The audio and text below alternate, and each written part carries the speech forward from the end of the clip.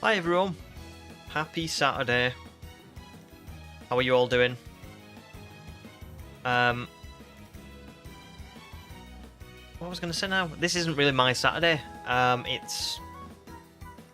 was off Thursday, Friday, so I'm actually feels weird to me to be streaming today, because it usually would be like I was in work yesterday, off today, off tomorrow, streaming one or both of the days.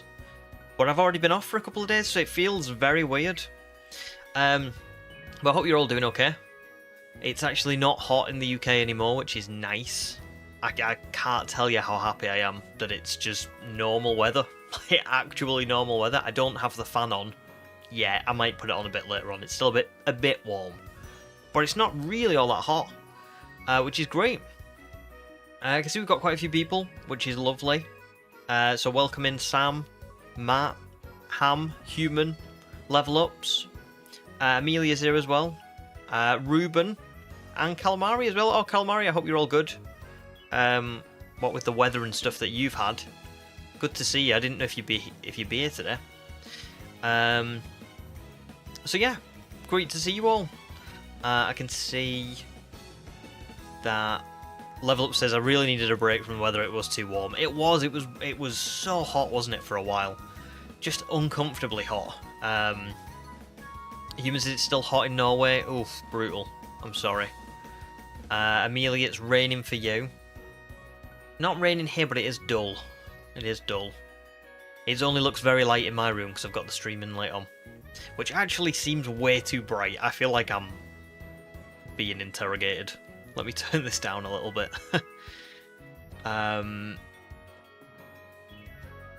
That feels better. Yeah, that's nicer. Not so hot. Still roasting for Ham as well. Oh, well, I'm listening.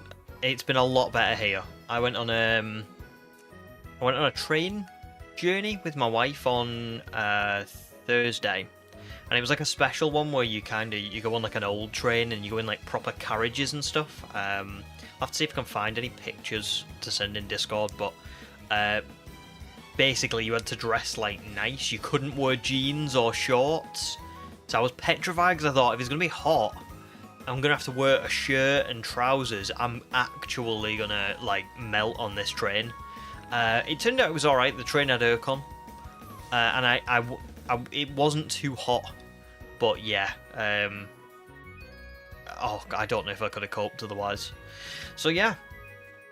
Oh, Dark One as well. Welcome to stream. Hope you're all good. Matt says it was so humid yesterday. What is it? Do you know what? I don't remember it being too bad yesterday, but I was pretty much sat inside all day because I did not want to go out after Thursday. Genuinely, this is what the train journey was like. Sorry, by the way, because I'm delaying the actual shiny hunting. We will start in a second, but the journey was. We got up at about 4:30, 5 a.m. in the morning. We had to get to the station because the train was setting off at, I think, maybe 7:30 a.m., something like that. Then it was a 6-hour journey. In fact, no, it wasn't. It was 6:30 in the morning that the train set off. Then it was a 6-hour journey on the train to Edinburgh, which is in Scotland.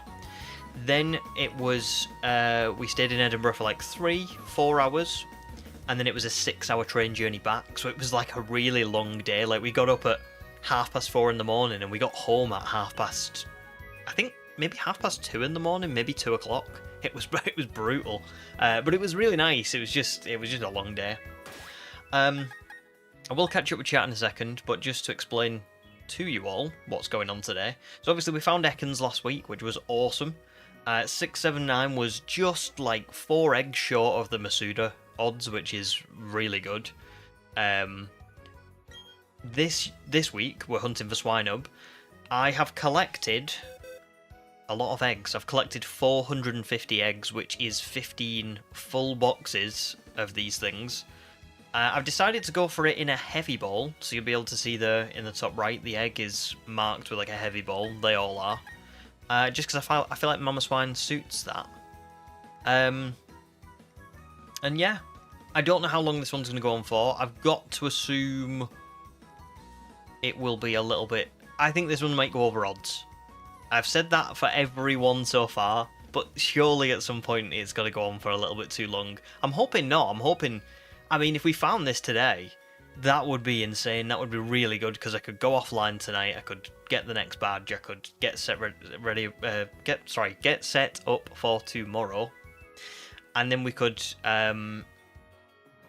shiny hunt the next thing. But as it stands, I don't think that's going to happen. But we'll see. So yeah, we'll get started. I did put a post out about this. Oh, by the way, I'm going to try this in Eternity. I may change my mind because it doesn't look like it's anywhere near as big as... Yeah, no. Jubilife was better. I was going to try it in Eterna, but I'm now deciding against it already. Yeah, I did put a post out about this, but on Tuesday I'm going to try and stream the Pokemon Presents. I'm not going to stream it live, just so you know. Let me just get a little drink. Yeah, I'm not going to stream it live. I'm going to stream it when I finish work on Tuesday, basically. So, 5:30, we'll get like the stream up, and I'll watch. I don't know how long it'll be. Half an hour, 40 minutes. I think the last one was only like 20 minutes. Was it, actually? Now I'm questioning myself. Anyway, we'll watch however long it was. And then we'll carry on streaming for whatever the shiny hunt is. At the minute, I've got it scheduled in as Swinub, because we just don't know. But my guess is that it is going to be Swinub. But we'll see. So yeah, let me catch up on chat a little bit. Level Up says, did you know in Pokemon Brilliant Diamond, if you went to the man and woman where you have to save the father, if you play Let's Go Pikachu, a woman will give you a Mew? Yeah, I did. And then there's the Jirachi as well next to it, if you've bought... what is it now? If you've bought... Sword and Shield, maybe? I feel like. But yeah, I've had the Mew and Jirachi a couple of times. It's just, you can't shiny hunt for them, unfortunately. Would be very cool to shiny hunt for a Jirachi, because it probably would count as an ancient Pokemon. But, alas, we can't. Wookie, good to see you as well. And thank you very much. Yeah, the weather being better. Oh, God, it was so needed. I hope you're all good as well too, dude. Oh, there we go. Human and Sam have answered. Sword and Shield for Jirachi. Matt says, I walked back from work in the heat and I'd sweat in places I've never sweated before. It's horrible, isn't it? When it's like, it's the humidity in England. I think that's what does it. And got the train to Hogwarts. Do you know what? I thought it was going to be the train to Hogwarts, genuinely. Because the viaduct, which is in the Harry Potter films, where the Hogwarts Express crosses over, it's the famous viaduct. I thought it would be on that route, and it turned out that it wasn't. The route that we took was completely different, and that viaduct is on like the actual opposite side of Scotland, but we just never realised. so yeah. Oh, nice, Amelia. That sounds good. Ham says Pepsi Max. It is Pepsi Max. Don't you worry. Moondrop Showdown. Welcome to stream. I'm all good, thanks. How are you? Happy Saturday. What's the best hula hoops flavour? Oh, I like just salt and vinegar for hula hoops, personally. That'll be mine. Wookie says, all good here. We'll be in stream for a little while and then hopping in and out for the rest. No probs, no probs. It's good to see you either way.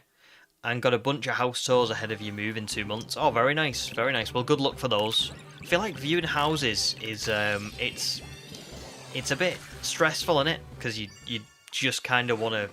It's a lot of, like, going to a certain place on a certain day at a certain time, and you've got to work with the owner, and you've got to work with the people who are showing it off and all that kind of stuff. But I think It really is nice, like going looking around, isn't it, and getting all excited for it. Let's just get a refund. No, honestly, it was really good. It was really good. It was a shame that we didn't go over the viaduct, but it was awesome, and they served like a lot of like fancy food. It was really good, and my wife bought that for me for my birthday, so it was a beautiful birthday present.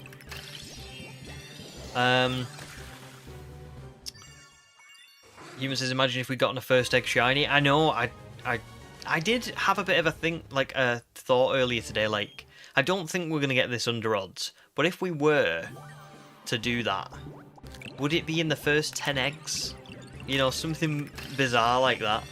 I've never had like a first 10 Masuda egg shiny or any, you know, like anything like that, so I'm hoping one day. Ham watched Rebirth last weekend, very nice. What did you think of that?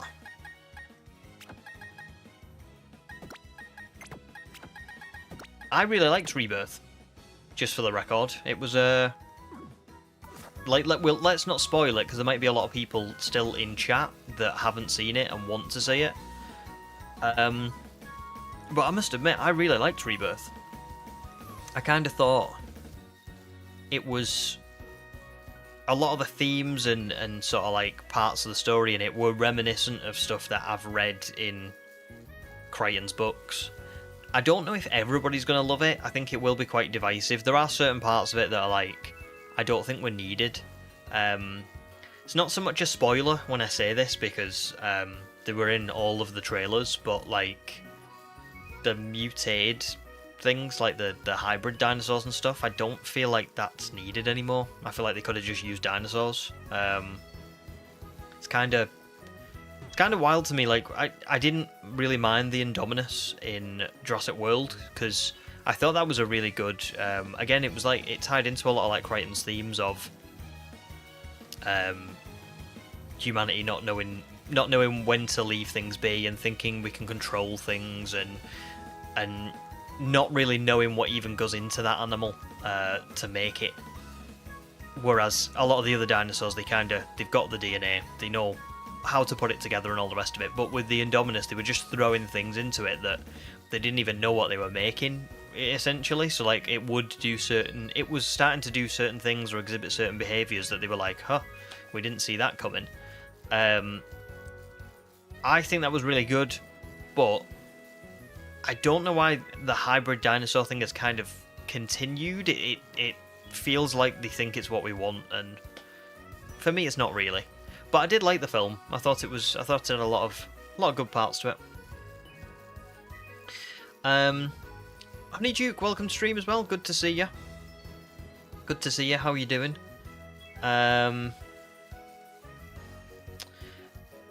you're not wrong, level ups. Yeah, there is a lot of Jurassic movies. A lot. It's I don't know. It's weird as someone who's a fan of it. It's in some instances it's great. In other instances, it's like, whew, kind of wish that they would just make really good ones instead of churning them out, or maybe, you know, leave it for a while, let it rest. No, don't worry, Matt. I know. Bob, welcome to stream as well. Hello again. Since last stream, I got a shiny Latios after 235. That's brilliant. Latios is a genuinely fantastic shiny. Shiny Tapu Lele, we're looking for a new target, and earlier today, a shiny Solgaleo. Wow, so you've been picking them up like thick and fast, because it's not even been that many days since the last stream, so well done. That's really good. Yes, any guesses for when the shiny will hatch? I'm gonna go like 750 this time.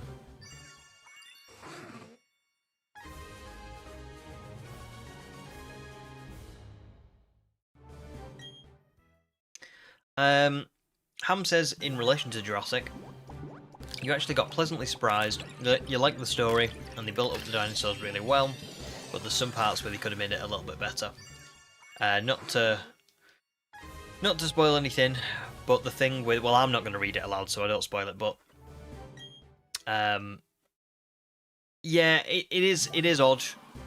It is odd, both of those things. I think the wrapper was meant to be like another... you can plan this huge thing. You can plan... you can again. It's an issue of control, isn't it? As humans, we always kind of think we can control everything. So they had all these measures in place, and yet it still didn't. It still didn't work. But I don't know. I liked the. Oh, it's hard to. I'm trying to think of how to speak to you about it without spoiling it. It's really difficult. I liked the reason for why. No, I can't spoil it. I honestly, no matter how I think of wording it, it's gonna spoil it for someone. So I'll have to wait, I guess, until it comes out of cinemas maybe. But yeah, I did enjoy the film. I agree with building up the dinosaurs as well. Something that I think Dominion really struggled with was dinosaurs just like popped up within seconds. Every single part of that film was like, you'd be like, oh, I don't know, I haven't seen the Pyroraptor yet. And then the Pyroraptor just kind of like appears. There's no like build up, there's no suspense, there's no like... Something they did really good with that with Rebirth was you didn't just see a dinosaur like for the first time and it appeared and it was there in full view. They kind of, you heard something, you saw the characters reacting to it, you saw them like waiting and watching and being like, what is that? And then sometimes maybe it wouldn't even appear there, and then it would appear a little bit further down, or you'd see like another dinosaur fly away, or you'd see something something look scared, or kind of, or there'd just be some like a really eerie quietness to the scene, and you'd be like, oh, something's gonna happen. Whereas when you think of Dominion was pretty much just like the Therizinosaurus, the Giganotosaurus, the Dimetrodons, the Pyroraptor, the Atrociraptors. They all just like, they're just there. There's no build-up or suspense to them. So there you go.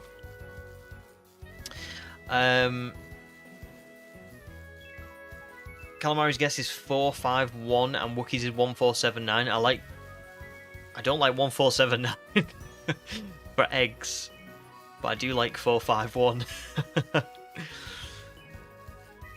Oh, nice, Amelia, congrats. Ruben thinks 11 eggs. Oh, it could be soon then. I like 11 eggs. I'd be happy with that. I'd be a little bit annoyed about hatching 450 if I found it in 11, but there you go. Yes, I agree, Ham, and I'm kind of glad that that wasn't... In fact, no, I'm not gonna. Again, I can't say anything, but I really like that too. Exactly, Sam. Ian Malcolm intensifies. Malcolm is honestly, oh, he's just brilliant, isn't he? He's just brilliant. He's probably my favourite character in the books. The funny thing about Malcolm was he was wrote as a stand-in for Crichton, so a lot of Crichton's own personal opinions and stuff are kind of expressed through Malcolm, which I think is really cool and clever, because obviously that he doesn't write the book as though it's from a certain perspective. He writes one character's opinion of what's happening as his perspective, which is good.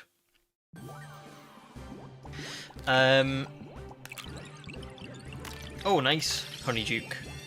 I like my eggs scrambled, personally. That's my favourite way of having them. And I like them being, when they're scrambled, I don't like them being dry, I like them being like, I don't want to say the word. A little bit moist, I guess. Yeah. Yeah, I think that's the only word for it. It's the only word for it.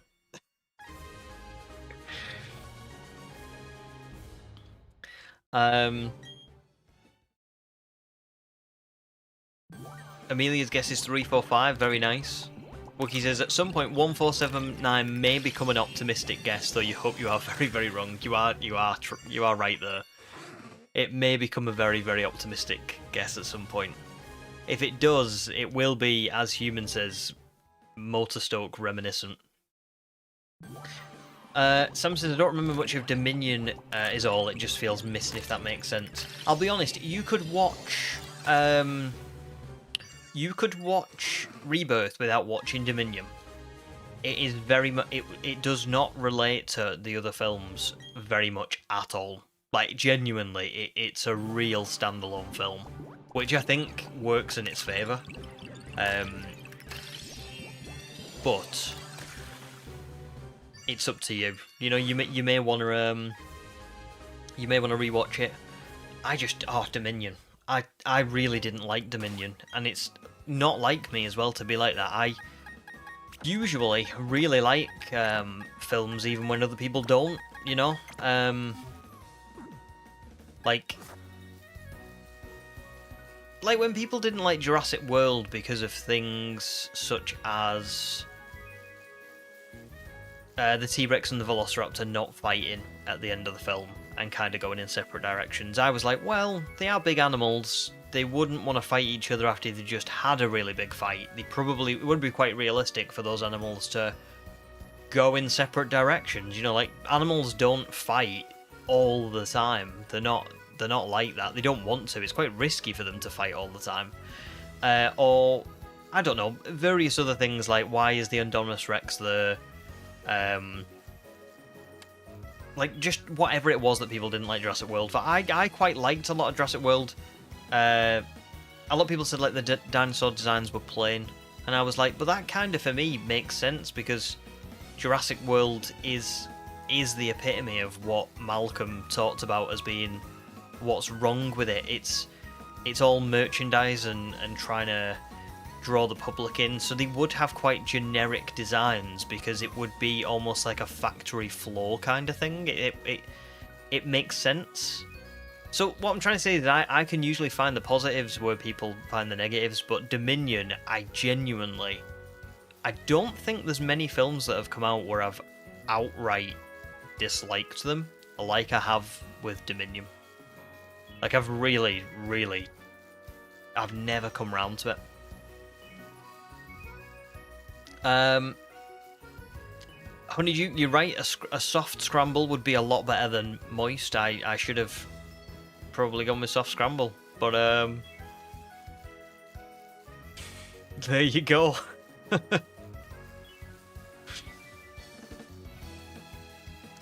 Oh, Sam says, I kind of think Mamoswine's dex number will bode well for the eggs. What is Mamoswine's dex number? Is it like... Actually, I don't know. I don't know what it is.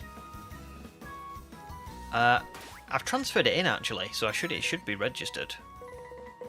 Oh, no, it's not in the Pokédex, is it? It's in the National Dex. I think.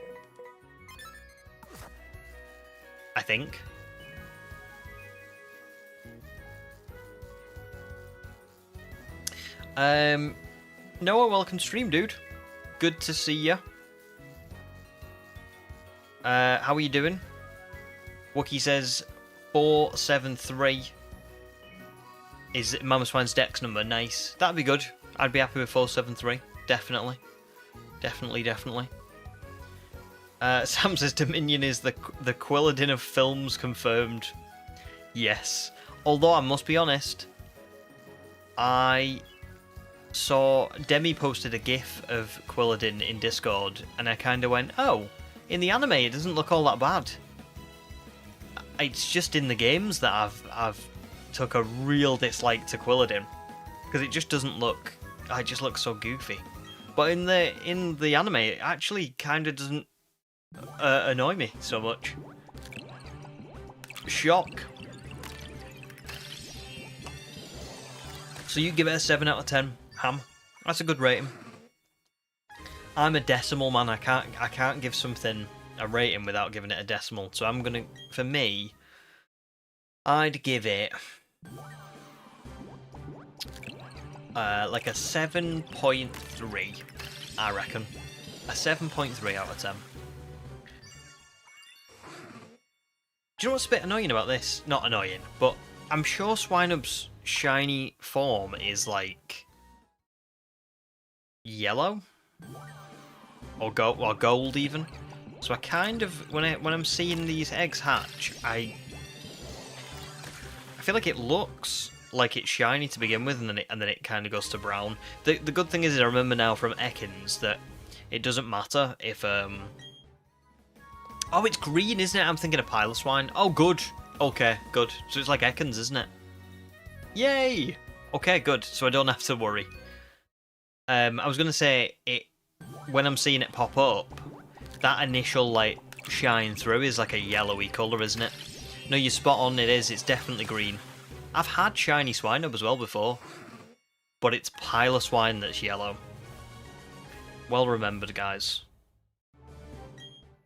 But yeah, I was gonna say anyway that Ekans, when it hatched, the sparkle came through before I even saw the shiny, which is good because it means that like either way, it's.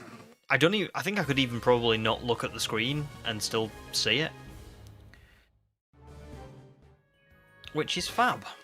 Oh, didn't mean that. Also, I don't know why all of these like Gen 4 evolutions are not in like, oh god, Matt, bloody hell. Thanks, dude, that's a really nice donation, a really big donation straight off the bat. Jesus, that like made me jump. 1999. Big spender. Thanks, dude. Your guess is 774. I'd still be alright with 774. Because my guess was 750, wasn't it? So 774 would be more than okay. Yeah, let's get some hypes in the chat for Matt.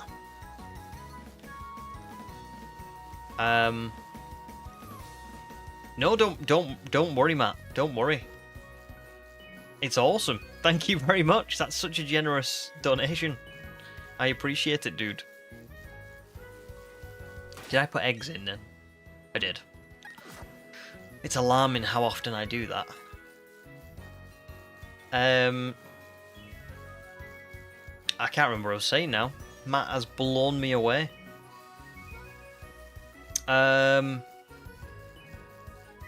Something about Swinub. Anyway, I have had shiny Swinub before, so I can't believe I've forgotten that. But in my head, I had it like as the same gold as Piloswine. But you're right, it's not.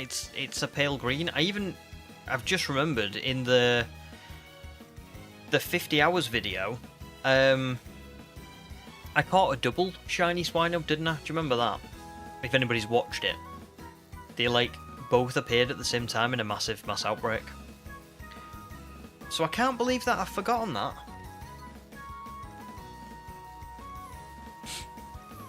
But I must admit, I'm very much looking forward to getting. Oh, I'm gonna have to put the fan on already. It's gotten hot in this room. I'm very much looking forward to getting a Mamoswine. And seeing whatever comes up next on the randomizer as well, because we're getting quite close to the end of this challenge now, really. I mean, I know we've only just passed the halfway point, but I'm noticing now, because I'm doing Masuda method, things are obviously speeding up a lot. The fact that 2 weeks ago yesterday we found Unknown, And in that 2 weeks, I have found an Ekans after 679 eggs, and I've hatched 450 eggs for Swinub. It's kind of like getting to that point where I just know that if we do get, even if we only get one more fossil hunt and that's full odds, all of the Masuda method hunting that we're going to be doing is just going to exponentially speed this up. So yeah, really good stuff. I don't know whether I will get to the Indigo Disc before ZA comes out, but I am hoping to. I'm optimistic.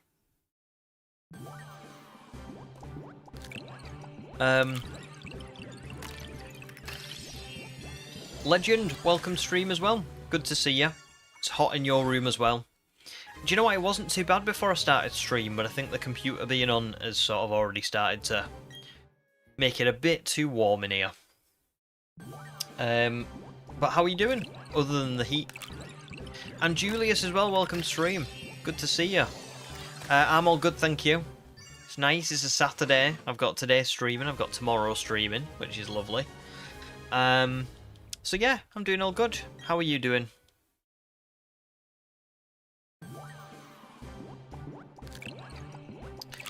Oh, nice. Legends hunting in BDSP as well. What are you hunting for? But good luck either way.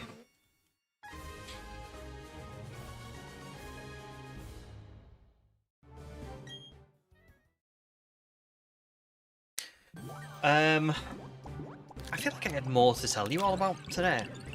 I had a few topics that I was going to talk about on stream and I've already forgotten what they were. Which is great.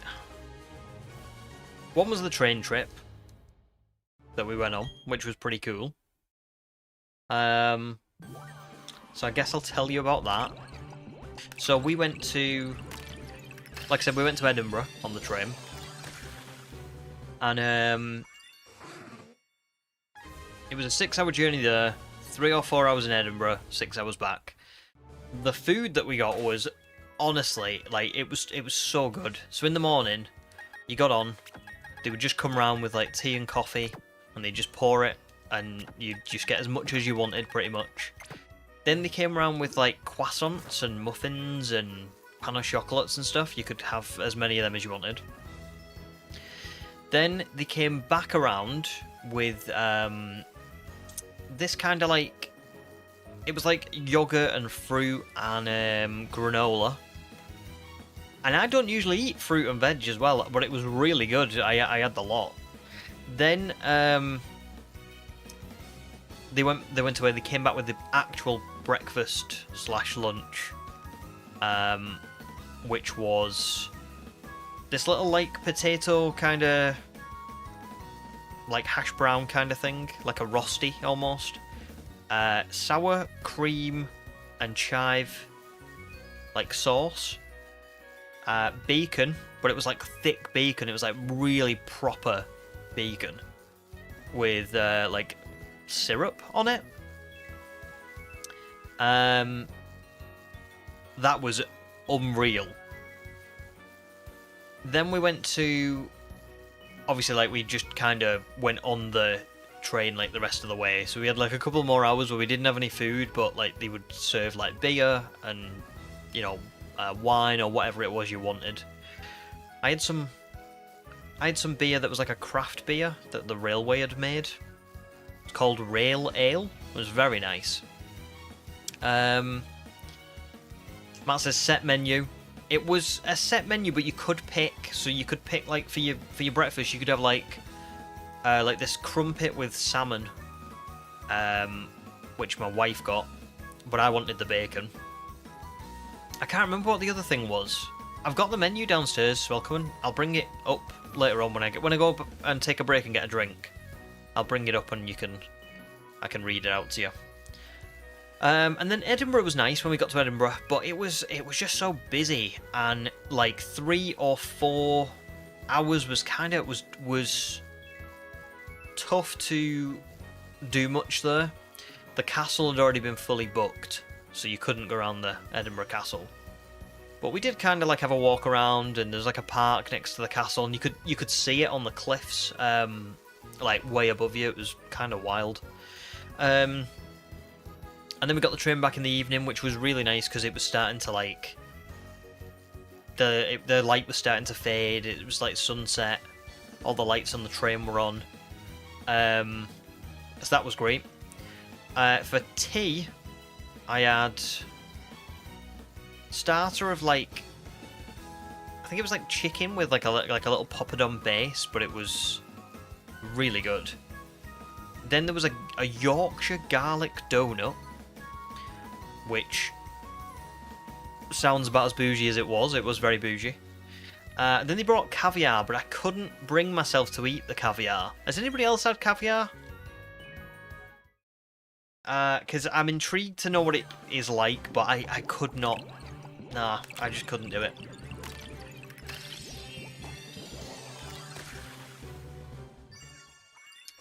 No problem, Sam. Enjoy your painting. That sounds awesome.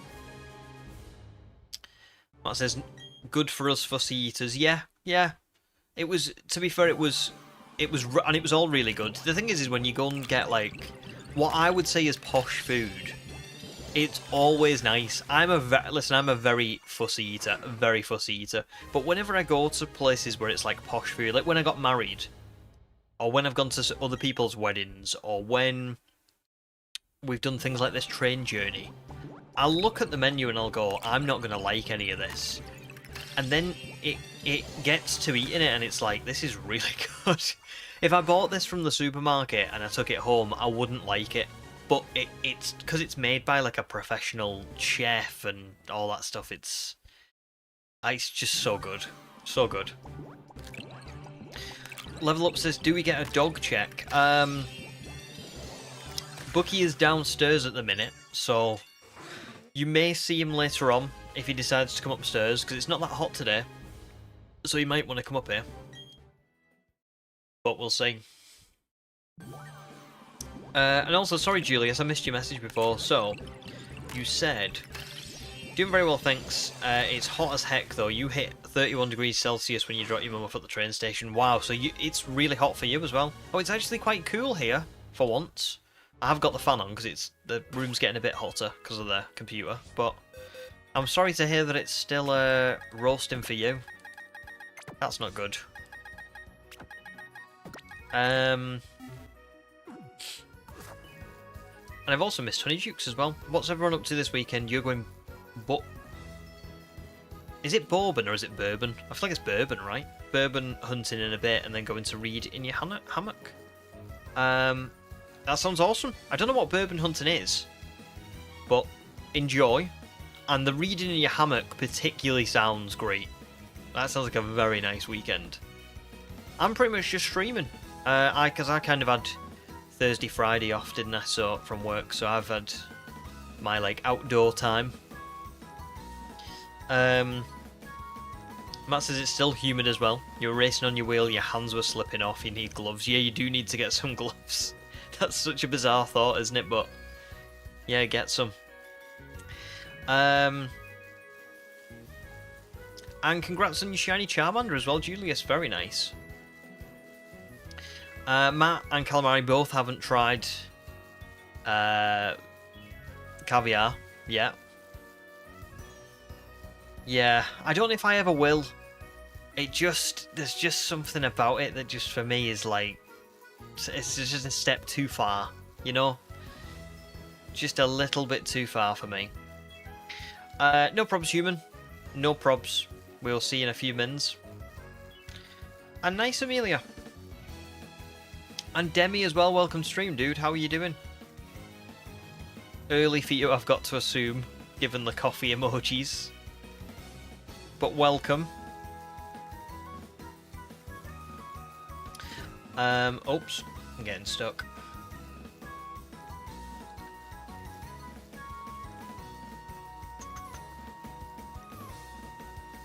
Just 2 seconds. Sorry, I'm just moving something a little bit. Oops. There we go, that's better. I'm learning how to use OBS a little bit more.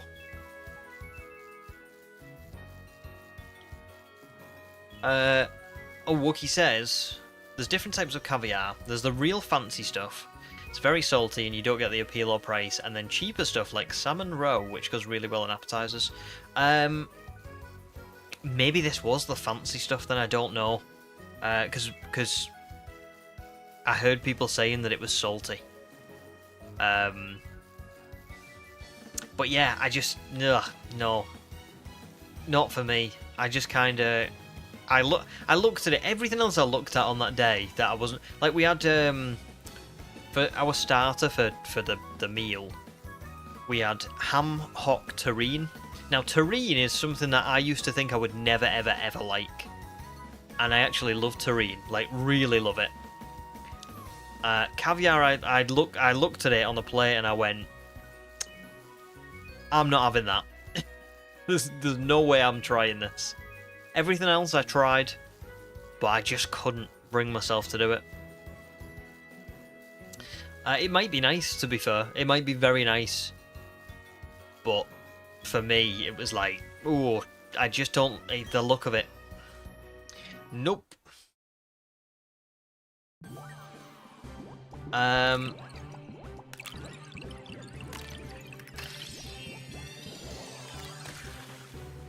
Oh, nice, Amelia, that sounds good. There will probably be a Paldea poster at some point. Riri just got your hands on a Black Bolt White Fleur mini tin. Very nice. Congrats. It's very hard, isn't it, to get the cards now.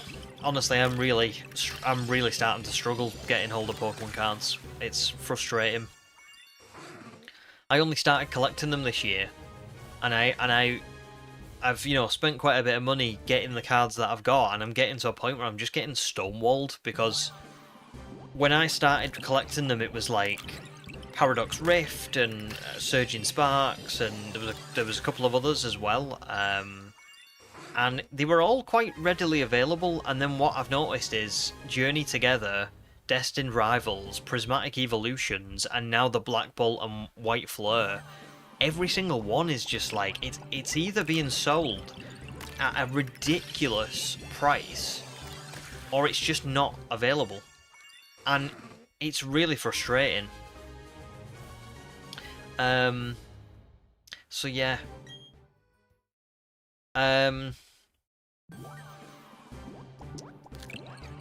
So yeah, enjoy with that. I did get... I've requested a few invitations on Amazon to, like, pre-order... not pre-order, to purchase certain ones. I did get invited to get the binder pack, where you get, like, 5 booster packs in the binder for £35.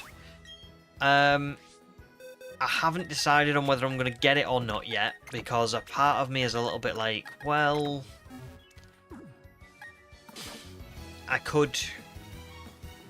I might get other requests accepted, so I want to try and order them in one go. But even then, it's like, that's the most that I've been accepted for so far. It's quite frustrating, especially because I'm not trying to get loads. I'm just trying to get like one thing. Like, I wanted one booster pack of like the 18. Well, you know, you get 18 in like a little shop display thing.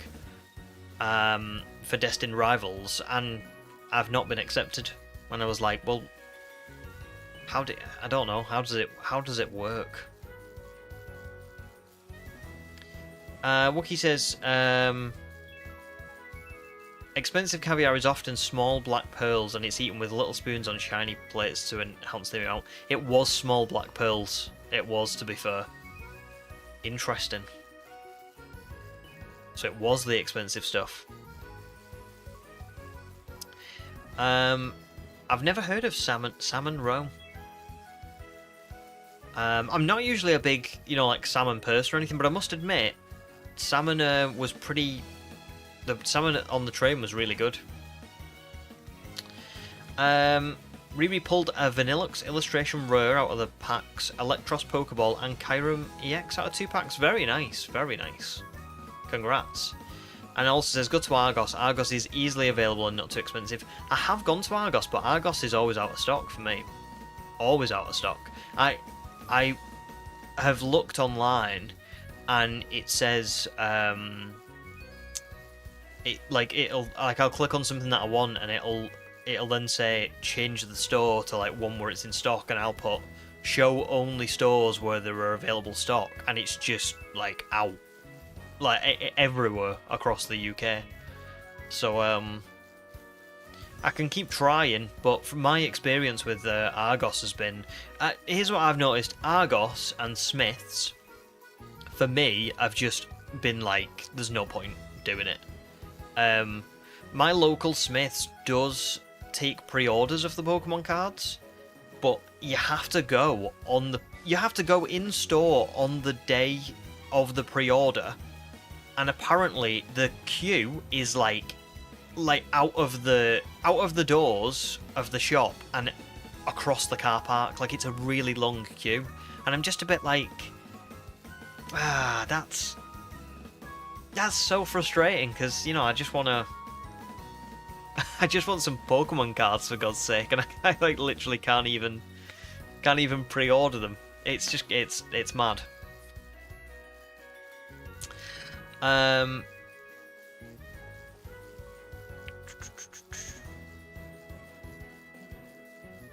Some said you're 100% right. Until this year, you didn't really struggle to get anything near release date. Obviously, stocks did go eventually, but not right away. That's it. It's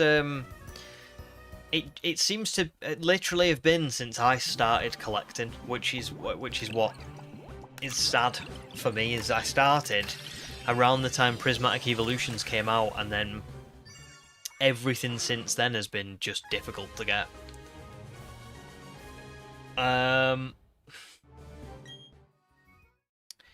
Bavaria, no problems, welcome to stream. You're watching a soccer match right now, so you can't join, but good luck on the hunt. Thank you very much. Well, enjoy the soccer match. And, yeah, if you catch it later, you catch it later. If not, don't worry. Like I say, I always change the title to, like, we found it, so you know that we found it if you do want to rewatch it. Riri says everything was available in your area, but it's quite far from me. I'll have to have a look. Maybe I've done something wrong, but from what I've seen, it was just, like, completely out of stock. I don't know if my area is just also filled with people who are scalpers, given the fact that my local Smiths have said that the queue is always, like, across the car park. Maybe my area is also pretty bad for it. You live in a sparsely populated area, so you get them for any scalpers. Oh, well, that's great, to be fair. That, like, you should honestly take full advantage of it, because it's crazy where I am. It seems to be, anyway. Oh, nice, Demi. Shiny Charmander. Very cool. Very cool. Out of nowhere.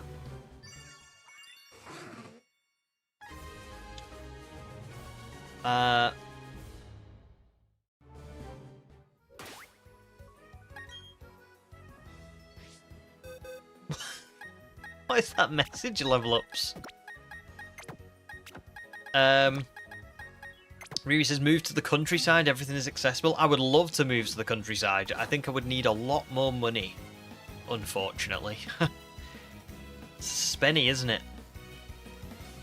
Oh, Demi, that was it. That was Shiny Charmander and Fire Red. Oh my god. Yeah, I saw you actually talking about that, but I didn't make the link just now. Oh, congrats. That's crazy. Oh my god. That's so fast as well. Jeez.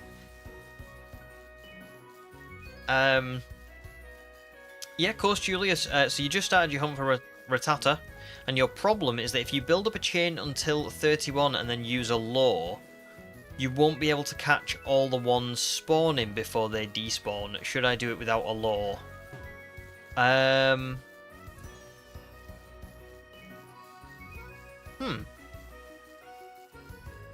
I'm gonna be honest, I don't know. I never really used lures myself, so I feel like I couldn't give you advice, unfortunately, because I feel like if I give you advice, it's gonna not. I might actually give you bad advice, and I don't want to do that. So what I would say is either watch someone's guide on shiny hunting in Let's Go Pikachu. However, I will say that with the I'll preface that by saying, if you're going to watch someone's guide, make sure you watch it from like the last couple of years, because there was a lot of people that were kind of like misunderstanding how shiny hunting worked in Let's Go Pikachu and Eevee when it first released and for a couple of years afterwards. So I would say just watch a guide that's a bit more recent that kind of takes into account how the catch combo really works and stuff like that. I'm sorry I can't help you. Something I would say is sometimes practice, like doing it yourself and just seeing how it feels might also be beneficial. Like I don't know how to describe it, but if I was in your position, what I would probably do is I would go, I'm gonna use a lure and see how good or bad it is, see if it seems to be spawning in quite a lot of Pokemon, see if I seem to be finding shinies quite quickly. And you kind of get a feel for whether the catch combo is better or using the lures are better. So yeah, there you go. That's probably all I could say. Sam says Amazon was kind to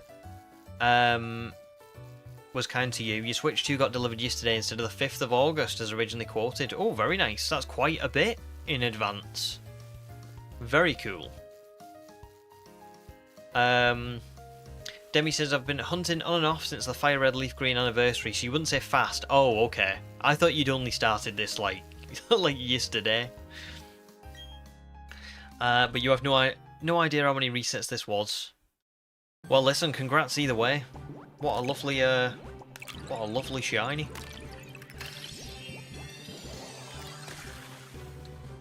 Lovely shiny in an older game with the old amount of resets. Not resets, odds. That's cracking. Oh, Julia says, you tried both methods yesterday, and when you chained it until 31 and then used a lure, you phased out and found a shiny Nidoran male, which wasn't your intended target, so you're open for any advice.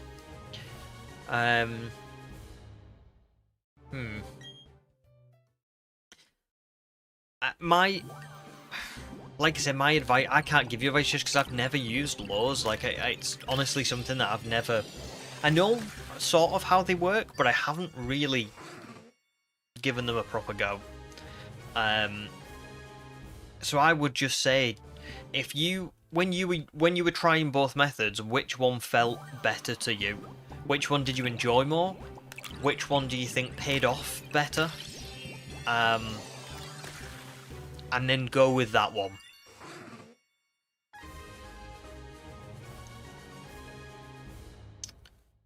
Level Ups, can't wait for the stream on reaction and review on Legends ZA. Well, thank you. It's going to be nice. It's going to be nice to share with you all, because I don't really... I never really do that, to be honest. So it's going to be fun.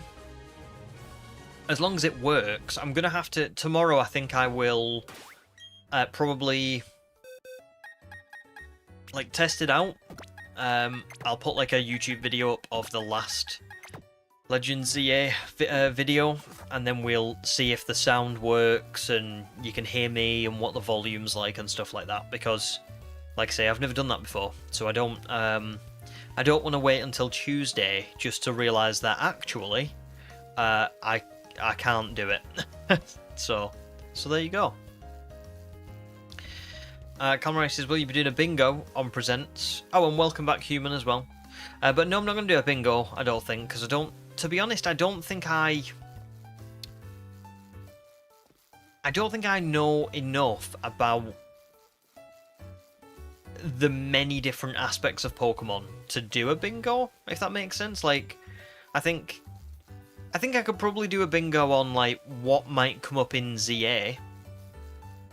I could try that, but I don't know. It's not something that I like thought of and was like, oh, I really want to do a bingo.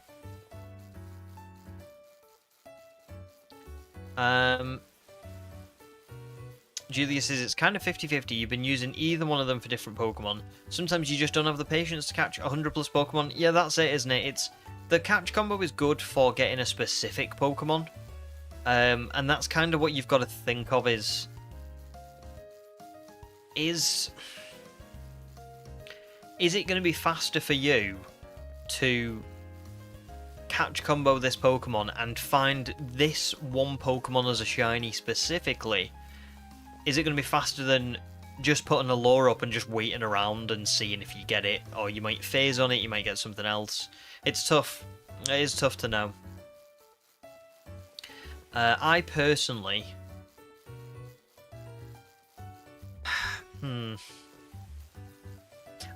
I would personally rather do the catch combo because I like doing something.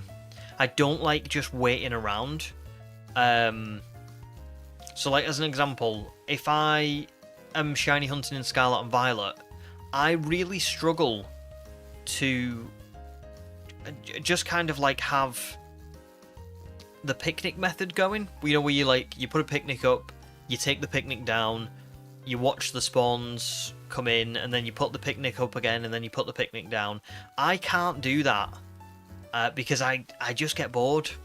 I'm not doing anything, I'm just like pressing a button and that's it. Even soft resetting to some degree. I know you're waiting for the game to soft reset, but usually when the game then like starts up, there's something to see, there's something to do. With Let's Go, I would not like, I don't think, just standing in a patch of grass and watching Pokemon spawn in and out. I think that would bore me.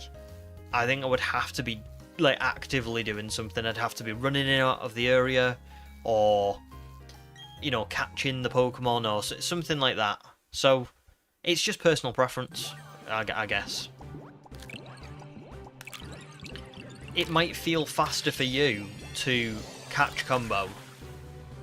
Even if it does take longer, it might feel faster to catch combo the Pokemon than to stand around and wait, or vice versa.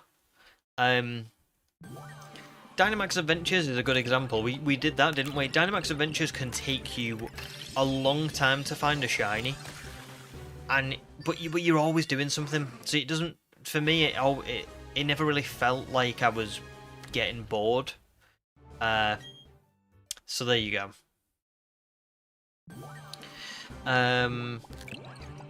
Will Legends ZA be better than Legends Arceus? I don't know, but I would be surprised if I thought it was better. I'm not expecting to prefer ZA to Arceus, personally, but you never know. I think it will be really good, I just don't know if it'll be better. It might be, I don't know, it might be for other people, but I just love Arceus so much. So we'll see. Human says that's why, same for you, that's why you did Runaways for the Reggies in Sword and Shield rather than resets. Yeah, because it's... you're actually doing something, 100%. Fair enough, Julius. Well, good luck with it. Good luck with it. Calamari says picnic resets in Scarlet and Violet gave you a migraine, so yeah, it's a matter of preference. Yeah, exactly, there you go. Same for Demi.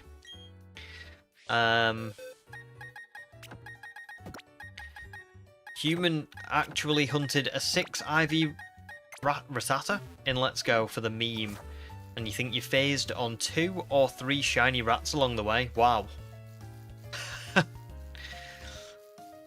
Well, there you go. Congrats. And there you go, Calamari, I agree with that as well. Just do whatever's comfortable. Exactly.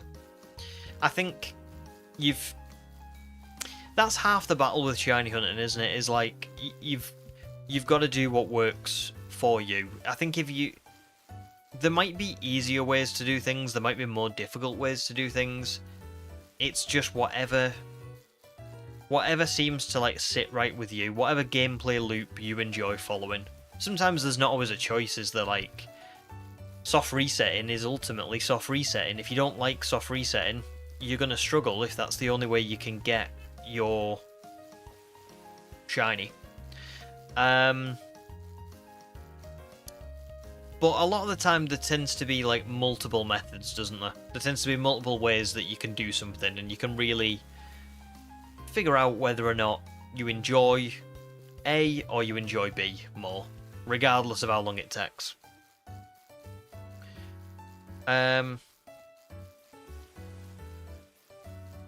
You love your top percentage Rattata. Youngster Joey's impressed. He is, he's brilliant. Probably one of the first people I ever ran into was Youngster Joey. Because I started in Silver, so...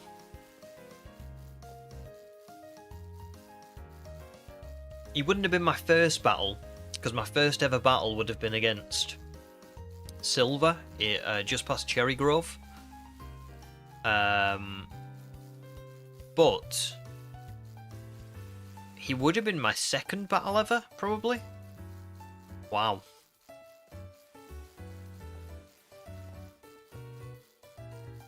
Wild. So, we've hatched 50 eggs in about an hour. So we're almost, well, we're kind of on schedule. I thought we would have been hatching like one a minute, but it doesn't seem to be quite that. It seems like it's like one every minute and 10 seconds, maybe, something like that, maybe 15. Amelia's first ever battle was with Shauna in Y. I'm trying to think where the Shauna battle was. I can't remember. I have been thinking a little bit recently, like I would love to... I'm not going to get time to, but I would have loved to have played through X and Y again before ZA comes out. I might rewatch someone's, like, someone's playthrough of it or something before it comes out, because I feel like I need to remember all the small details and the things where I can Leonardo DiCaprio go, oh, oh, oh, oh. So yeah, we'll see. Bulba Vibes, welcome to stream. How are you today? True, human, I did start stream by waffling on for a little bit. So I may have thrown it off a little bit. We're an hour and 7 minutes into this stream. I think I spent like maybe about 10 minutes at the start chatting. So maybe we'll have hatched like 55 eggs in the first hour, so maybe it is just slightly off. But yeah. Good Bubble Vibes, I'm glad you're doing well. I'm all good, thanks. Yeah, really good. I'm looking forward to streaming. Hoping that we'll find our shiny today or tomorrow. I don't think we will, but you never know. You never know.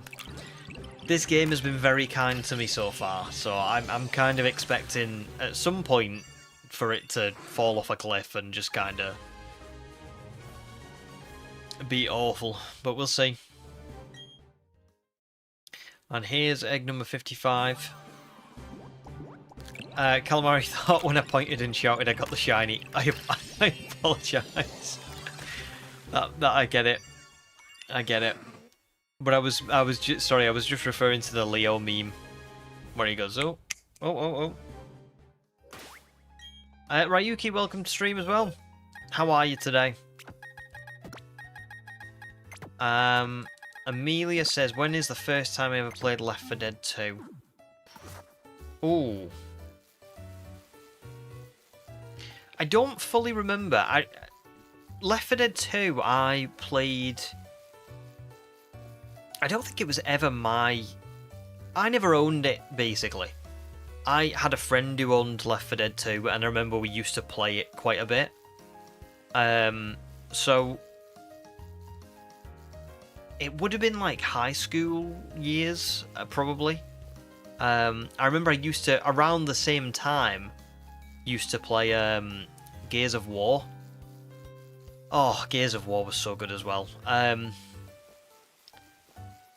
Honestly, when I was young, like, this makes me sound really old, but when I was younger, we had gaming so good. It's such a good era of gaming when I was growing up.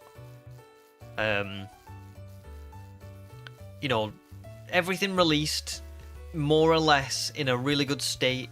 We had some absolute amazing franchises and games, like everything. There was so many things that were at like the peak of their powers.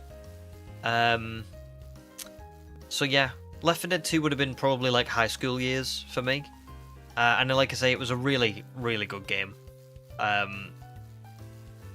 It's a shit. I would love to play it again, but I think you can't even get it on the Xbox store anymore. I'm sure the last time I looked, it said like you just can't buy it. It's there, but there's no option to purchase it. Which is a shame. And you've also got to be careful about playing older games online now, because as an example, yesterday I saw that Call of Duty World War II, not World at War, not the really old one, the World War II version that came out on like the Xbox One, I want to say. They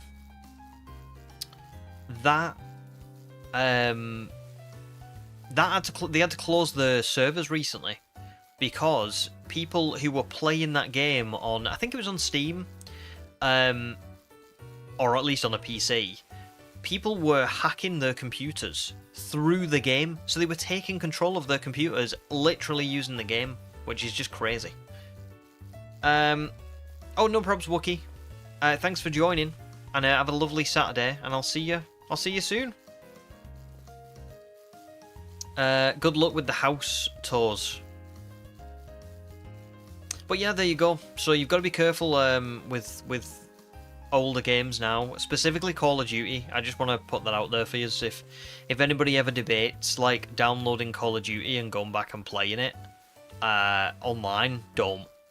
So many of the older ones have had like problems with people hacking and stealing people's information because the servers aren't protected like they used to be. They've kind of like they don't really like keep good care of them anymore. So Ryuki's all good. You've been redoing your channel and cleaning up. Very nice. And yesterday you rewatched Harry Potter and the Philosopher's Stone, or the Sorcerer's Stone, I think, if you're American. Which I always found odd why they changed the name, but there you go. I think so, or is it an American thing? I can't remember. Is that right? Oh, I got that right. Yeah. Good film. Are you going to rewatch all of them? Me and my wife rewatched them last year. Like around autumn time, leading up to Christmas, because like it's a good time to... They are kind of like... They're not Christmas films, but they are kind of Christmas films. You know what I mean?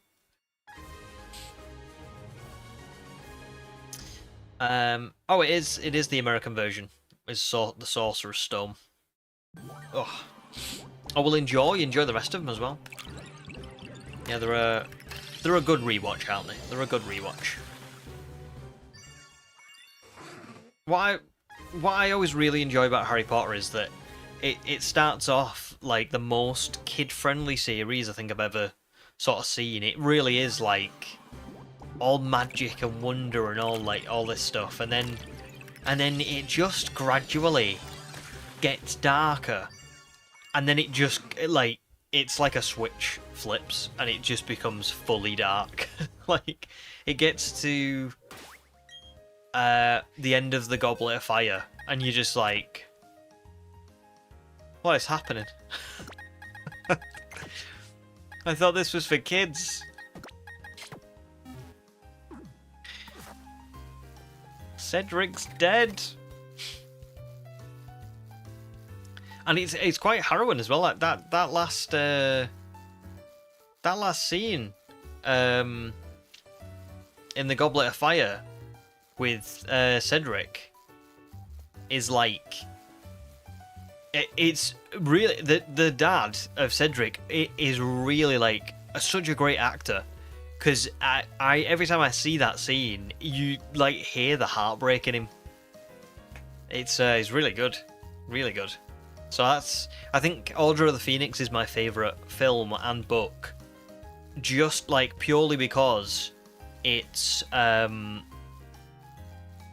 just dark, and I really love that like switch of how they managed to draw you in with something so lovely and magical, and like Human says, whimsical and magical in the early movies, and then it switches, but it's still really good. Like you don't, I think it's hard for a series to be one thing and transition to something else without the audience kind of being like, oh, I don't like this anymore, I don't want to watch this because this isn't what I thought it was going to be like. But I think it does it really well. So there you go. Enjoy, Ryuki. So yeah. Calmaris is not even... Oh, sorry. I've missed a question. Best Pokemon starter out of all of them. Oh. Well, mine's Cyndaquil. Cyndaquil is my favourite.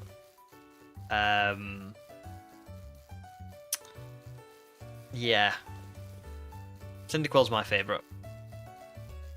But I do like a few of the others, quite a few of the others. But I just can't bring myself to say not Cyndaquil. Oh, Demi, you never saw the name change. Yeah, I think so. The English version of the Philosopher's, the English version of the first Harry Potter book and film is called Harry Potter and the Philosopher's Stone, but the American version is the Sorcerer's Stone. And I don't think it's just the book title, I think it's like every reference to it throughout the book or the film. Well, actually, maybe not the film, I don't know. But definitely the book changes. So there you go. And Human says, I honestly far prefer the whimsical and magical vibes of the early movies. And that's it, like, they're really good, aren't they? I'm not saying that... I'm not saying that the dark ones are the only good ones, because it's such a lovely world, such a cool concept. But I just like that switch. But nice. Oh, Skipper, welcome to stream as well. Good to see you. How are you today? Favorite colour? I think my favourite colour is kind of like a lilac, you know? I do like a nice lilac colour. Yeah, I'd go lilac. Oh, it's been 8 years since you've watched them, Ryuki. That's it, isn't it? They are good films to watch, but I feel like you can't... I don't know, it's a story that once you've seen it, it's quite easy to follow. I don't feel like Harry Potter. Maybe I'm wrong when I say this, but I don't feel like it's a series that is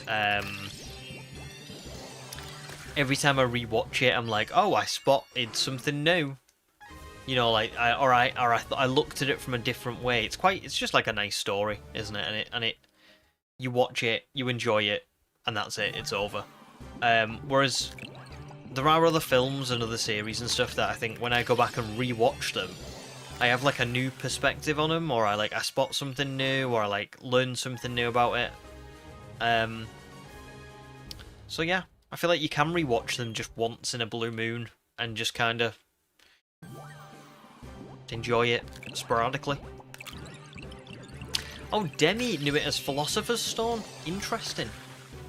I don't know then. I don't know. I could have sworn that the American version was Sorcerer's Stone. That's bizarre, isn't it? Maybe the films were both called Philosopher's Stone? I don't know. Maybe that's how you knew it? And it was the books that were the difference? I don't know.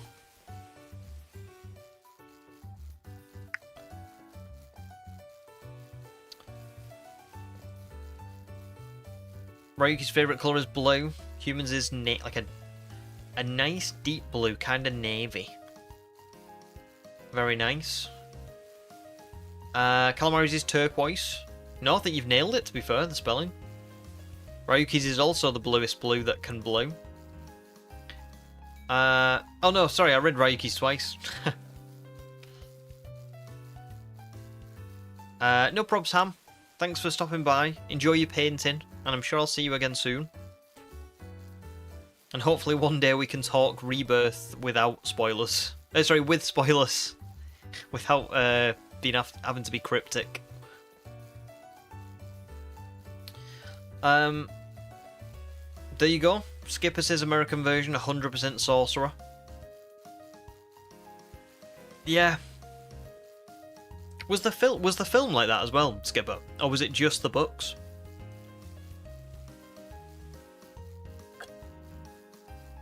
Oh, level up's favourite colour is a very nice sunset orange.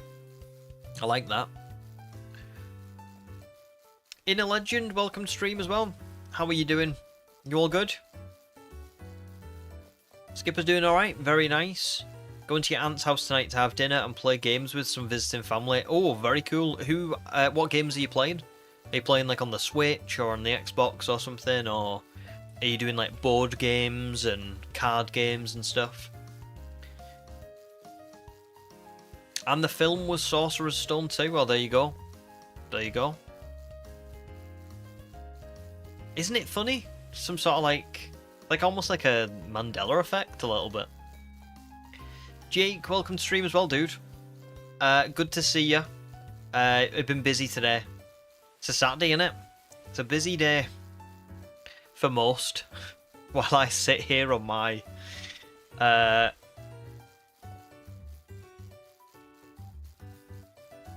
not going to say the word. I nearly swore.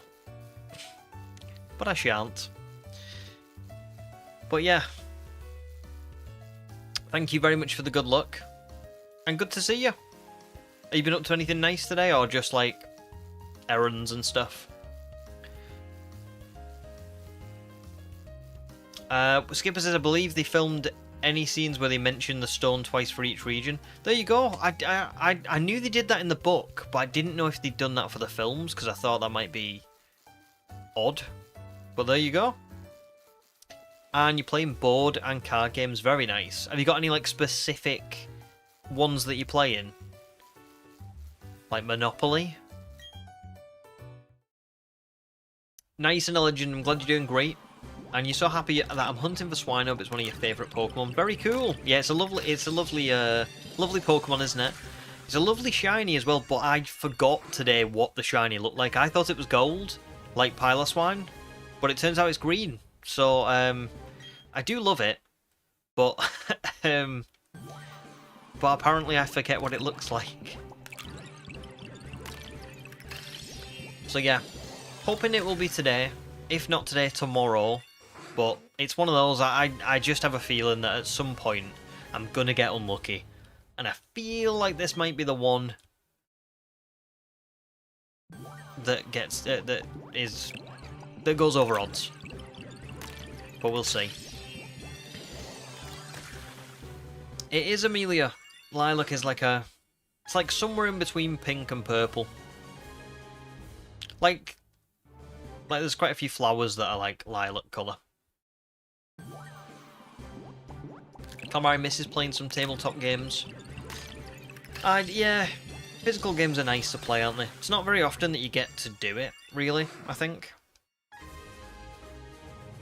So kinda me too. Oh really, your wife was the biggest Harry Potter fan? Demi. I used to love Harry Potter, but I just kinda didn't. I got to a point where I just... It's great, but I just don't... I don't know, I feel like I've seen it and read it enough times that now I'm kinda like... Maybe, like... I could rewatch it, but I could only rewatch it in like another 4 or 5 years. I think. After rewatching it last year. So there you go. Level Up says, what's the TV show that made you laugh the most? Ooh. Ooh. I don't know. I can think of films that have made me laugh the most, like Step Brothers. Step Brothers, the other... Basically Will Ferrell films. I think Will Ferrell is hilarious. Maybe The Office. The American Office for TV show that made me laugh the most. I do think The Office is really funny. But I can't think of anything else at the minute. Oh, I tell you what else is really funny.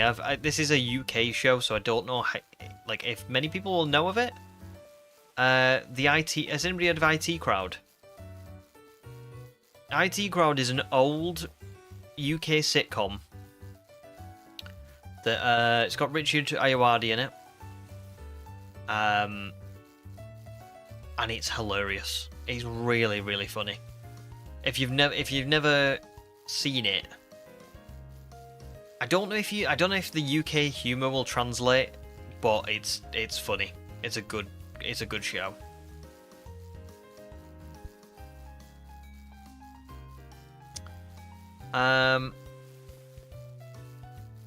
Oh, Skipper says we're more into the less classic board games. You may play a card game called Hardback, which is a deck building word spelling game. Oh, that sounds interesting. I will enjoy. I might play Munchkin, which is like D&D super light. I mean, I tell you, something that I'm like really bad with is card games. I never really learned cards when I was younger. So like when we were on the train, you know that train trip that I was talking about earlier on, they had a magician come round and he was doing like card tricks and other like little tricks. And I said to my wife like right before he got to us, I was like, I really hope that he doesn't pick me because he's going to be like, pick a card, like remember what the card was, and I'm going to be like, I don't even know what this card is. What is this? Like I can't even remember all the suits. The spades, clubs, hearts. There's one more, and I don't remember what it is. But you know what I mean? I'm just not card games are not my. I like them, but they don't seem to stick up here.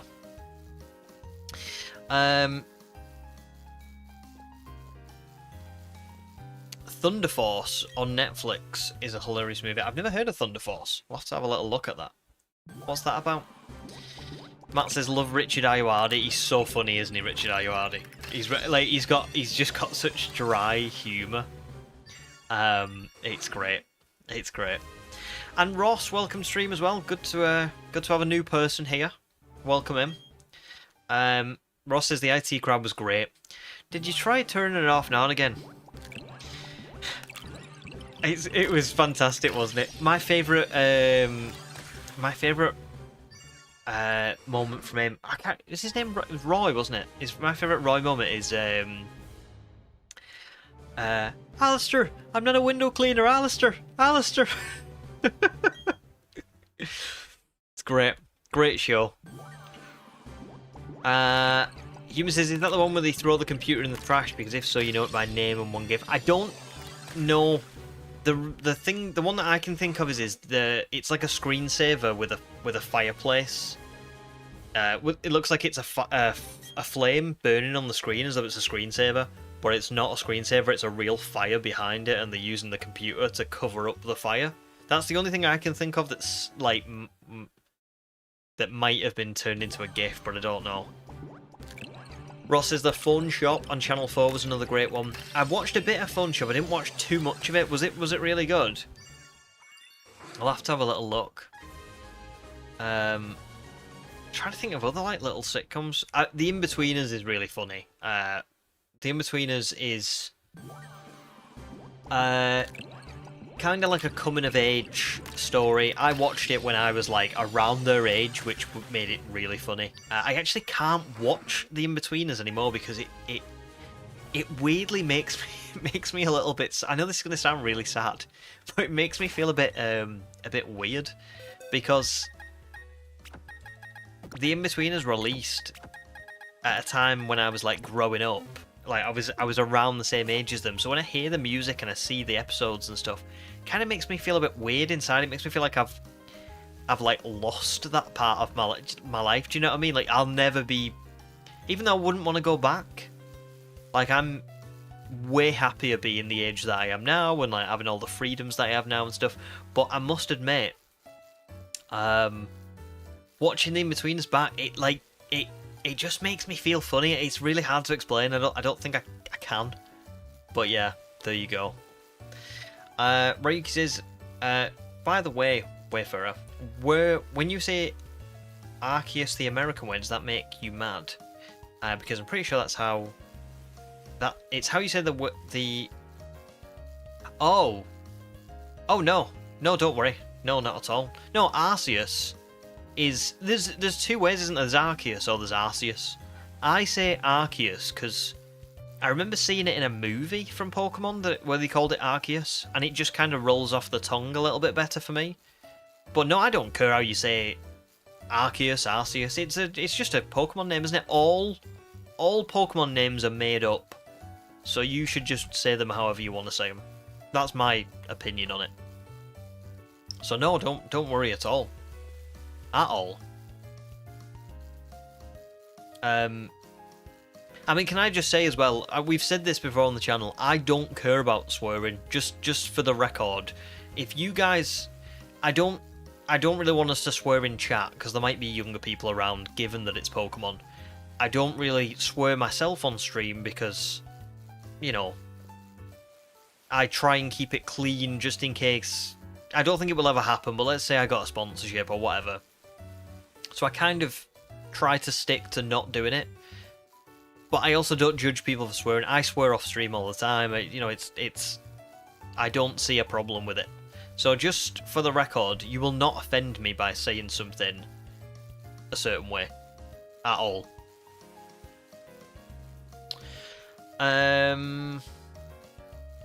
Skip says, Thunder Force, Stars, Melissa McCarthy, and Octavia Spencer. In that world, a subset of people have superpowers, and the main characters give themselves powers in order to protect the city. No, I've not just not seen this. I've not even seen it advertised. I'll have to have a look. At first I thought it was going to be that Space Force with Steve Carell, which I did try watching, but I didn't really like. But I can definitely have a look. I don't have Netflix right now though, so it'll go on the list. Ross says Phone Jacker and Face Jacker have to be some of your all-time favourites. They are brilliant. Phone Jacker and Face Jacker are hilarious. The guy who's in... Have you ever watched What We Do in the Shadows, Ross? Oh, what's his name? He's Guillermo's vampire. Is it Nando? I think it's Nando, isn't it? He is Phone Jacker. He is that guy. Yeah, very good series. I have a friend that can do the Brian Badondi, like, voice, like, really, really, really good. Like, really good. Scary good.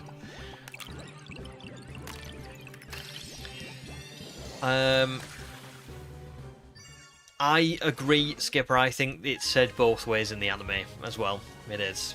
But I've not heard the Arceus one. I've only heard the Arceus one. And it just rolls off the tongue a little bit better for me.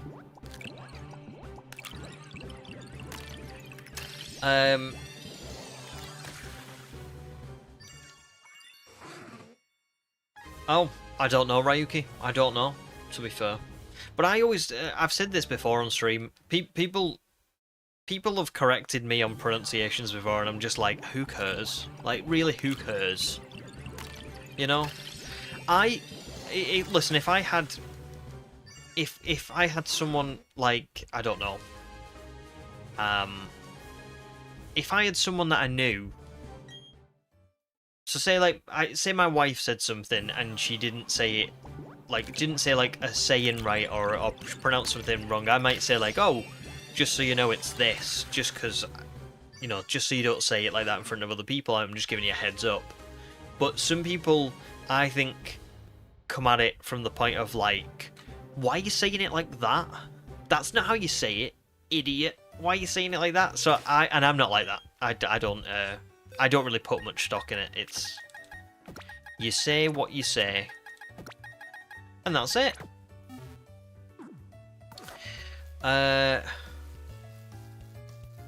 Sam says this is the Rayquaza versus Rayquaza argument again. 100% it is.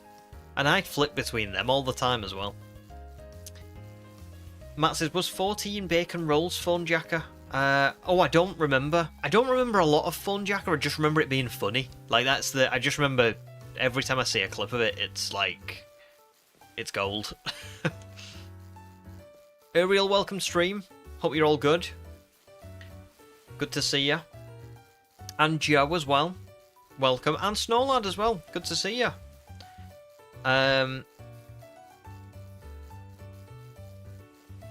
Ross does the Brian Badondi voice to your partner all the time. It is. I can't do it. I can't do the Brian Badondi voice, but it is. It's. If you can get it right, it's so funny. I'm sorry. I'm hearing it in my head. Yes, he was also in Four Lions. Yeah, spot on. He was. Ariel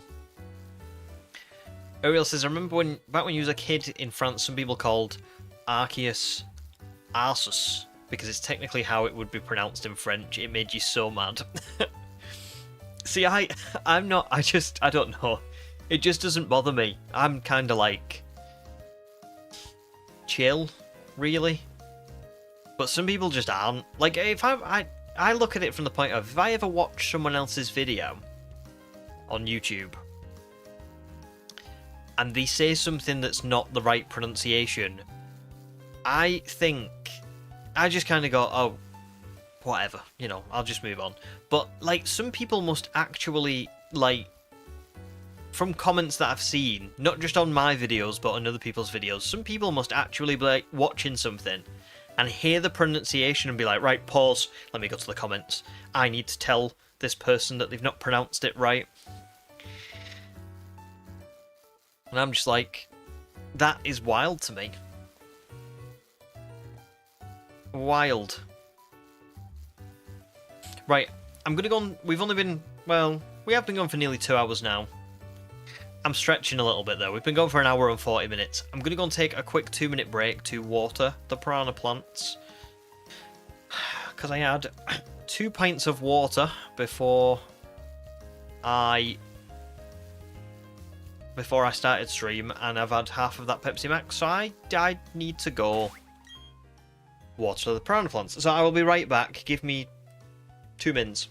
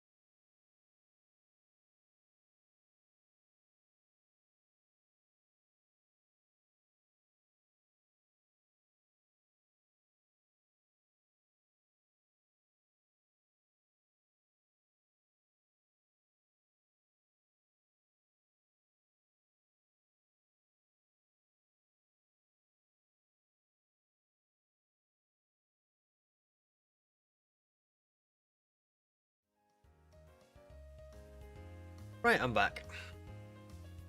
So, let's carry on. So let me catch up on chat. Snowland says, I might start to pronounce stuff wrong on purpose. It's not a bad shout, to be fair. Honestly, people who do pronounce stuff wrong on purpose definitely get a bit more engagement. I can't tell you how many times I got someone say that it's not Mocky, it's Mochi, which is fair, to be honest. I got Mocky very wrong. But sorry, I got oh my god, I've just said it again. I got Mochi very wrong. But I also do think to some degree, like, listen, it's a 47-minute video.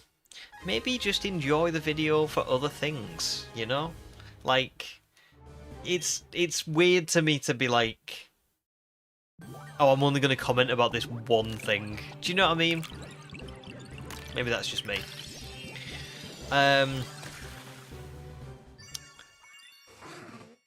Sam says, imagine someone deciding that a word in English has to be confined to a single pronunciation. It's 3 language raccoons in a trench coat pretending to be one. You are spot on, to be fair. It is. It's very all over the place, isn't it?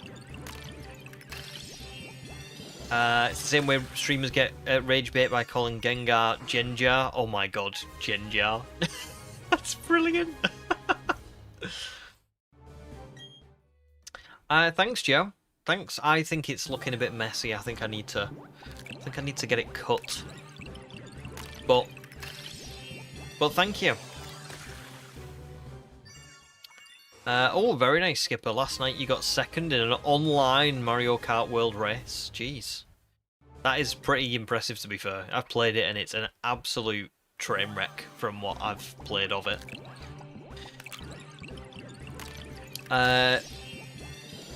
Oh god, yeah. Microwave. Microwave. That is funny. That is ultimate rage bait, isn't it? Microwave. She could not have tried to say that more wrong.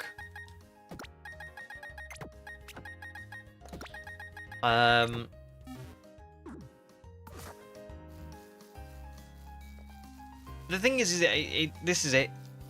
I think as long as you know what someone means, it's fine. It is calamari, yeah. Yeah. Well, Sam's already answered, but it is the posh cooking lady.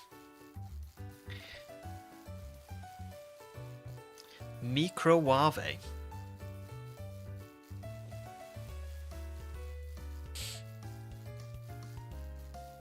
Amelia says, Riolu was Riolu. Yeah, I can understand that. And Yveltal as Yaveltal. Yaveltal. The thing is if you can... they're all made up, aren't they? Again, but like we've said, it's... There might be an official pronunciation, but I do think that people who... I think that people who argue over the correct pronunciation of Pokemon names maybe need to get a little bit more going on in their lives. I do think that is a little bit, like... it's a little bit sad, if I'm being honest. Because it's just, like we've said, they're all made up. I can understand being like, listen, there is an official pronunciation, but I do think that to some degree, you've got to kind of accept that it could be anything really, because they are made up. At some point, somebody said. So at some point, somebody decided to say, "Oh, it's not Riolu. It's not Riolu. It's Riolu." But it's so arbitrary, isn't it? It could have been either. Do you know what I mean? There you go.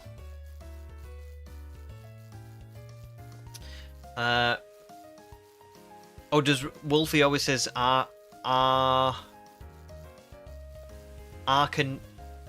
Arcanine? I had to actually like really read that one, then I was like, how do you Arcanine? Arcanine. I bet that's good beat. Snowlad says, I had someone flame me in my comments because you named your Rukidi Joanne instead of keeping it Joe, because Joe is a unisex name. Wait, what? So someone didn't like that you named... That's wild. But again, some people are just weird. Unfortunately, there's no cure for people like that.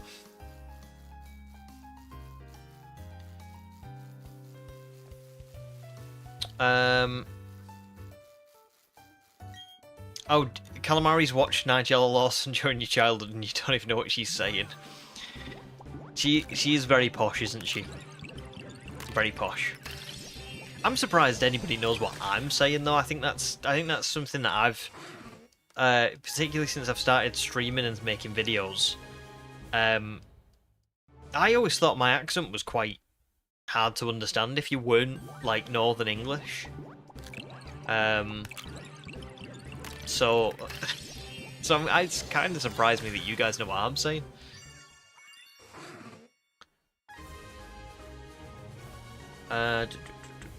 Wolfie also says for Cinderace, Cinderake. Jeez. I bet he does get people commenting on that. Togepi. Togepi would upset people for sure. And no probs, Ryuki. Thanks for stopping by, dude. I hope the chores aren't too bad for you.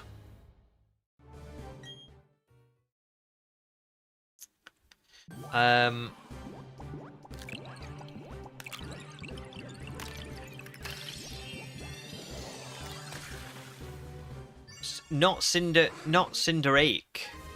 Cinderace. Like Jirachi. Cinderace. Wow. Cinderace. But I kinda like it. I do kinda like that. Cinderace. It's a lot better. Yeah.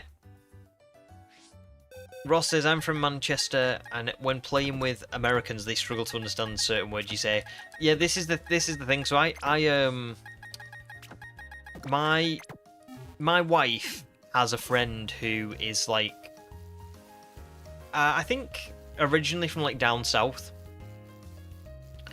And sometimes when I have conversations with her,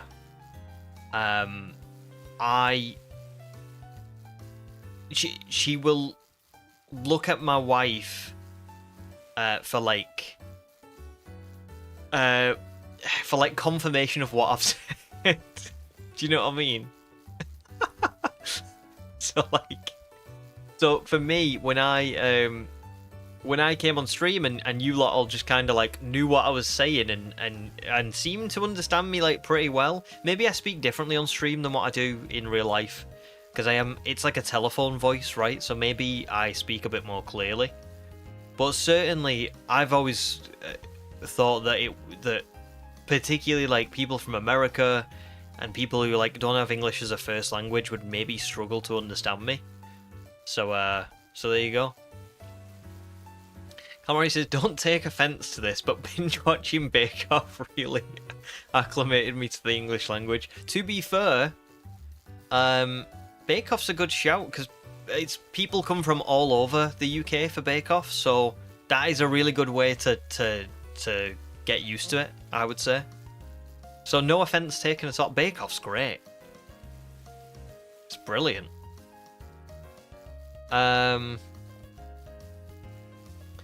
Yeah, MCR is Manchester, yeah. Yeah, as far as I know. I mean, especially in this context, think of the context. Ross said, I'm from MCR too, and when playing with Americans, they struggle to understand certain words I say. So, if it was My Chemical Romance, it wouldn't make sense. But yeah, I think in whenever I look at, like, so if you fly from Manchester Airport, it will say like MCR Airport on all like the road signs and stuff. I think that's why I've immediately kind of gone, oh, MCR Manchester. Sam says, did we once say putting emphasis on the wrong part is worse than outright wrong? I'm sure Charizard came up. Yeah, Charizard. Yeah, there probably is quite a few like that.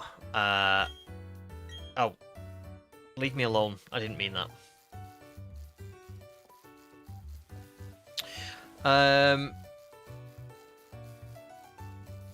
yeah, I imagine Taskmaster, Doctor Who. If you've watched Doctor Who, then you've watched more Doctor Who than I have. Demi says, the only bad thing said to you in the English Bake Off is that you have a soggy bottom. That is true. Bake Off has a lot of double entendres in it. A lot. In recent years, what I've seen in the Bake Off is like a progression of someone saying something, Paul Hollywood like starting to like laugh, and Prue saying like, stop it, come on now, stop it, you two. No more. There's loads of them. Yeah, if you go back and watch it, there's a lot of instances where people said double entendres.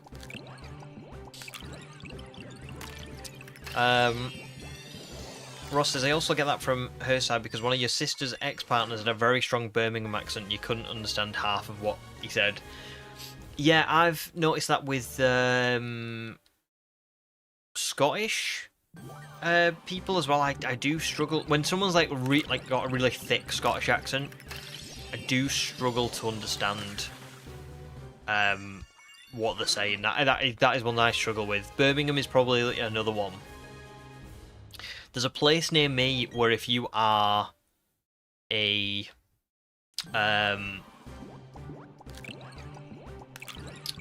if you're like a local, but not just a local, like you live there. You were born there, grew up there. Your family have like lived there for generations. They have such a thick accent; it's virtually impossible to understand what they actually are saying. If anybody's watched Clarkson's Farm as well, Gerald, there's quite a lot of places in the UK that like where people kind of sound like Gerald, and it is difficult to know what's being said.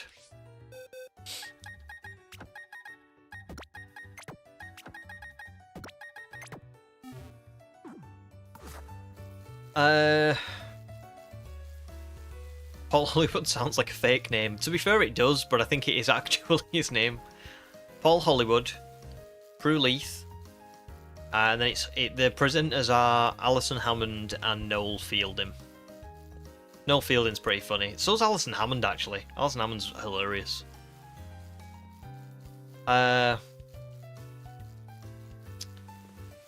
What's London Stansted? What's that then? I don't know what that is, to be fair. Ruben says, isn't Birmingham the most hated accent by UK people? To be fair, I don't hate Birmingham's accent. I think it's a very nice one. Personally. Maybe that's a part of that's Peaky Blinders, I don't know. But I don't mind Birmingham accents at all. What accent in the UK do I not like?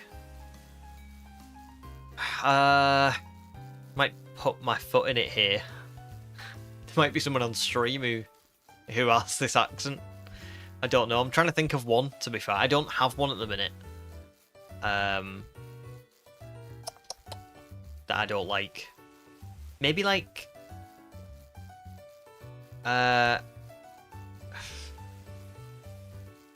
maybe like Essex.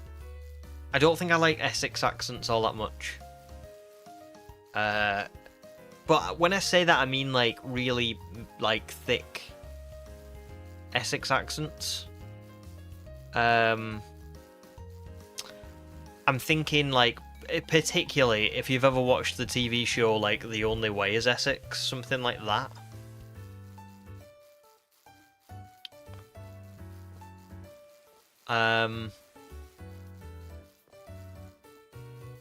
Zeke, good afternoon, dude. Welcome to stream. Good to see ya. How are you doing? Demi says Noel is in a few other things. You know him from the Mighty Boosh. Yeah, he has been in a few other things. Noel was in the IT Crowd as well, the one I was talking about earlier on.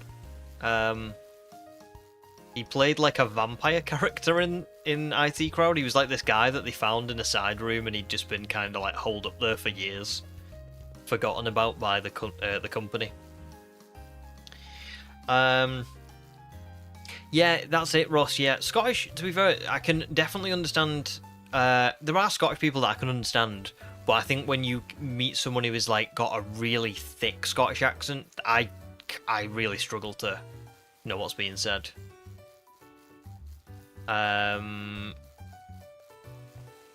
Maybe, Demi, maybe you have mentioned it before.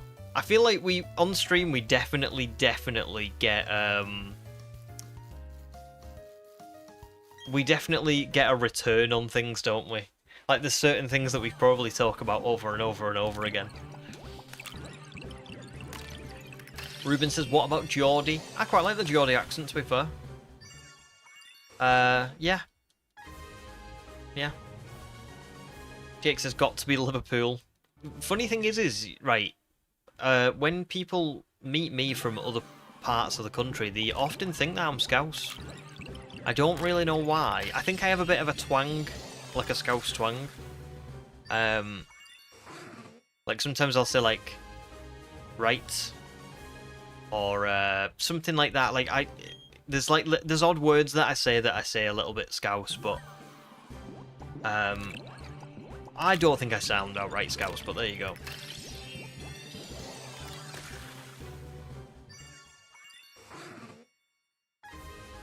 Oh, really, Joe? Interesting. Like proper thick Aussie accent. Demi says the only thing I probably don't like is how no is said in some places. Ooh. No. No. No? No. Oh, yeah. Oh, no. No.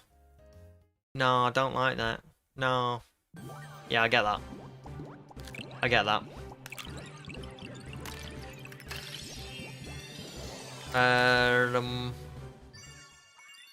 100 eggs.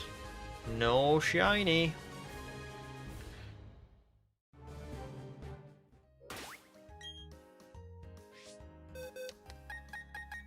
Oh, Ruben, you just watched a bit of The Only Way is Essex.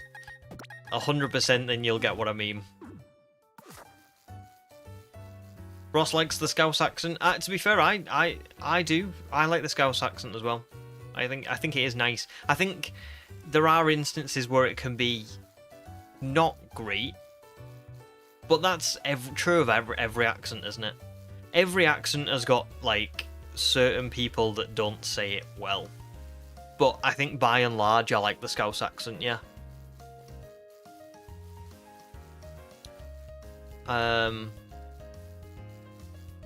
Oh yeah, Australian accents are great as well. I agree. Like really great. Six says this mean you eat a cookie. 100 encounters. Oh, actually, I do have Maryland cookies downstairs. Maybe I'll go and get some in a bit when I refill my cup, because I do have some, and I will be getting hungry soonish. But yeah, Zeke's all good. Just come back this morning from a ghost hunt in Nottingham. Was tricked into going. Thought you were going to an arcade night. Oh, I don't like that. That would annoy me. I honestly think, genuinely, I mean, I might be a bit stubborn, but I think if somebody said to me, we're going doing this, and then we got there and it wasn't that, and I didn't want to do it, I think I'd just go home. I think I'd actually be like, I'm not doing this. Au revoir. But how was the ghost hunt? Was it any fun? You might not have one, Amelia. You never know. Sometimes accents can just be kind of like a blend of different areas. Ruben says, moving away from the UK for a bit, compared to other European countries, Italian and Dutch accents when speaking English is the worst. French, German, Greek, Spanish all sound at least cute. I don't know of anyone Italian I've heard speak English, but Dutch I thought was quite good, to be fair. I watched someone on who does like Jurassic videos called Evolution Square. She's got like a Dutch accent. She speaks English, and it doesn't. I've never thought like Ooh, I don't like her accent or anything. You know what I mean? Oh, hay fever's kicking in. Welcome back, Ham. Good to see you. Oh wow, actually eating a cookie finally. Maybe, maybe.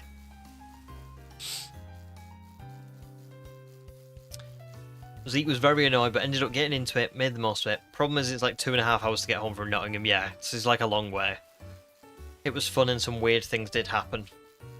Oh, well, good. I'm glad you had a nice time, to be fair. It's tough, isn't it? Because on one hand, like, when I'm like... How do I put this? When someone does that to me, I think, like, oh, that's really... You've lost my trust. Like...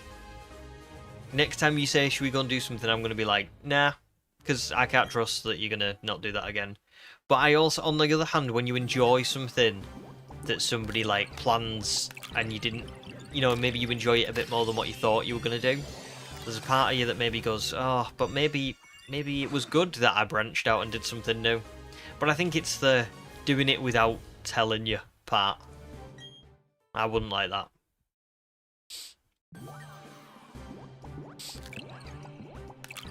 Oh, I see, Ruben. You speak the best English, but your accent when you do have a heavy accent is bad. Yeah, because Evo Squares is quite I don't think it's like a really thick accent, so yeah, that makes sense. Yeah, there you go. Honestly, I'd be the same, Zeke. Are you gonna get revenge? Is the I guess is the question.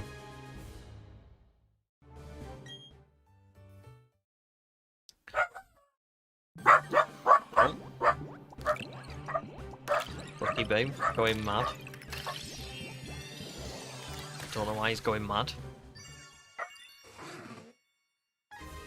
Can you hear that? This is what it's like living with the Dachshund.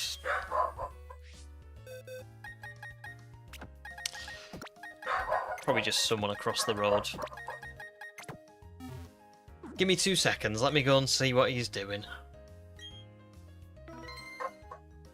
Because he's not going to stop now.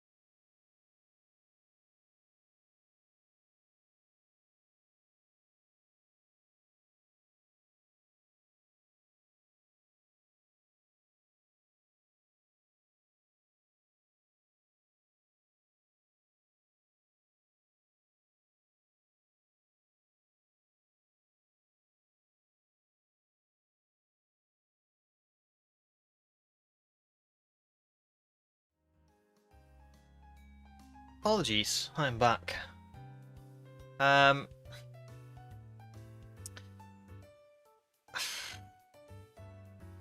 Yeah, I think I've looked at the Ring doorbell and I think someone knocked. So that's why he was barking, but I've missed them now anyway.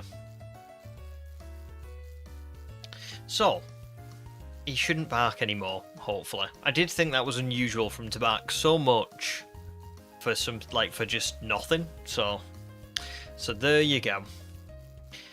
I think next door basically have like kids that kick the ball over the fence, and when they kick the ball over the fence, they come and knock on the door and say like, "Oh, can you like throw the ball back over?" But I missed them, so it's too late anyway. But oh, this is going to sound really bad. I'm not throwing the ball back over, because if I throw the ball back over, they'll just kick it back over again, and then 2 minutes, like, they'll just knock again in 10 minutes, and then he'll bark again in 10 minutes, so... I know that's really bad. But I'm just going to pretend like I'm not in. Or like I didn't see it. Also, I brought some biscuits up. They're not cookies, but they are... Fox's Fabulous chocolatey biscuits. Ooh, look at these. I know. Is that really mean that I'm not going to go and do it?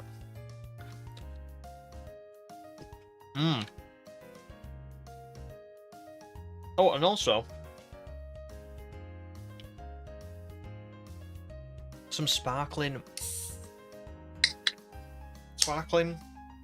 juice? I don't know. My wife got these from Costco, so I'm stealing one.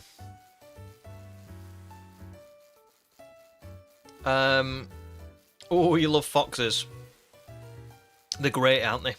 So honestly, I never get foxes, and they were on club card price in Tesco, and I went, I'll get some foxes, and I'm so glad that I did. Honestly, they're so good.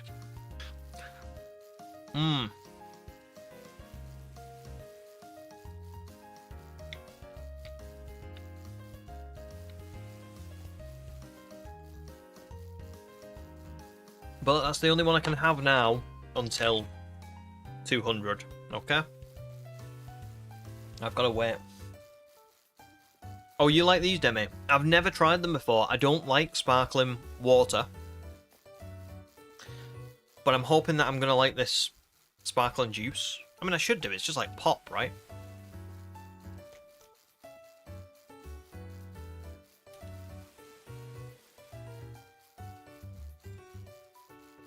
Oh my god. They're really nice. Oh my god, they're really, like, really good. I don't think I've ever had San Pellegrino before.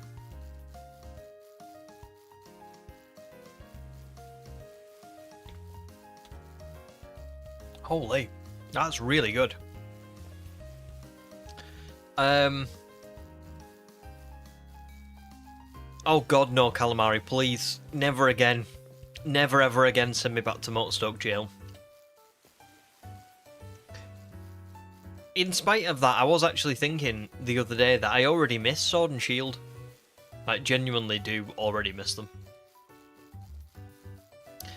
Ross says chocolate hobnobs with a coffee is the elite combo. Ooh, that does sound good.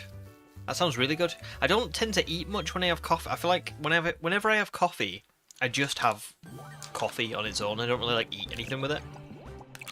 A cup of tea, I have something.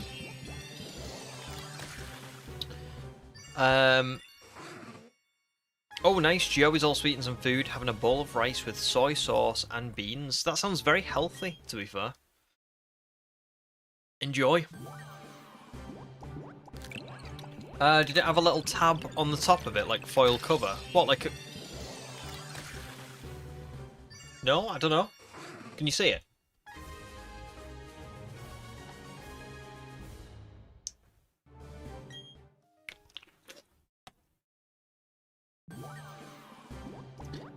Ruben says, you're so real for that. I miss Sword and Shield every time I'm playing something else. There you go.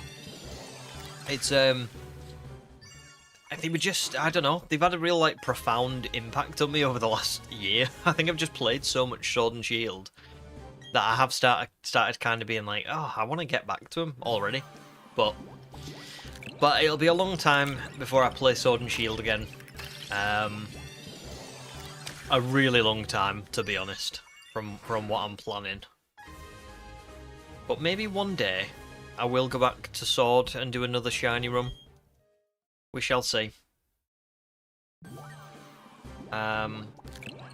Well, good, Joe. Good. Well done for doing it. You know. Ham's got brain freeze from a can of Pepsi Max. That's unusual, that, to be fair. I never really get brain freeze from like drinks. It's only ever from like ice cream and slushies.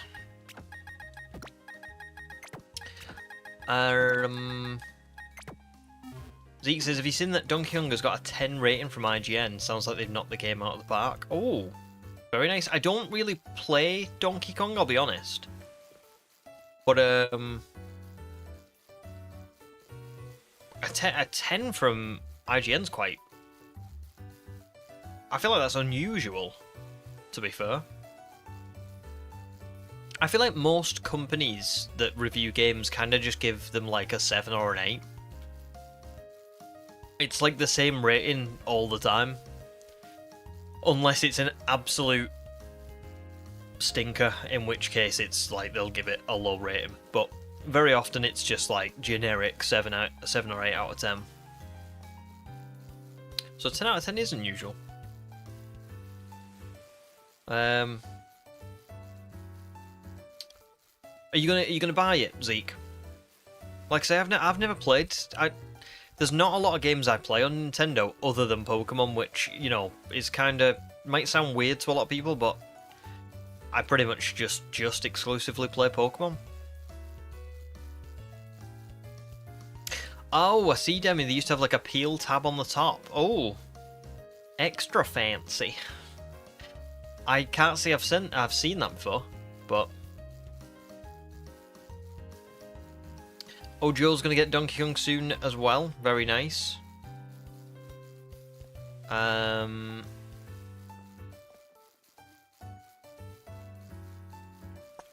Skipper says a 10 from a reviewer that gave Mario Kart World an 8 out of 10 and Brothership a 5 out of 10, so it's more trustworthy in your mind. There you go. I don't know what Brothership is. 8 out of 10 for Mario Kart World. I don't know if that's generous. I like Mario Kart World, but I don't know if I like it that much. Like, from my experience of playing it so far, it's like it does the job, but it's not. I don't feel like it's like this groundbreaking game that is worth the money. It's just kind of like, oh, it's good, it's Mario Kart, it's okay. But maybe people who are bigger fans of Mario Kart will probably know a lot more about it. Oh, well, you're like me then, Zeke, as well. Never played Donkey Kong, you're just a Pokemon fan. All you do is play Pokemon on it. Me too!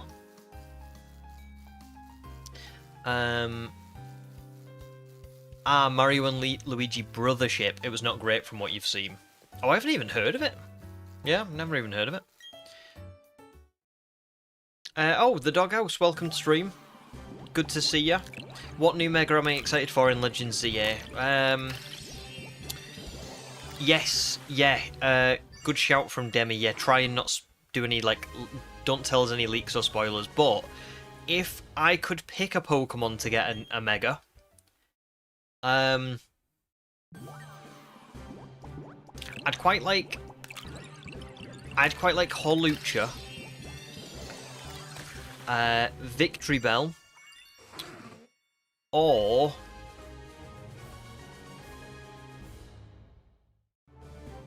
I think I think Ham's got a good shout with Carnivine. I know I say this every time, but Carnivine is the epitome of a Pokemon that could get a Mega, for sure. That would be like a really good Mega, if it got one.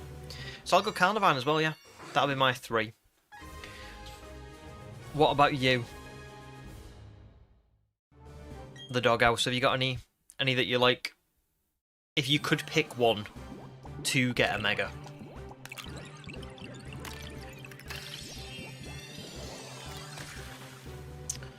Oh, Thomas, welcome to stream as well. Good to see you, dude.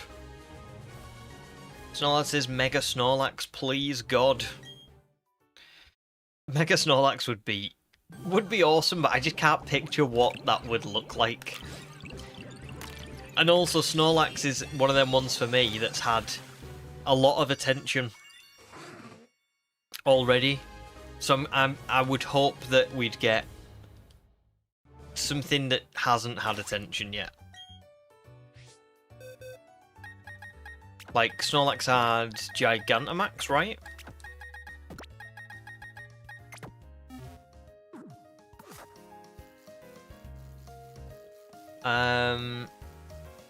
Joe would pick Sunflora. Yeah, Sunflora would be cool. I'd like that. Like, just to make it usable and good, yeah. 100%. Ham says Mega Dragonite. Mega Dragonite would be awesome. Would be. You'd have to equip the Dragonite Knight to Mega Evolve it, but that would be cool. Ruben says Mega Lurantis or Mega Seviper and Zangoose. Yeah. Yeah, Seviper and Zangoose would be 2 that, like... That's a great duo that both of them aren't really that good and could do with a boost. So yeah, 100%. Mega Haxorus. Oh, that'd be frightening. But cool. Calamari says Mega Charmander. Who needs Mega Charizard XY anyway? But... Doghouse says, I wish Mega Mousehold was here because it would be just like 80 mice as a Pokemon. To be honest, I'm surprised that Mousehold doesn't just like carry on doing that anyway in like canon.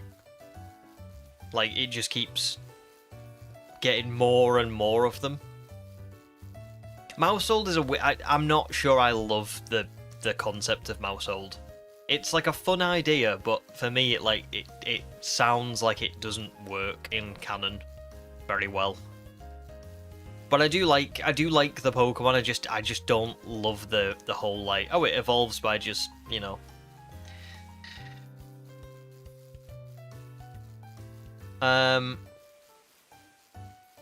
Ooh, fire grass type Sunflora with good stats would be insane.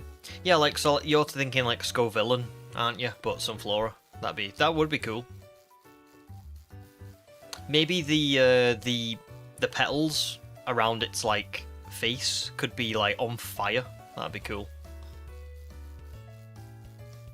Mega starters would be sick. Yeah, they would be, to be fair. They would. I don't know how that's gonna work. I don't know whether they're gonna give megas to Tepig, Totodile, Chikorita, and then regionals to the XY starters, or they're going to do it the other way around, maybe, or maybe neither. I don't know. It's hard to know. The parents of the Mousehold Mega would be in a midlife crisis.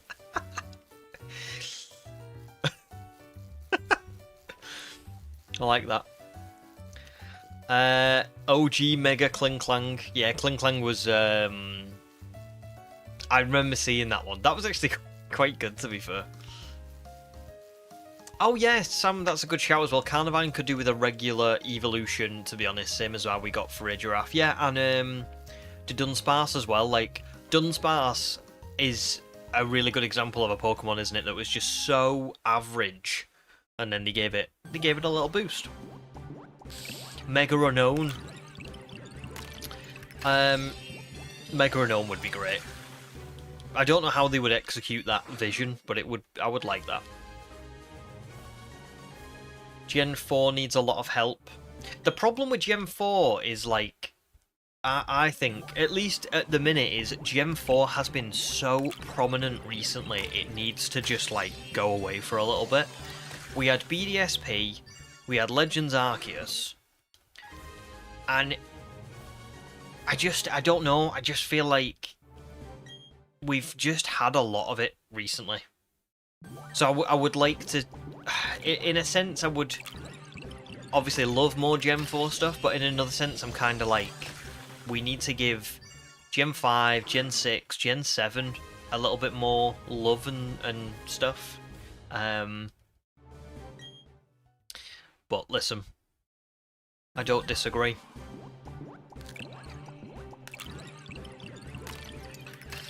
And I would like Mega, I would like Mega Meowstick. Ruben's just said Mega Esper, just more confused. Meowstick would be a great Mega, because I think that's another Pokemon that like just has so much potential design-wise. Actually, Legends Arceus is considered to be Generation 8. Actually. No, you are right. You are right. However, I always group them in as like,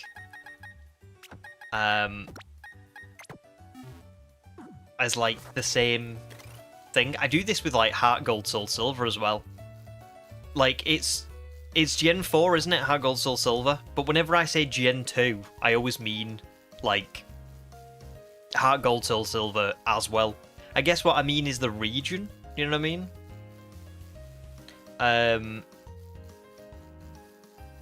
Like I think BDSP Legends Arceus had all of the Gen 4 Pokemon in them, didn't they? And then we've had, I feel like we've had more than that though. I remember getting to a point on the Switch and thinking a little bit like we've just had a lot of not Gen 4 but Sinnoh, Gen 4 Pokemon. We've had a lot recently. So I'm hoping that we give a bit more love to other ones, but we'll see. We'll see. I would agree with Gen 7. Oh god, I love Gen 7. I can't believe you guys don't like it. I love it. So yeah, I'd Gen 7 more love personally. I feel like Generation 8 will get more love in years to come. I feel like there will come a point where Galarian Pokemon and the region and stuff gets, I don't know, a Legends game or something, because it's got a lot of potential. But I feel like Gen 5 definitely needs a bit more love. Gen 7 definitely does. Gen 6 obviously is getting that with ZA. So I'm not too bothered about Gen 6 at the minute, but there's just Pokemon in certain generations that haven't been around on the Switch era, really. If you go on like I've got a living deck sheet that I got off someone on Reddit, and I've got it saved, and basically I just tick off the Pokemon as I'm catching them, so that I can build my living decks in home. It's been really good. And what's really good about the list is the list has sort of these like check marks against which games Pokemon are available in, and some Pokemon genuinely just aren't really available on the Switch, like at all. The Elemental Monkeys from Gen 5 just completely absent. There's definitely more than that. There's loads where like, well, not loads, but there's quite a few where you just can't obtain certain Pokemon because they've just not been around, or even if they've not been around,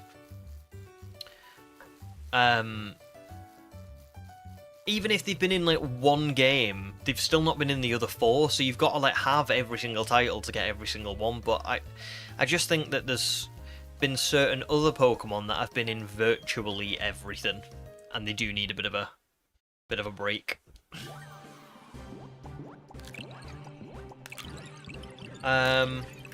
Skipper says Galar Legends, but it's basically just the founding of England. Love it. I do want a Galarian Legends game. I feel like it's got a lot of potential. Same with Alola.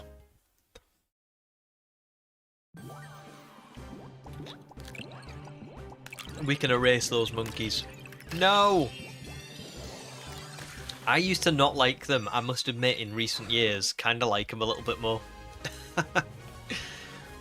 Not all of them. I feel like Simisage is the one that I don't love, but Simisea and Simipour kinda don't mind anymore. So, like, oh, unsubbed. Oh, oh. No probs, Ryuki. No probs, but welcome back. Skipper says there's 8 or so Pokemon that you can't get on the Switch. What you've seen is even if you got all the games from the Switch and all of the DLC, you still need X or Y to get them all. Yeah, I think when I did my I did a bit of prep for a living because I was going to do a Live Index video. And I feel like when I looked, it was. Oh, what was it now? You needed Oras to get Deoxys and Spinder. Because Spinder was, you can't transfer it in from BDSP and you can't transfer it in from Go to Home. So you've got to transfer it in from Pokemon Bank. And then, yeah, you're right, yeah. There'll be a few. The elemental monkeys will be from... Well, the elemental monkeys are from Black and White, aren't they? But I don't know if you can get... Can you get them in X and Y? I'm assuming. And that's why you need X and Y to get all of them? I don't know. But my plan will have been different to what is, like, possible with the minimum as well, because of what I have currently. So, I don't know.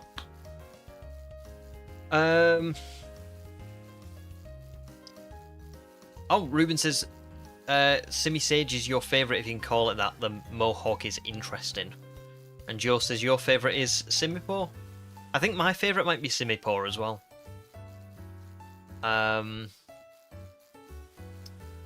They are, I don't think, can I just say they're not like up there on my favourites list, but they're just not as hated as what I used to feel for them. Oh, nice, Skipper, you've been doing research with your Shiny Dex order. So you will be the authority on this, because when I did it based on like games that I've got as well, because I've got Ultra Sun, Ultra Moon, I've got Soul Silver, I've got Black 2. I didn't have Oras, but I didn't necessarily need Oras, because I think I traded for a Spinder, and I traded... Not traded. I already had a Deoxys in bank, so.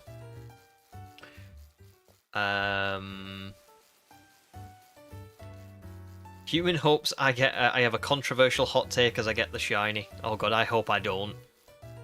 That's not happened yet to me yet on the channel. I don't think I've said something that I need to delete. So hopefully not.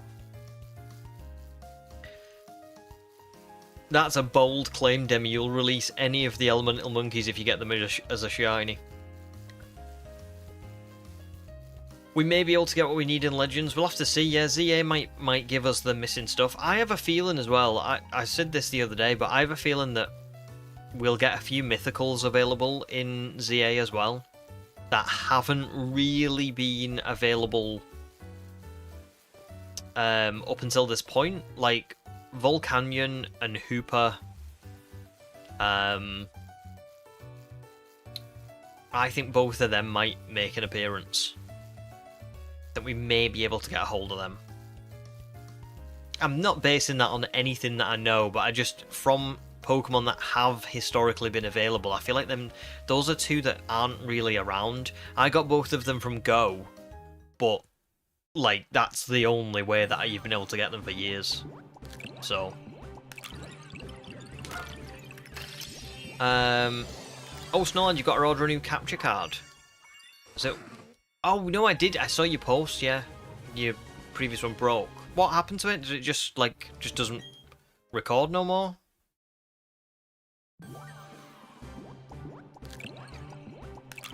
It's a shame that as well, because they're usually quite reliable capture cards. I don't think I've had one so far that has, like, broken, like, at all. They've both been, like, really spot on. Keyword is yet. Yep, good point. Good point. Yet. It will happen eventually. It's the law of averages, isn't it? It's what I always say. The law of averages wins out. Exactly, Joe. Yeah, exactly. Maybe similar to Darkrai and Shaman in Legends Arceus. Yeah, I just have a feeling that that's the thing. Gen 4 kind of gave us quite a few of the missing pieces. They released events for BDSP for those Pokemon, but then they also gave you the ability to get them in Legends Arceus, even if you didn't get them in the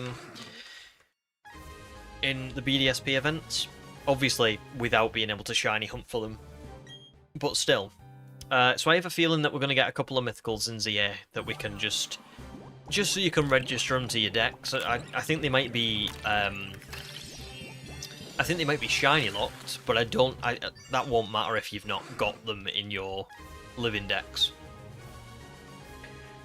Skipper says, just looked it up again. The only non-mythical mons that you can't get on the Switch are the Elemental Monkeys, Patrat, Watchog, and Furfrou. There you go. But that is weird though, and can I just say as well, it's not just confined to them, like in the sense of there will be other Pokemon that are available in one game, but they've just not been given a lot of attention across the franchise. Like, there should be... I don't know, I just feel like there's quite a few games on the Switch now that have all, like, this Pokemon in quite a lot of them, but then... I'm trying to think of an example. Like, I bet you can catch quite a few of the Generation 1 Pokemon in Sword and Shield, BDSP, Let's Go, obviously, because it is Gen 1, Legends Arceus, and Scarlet and Violet. So there'll be some Pokemon that are available across all 5, and then there'll be some Pokemon that didn't make it into, like, any of them. Or, like, one of them, but not the others. So it's just a bit, yeah, bit sad. I agree, Calamari, I agree. Yeah, probably Shiny Locked and it'll be another Dex completion quest, yep.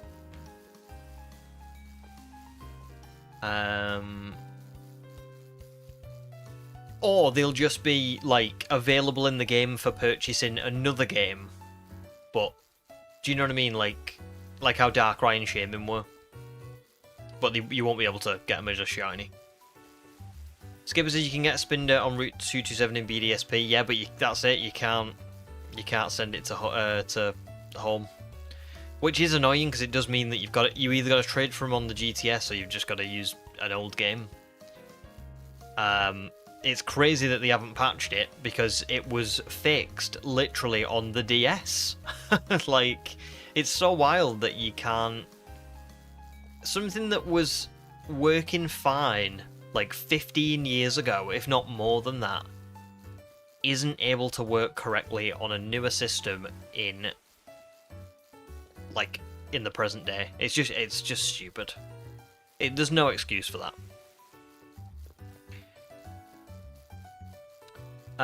Yes, yeah, you're right, Ruben. The GameStop event where you had the home codes for Marshadow, Volcanion, and Genesect. Nice. There was one in Sword and Shield as well. I think they gave away Marshadow, Volcanion, and... Was it Genesect in Sword and Shield? I just remember that. I remember I missed out on it, but... Yeah.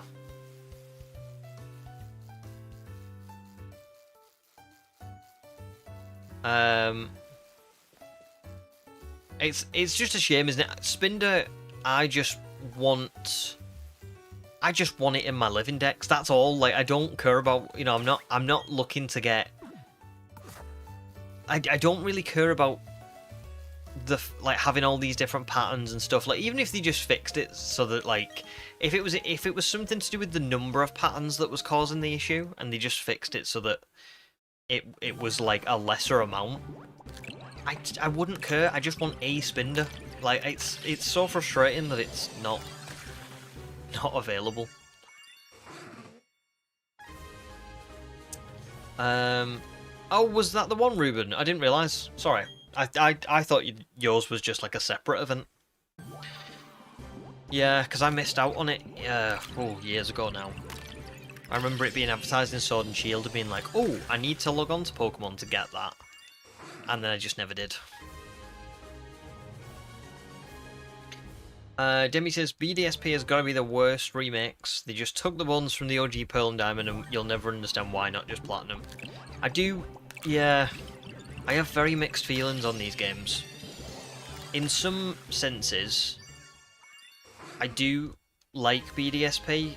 In other senses, I don't. I agree with you very much that they're just too faithful to the originals, and it doesn't make sense, really. Platinum was right there, you know, it was... We're not going to get Gen 4 remakes again, are we?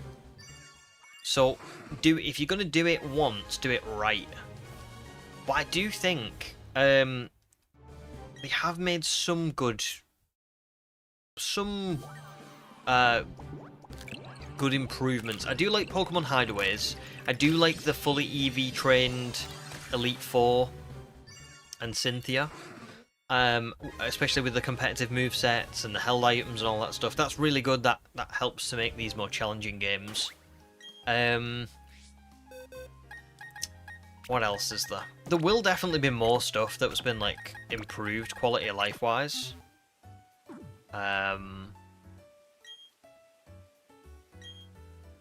I'm struggling thinking at the minute. But there will be more. But I do just think, in general, like... some of the improvements they made as well don't make sense. So, like, here's a good example. The grid, right? So you can do... like, you can walk on the grid. But then you can also walk off the grid. And that didn't make sense to me. I still haven't understood why that was the way it was. Because the grid doesn't function well.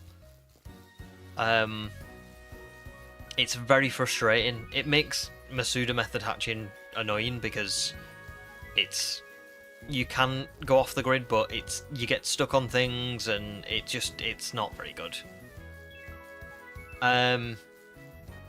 So yeah. I think I agree, but I also I do like these games to some degree. No problems, Joe. Thanks for joining. I'll see you again soon, hopefully. Oh, James, welcome stream as well. Good to see you. How are you doing? Demi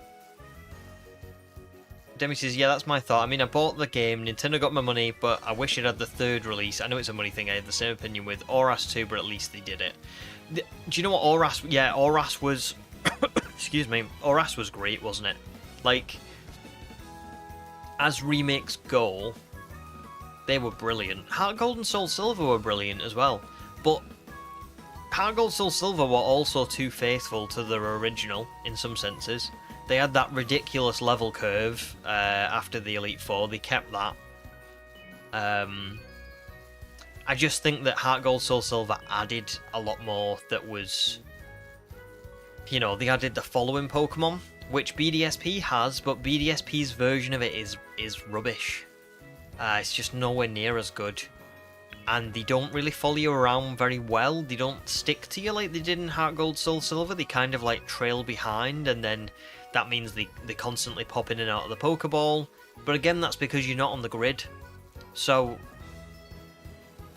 it's weird. It's like with BDSP, it's kind of like they took a game that they clearly wanted to be faithful to, but then like changed it in some instances and then didn't change it in other ones, and then in certain ways where they did change it, they changed it for the worst. The friendship mechanic, they added the friendship mechanic into BDSP, but it's annoying. It shouldn't be here. And I don't understand why the friendship mechanic is here when they put the difficulty of the Elite Four and Cynthia in. It like contradicts itself, because it's like, here's a game we want you to be challenged in, but here's the friendship mechanic. I don't get that. I don't get that. But listen, I know I've played these games 4 times all the way through. I have spent a decent amount of time on them. I've played them twice on the channel, so I must enjoy them to some degree. But yeah, I do agree that they've got issues.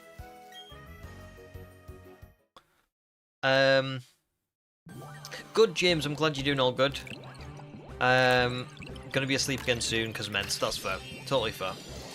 Well, listen. As long as you're all right. As long as you're all right. And thanks for joining. It's good to see you. Calamari says, if they ever remake Heart Gold Soul Silver, you hope they include the Safari Zone. Yes, the Safari Zone was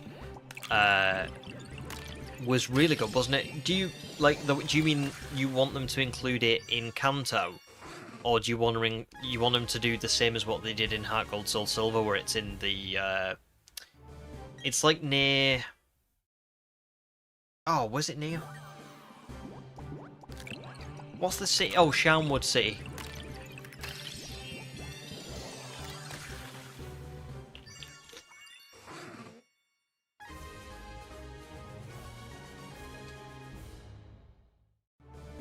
Yeah, the actual Heart Gold Soul Silver one. Yeah. Do you know what I would love them to keep from Heart Gold Soul Silver? The Pokeathlon. Stuff like that should get a return. I really liked the Pokeathlon. And the bug catching contest. Those were very cool little mini games.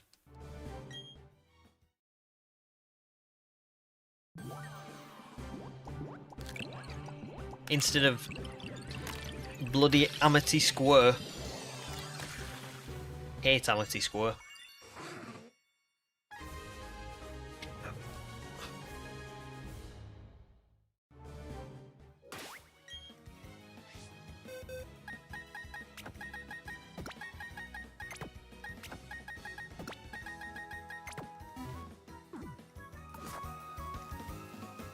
Okay, we've got a bit. I think we've sped up a little bit now. So we were originally hatching about 50 an hour. In 15 minutes time, we'll get to the 3-hour mark. Well, actually, maybe about 20 to 25 minutes time, we'll get to the 3-hour mark. And I should have hatched 150 by that point, easily, if not more. So, we might be on for, like, hatching to maybe like 400 eggs today. I collected 450, so I'm probably not going to be able to collect another 400 before the end of tomorrow's stream. Sorry, before the start of tomorrow's stream. But I think if we can hatch 400 today, and if we can hatch like maybe 300 tomorrow, 700 already. That's crazy. Calamari would love the bug catching contest too. It was a lot of fun, that, wasn't it? It was a lot of fun. It was rigged. You'd like virtually never won it, but it was good. It was fun.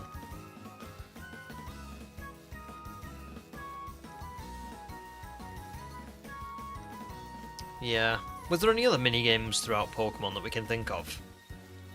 In other gens? What do people feel? How do people feel about contests? Do people actually play the contests when they play the games? Ruben says the Battle Frontier from Heart Gold, Soul Silver, and Platinum was so fun too. I don't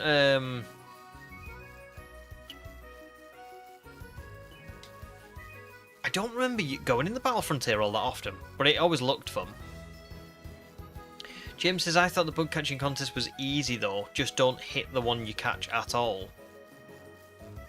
I always thought it was rigged. I remember, like, I never won maybe not in Heart Gold, Soul Silver, but certainly in Gold and Silver, like the original ones. I feel like they were just, like, I never won. I would get a Scyther, or I would get a Pinsir, and then someone else would always win. Unless you had to contend with Cool Trainer Nick. Was that, like, was he just basically a cheat.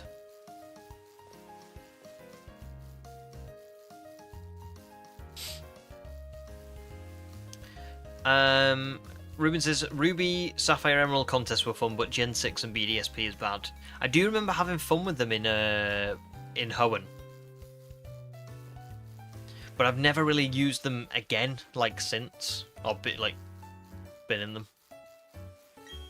Oh, it's based on the level HP life status conditions of the Pokemon that you catch. I didn't know that, to be fair. I didn't know that. And Cooltrain and Nick always got almost impossibly good Pokemon. Yeah, I feel like I watched it. Like I say, I feel like I watched a video on it where somebody kind of said that it was very. You'd have to be very lucky to win it because it was rigged. But I must be misremembering. Maybe I'm thinking about the instances where it was Cooltrain and Nick. Maybe somebody did a video on like what his chances of winning it were. So I just can't remember.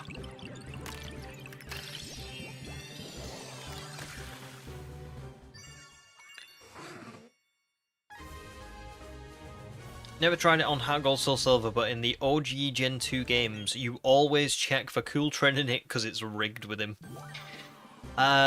Maybe that explains it then. Maybe that's why I always lost. Maybe I just didn't. I never checked for Cooltrain and Nick because I didn't know it was him.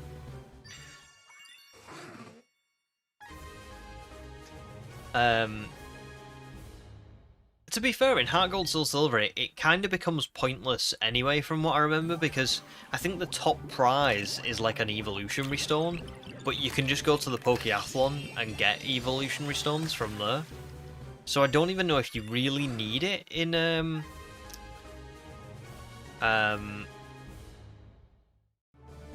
Heart Gold Soul Silver, unless the Sunstone or whatever it was that was the prize isn't at the Pokeathlon.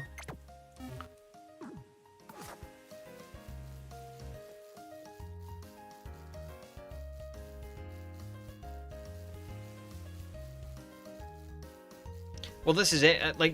This is just my perspective as a kid. I just remember, as a kid, it was like, I remember whenever I did play it, it was just, I never won.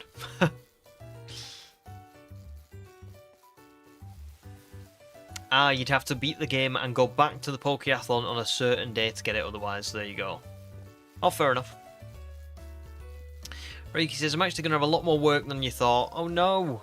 And you've still got to eat breakfast. You'll have streaming as a lurker, but you won't be able to stay and watch. No problems, Ryuki. Honestly, it's all good. It's all good. You just do what you gotta do, dude. And enjoy your day as much as you can. Although it does sound like you've got a lot of work to do. Which is unfortunate.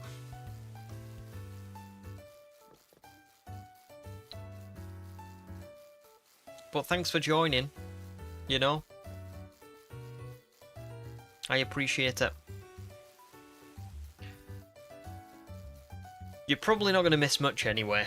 I'm going to be very shocked if we find it today. Very shocked.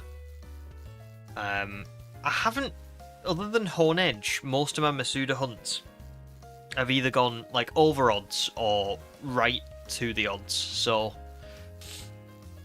yeah, we'll see. But I think it'll be, if it's gonna be this weekend, it'll be tomorrow. I don't think it'll be today.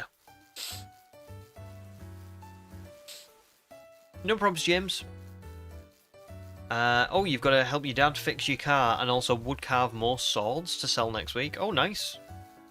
That's, I mean, it sounds like a lot of work, but it sounds like pretty cool work, to be fair. It's not like hoovering the house or like mopping up or anything.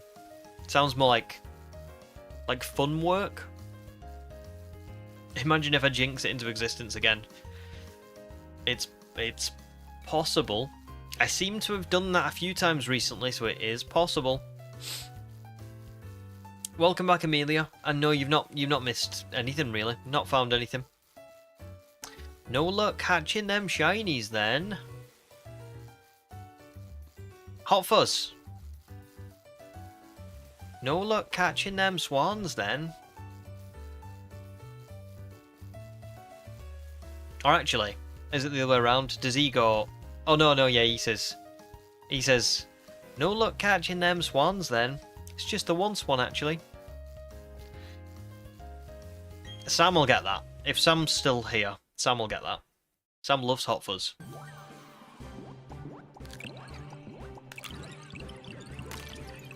It's just the one shiny actually. Great film. Great film. God, I love Hot Fuzz. I feel like it's been a while since I've seen it.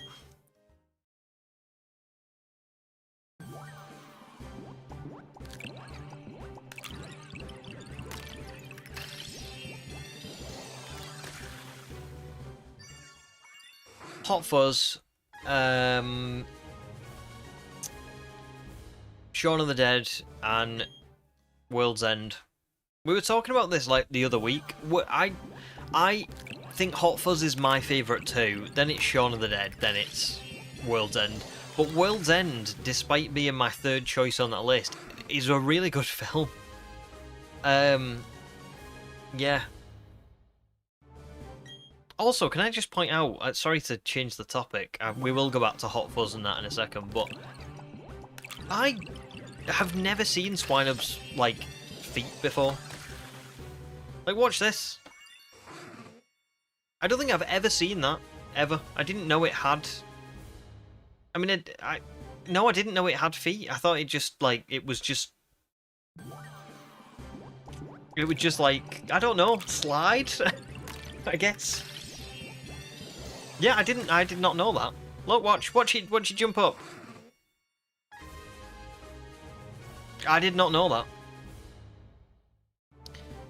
It's like when you see like the Diglett animation or something and you're like, oh. It's like they didn't intend for us to see that. Right, we're at 150. I'm going to take a quick 2-minute break to go and water the piranha plants, and then I'll be right back, and we will carry on. Yeah, I'll be 2 minutes.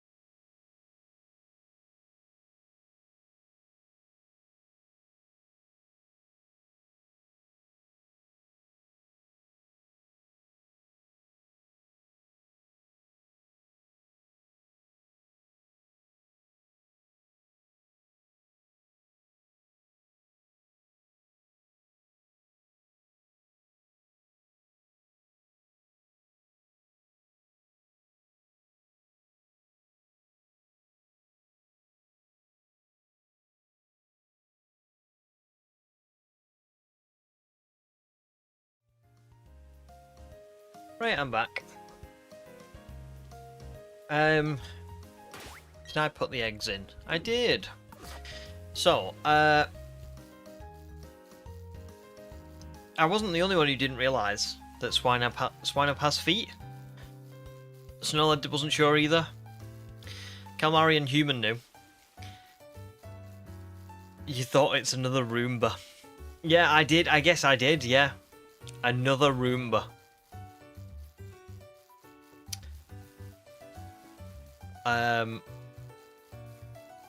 I just guess I've never seen the animation for it. Like, when I was... You've got to remember, when I was growing up and I played Pokemon, it was always like the static sprites. But even then, I don't think I've ever seen Swinub, like, in battle do an animation where you can see that. Because you'd always see the Swinub from the back, so you wouldn't see it necessarily do that. But there you go. Swinub has feet. Welcome back, James, as well. Back at the same time. Good timing. Ham, you think you knew? Next Pokemon Shiny Run will be Pokemon whose amount of feet I was wrong about, featuring at least Hoothoot and Swinub. Oh! Now, I thought Hoothoot had 1 foot. Does it not? Oh, God. Nice, Ham. You've been really enjoying Red Dead 1.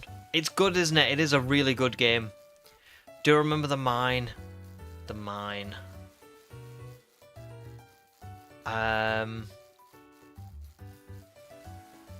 Oh my god. I don't know if I do. The mine. Oh yeah, for to break into the fort where Bill is. Is that the one?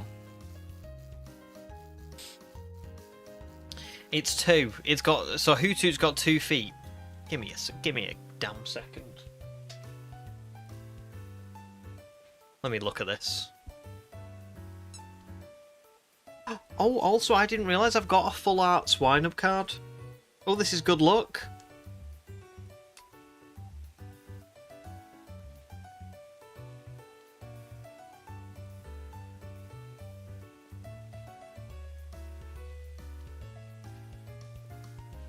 Well, that's misleading. That's misleading. It looks like it's got 1. But here you go, let's have a look at this. Do you want to have a look at the Swinub card? I'm not going to get it out of the thing. Mate. You see it there? Front and centre. Swinub. And then there's... No, wait. There's Hoothoot. Oh, I can't show it you. It doesn't quite go in. But Hoothoot looks like it's got 1 foot. What is happening?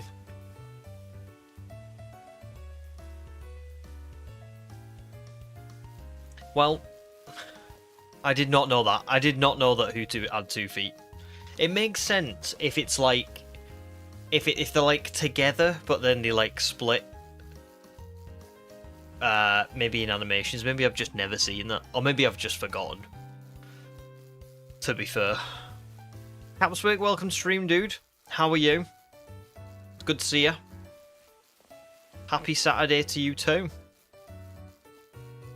And Ham says that's your favourite mission so far, where you ride the minecart just shooting people. It was great. Do you know what? Red Dead 1 is it's a lot of fun. It, in some ways, feels actually kind of like a bit smoother than Red Dead 2, because I don't think it's... Red Dead 2 is built to be a bit more realistic. Red Dead 1 is built to be like GTA. And I think that's something that really helps it. I think Red Dead 1 also is a lot more GTA-like in its like humour and the way it plays and stuff. Like, have you ever seen that? I don't know if you'll have done this mission yet, so I don't want to spoil it for you. But there's a guy who starts an argument with you, and he talks about like he's like challenging your gunslinging, and he throws his hat into the air to like get you to shoot his hat, and then afterwards he's like, you can't just go and shoot a man's hat out of the air like that, and then he challenges you to a duel. And Nigel West Dickens and Seth, like, they're all like very comedic characters. There's not as much of that in Red Dead 2. It's a lot more serious. So there you go. I do really like it.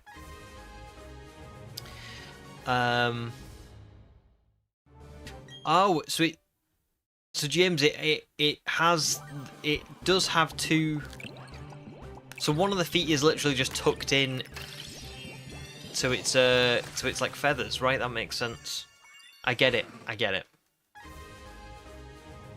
Ruben says, back when Ruby and Sapphire came out in the battle against Flannery, I thought Torkoal was a weird teapot, and the red spots on its shell were its eyes. My sister had to tell me it was a tortoise. I couldn't see it from that perspective. Listen, that's fair. I think we've all done it to some degree, haven't we? Like, I've done it with certain Pokemon where I've looked at the eyes and not realised that that's not the eyes. The eyes are something totally different. For sure, I definitely have.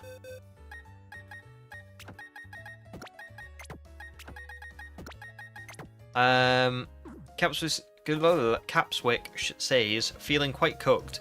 Been biking in the morning, 65 kilometers. That is a long way. Well done. And then went to the sauna to recover. How long can you sit in a sauna for? I really can't do it. I think I can sit in a sauna for about maybe like 5 minutes maximum before I'm like, okay, I'm dying, I need to get out. It's really, it's just too much. Oh nice, Ham, you've done the hat mission. Yeah. Well, the hat, that like humour is, I think that's what a lot of the characters and a lot of the interactions in that game are like. There's not as many really serious moments in Red Dead 1. Like, there is, but it's more so, it's more like a GTA game. And I think that's kind of nice in a way when you've played Red Dead 2. It's like you get two different games. Ooh, Capswick can sit for 15 to 20 minutes in the sauna. Sometimes falling asleep on the bench. That is, honestly, you are brave. I could not do 15 to 20 minutes, honestly, there's no way. I feel like I get in the sauna and I sit down, and within the first, like, 30 seconds, I'm like, okay, I'm feeling the heat. I know that I can't do this for very long, but come on, let's just try and, like, tough it out for a little while longer. So, you know, it's immediate.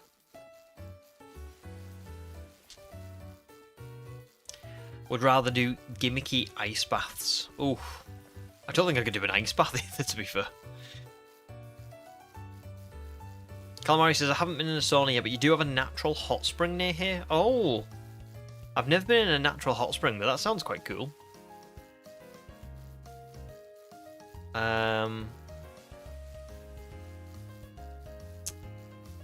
Yeah, Hammer, is it? I don't want to. I'm not going to spoil anything for you because I feel like I just want you to enjoy the game. You know, enjoy the game, enjoy the story. But yeah, it is a little bit weird, isn't it? Do you know what where Abigail is? I feel like they tell you it at the start of the game, but I kind of want to just make sure you know without spoiling it, because I don't know whether or not it's. I'm right in remembering that they do tell you that at the start of the game.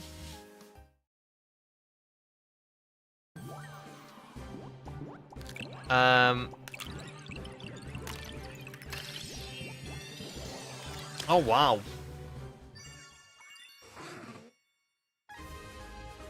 When you were young, you were part of the local swimming club. In winter, you'd run outside, roll in the snow, and jump back into the pool. Way preferred that to the sauna. Jeez.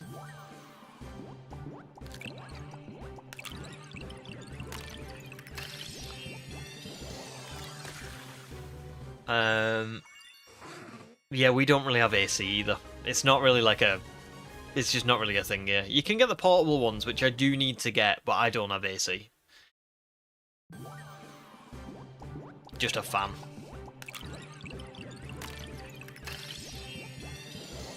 And Ham says, I remember where it was because I Red Dead 2, but they haven't told you yet. No. Right, well, if they've not told you, I must be remembering it wrong. I thought they told you at the start of the game, but I don't want to spoil it for you, so I'm not going to say anything, but you'll find out.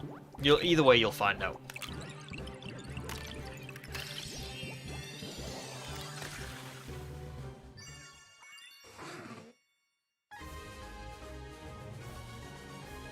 But what I will say is this, Ham, is I think by the end of the game you will have had a lot of fun with Red Dead 1.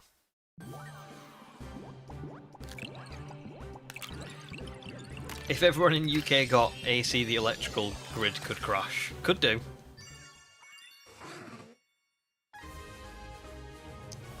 Could do. Oh, that must have been 160. Must have miscounted.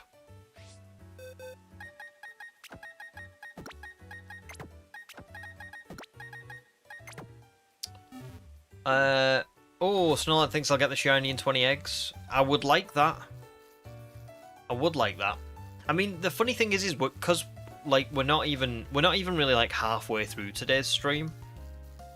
We're 3 hours in, and we've hatched 160. So by the time we get to 4 hours, we'll have hatched more than 200.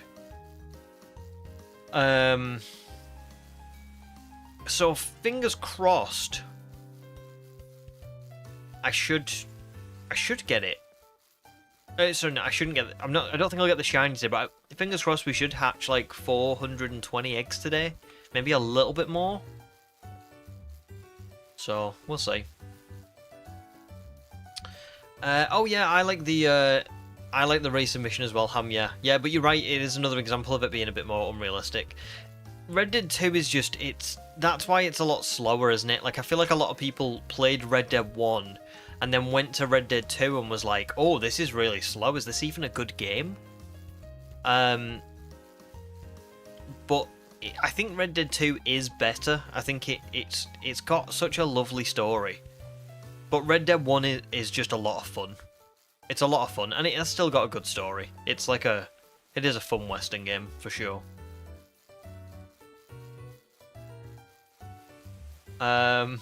Skipper's gonna guess 9 eggs, because funny number.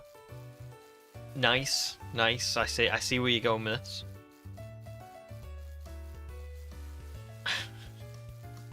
Oh god, all out warfare has broken out in the chat.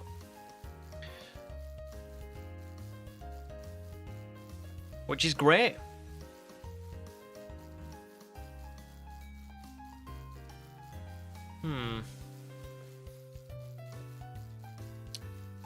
I think I've been streaming too much. My jaw is actually like aching from talking.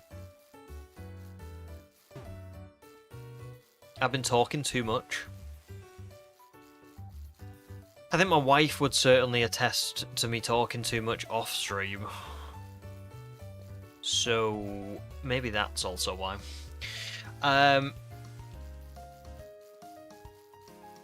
Demi's always looking for reasons for war, because war never changes. Alright there, Ron Perlman.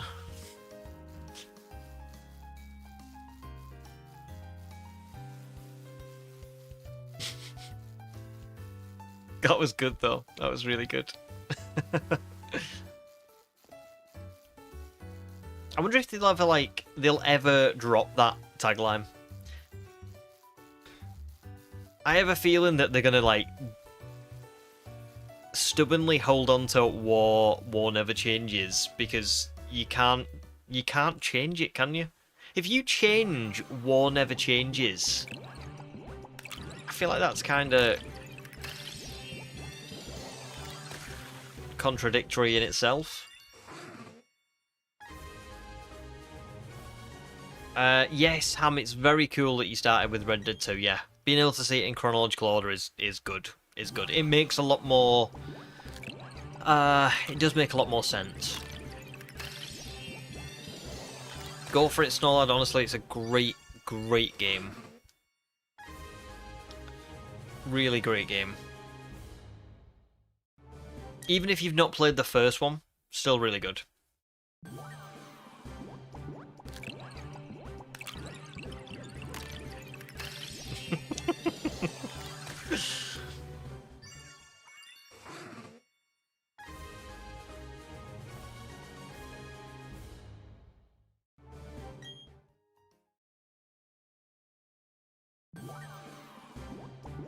I can't say I've thought of that song in literally ages either.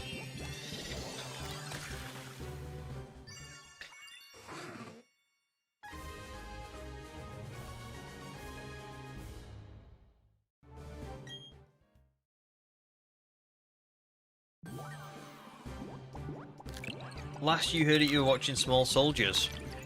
I don't remember it being in Small... Was it in Small Soldiers? I don't remember that.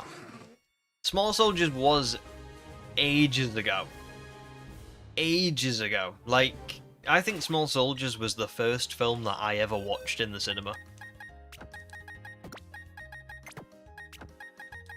And it was beautiful.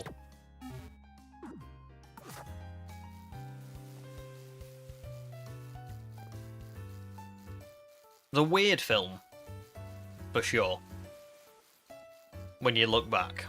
It was definitely a strange concept, but it was good. What was it around that time as well? Because I feel like Toy Story released around the same time of like Small Soldiers. So we had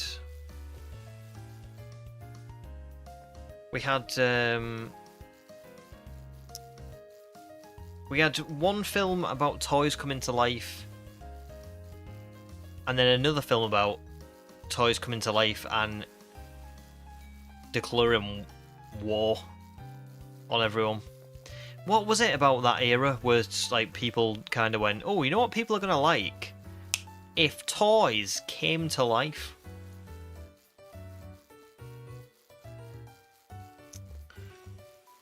Yeah,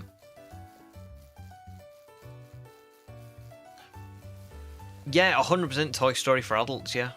Amelia, not a fan of Toy Story? Damn. Damn, that is a hot take. That is a hot take, because Toy Story is brilliant. And still going as well. Toy Story 5 soon. Is anyone going to go and watch Toy Story 5?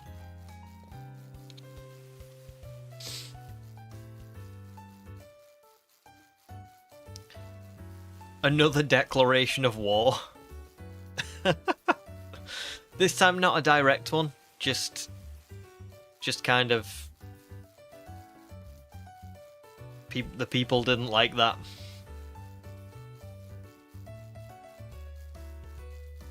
Skipper will watch it when it gets to Disney Plus. I think I'll go and watch it in cinemas, you know. I don't go to the cinemas very often anymore, but I think Toy Story 5, I think I'll go see it. I must admit, as much as Toy Story is obviously, it's one of them series that maybe should have stopped a while ago. Every film has been good. I don't think I've watched a Toy Story film and gone, oh, that one wasn't quite as good, was it? That one didn't really land. Like, everyone's still been, I think, really good.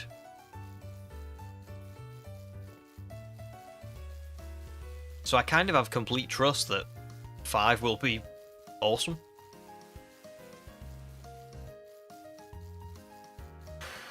Anything good to watch on Disney Plus? I haven't got Disney Plus at the minute. So I don't know if there's anything new out that maybe is good, but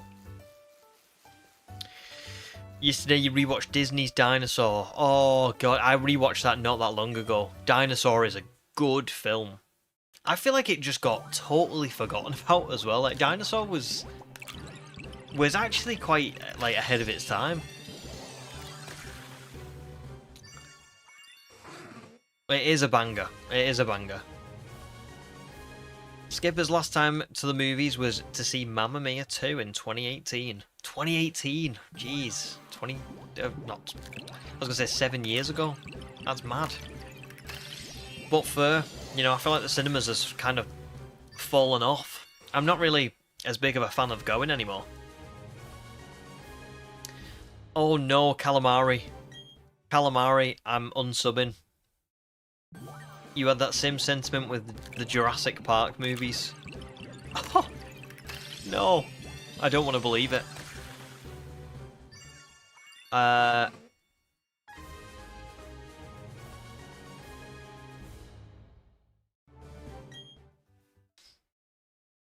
Dinosaur was a good movie, the Pixar. Yeah, it was the Pixar one, yeah. Yeah, I think it was Pixar.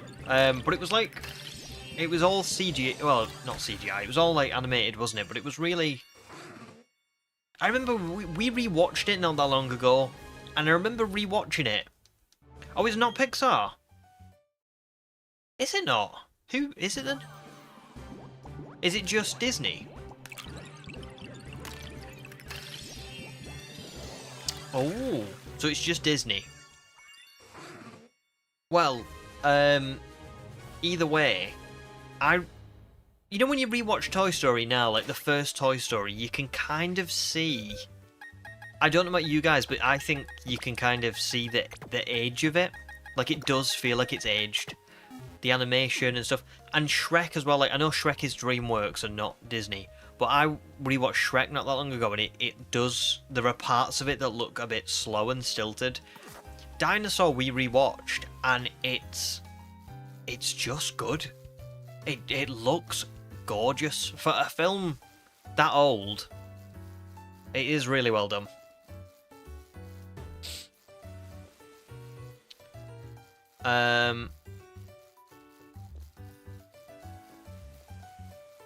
Pixar one is The Good Dinosaur. Yes, you're spot on. Yeah. Did I watch The Good Dinosaur? I think I did. I feel like it was alright. But not as good as Dinosaur.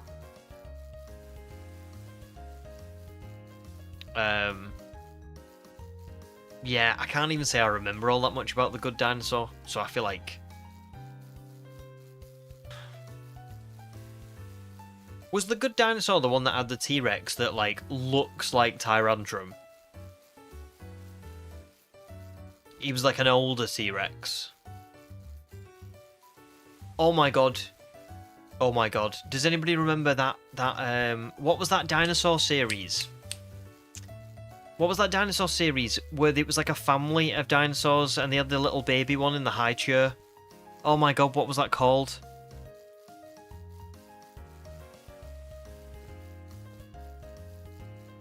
Oh my god, I've just... Not The Land Before Time. Do you know which one I mean? That was weird. Oh, I don't know what that one's called, but that's just popped into my head. Was it just called Dinosaurs? There you go. Do you remember that? How bizarre was that?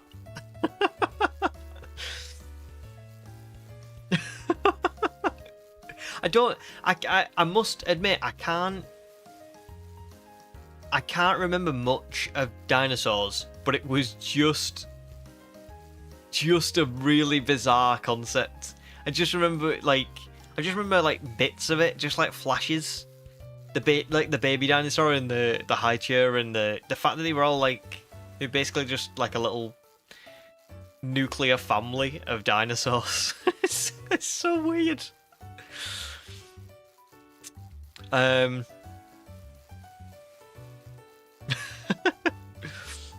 IHM, welcome to stream as well. Just popped in after hearing this conversation. Lol. Yeah, it is a bit chaotic at the minute. But yeah, it wasn't... It was dinosaurs. That was definitely the one I was thinking of. I feel like I can remember the logo of the title now as well. Anyway, going back, I know Demi asked about the Carnotaurus. The Carnotaurus was in Dinosaur, wasn't it? It was in that Disney one with was it Aladar or something? What was the name of the dinosaur? The main character in Dinosaur. Anyway, that's what the Carnotaurus was in. But yeah.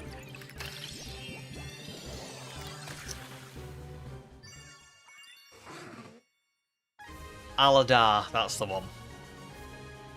I always want to say Aladdin whenever I think of that dinosaur. And then I have to stop myself and go, it's definitely not Aladdin. It's not Aladdin. But it's like Aladdin. Yeah. They were the big bad iguanodons, yeah. Aladar was the iguanodon.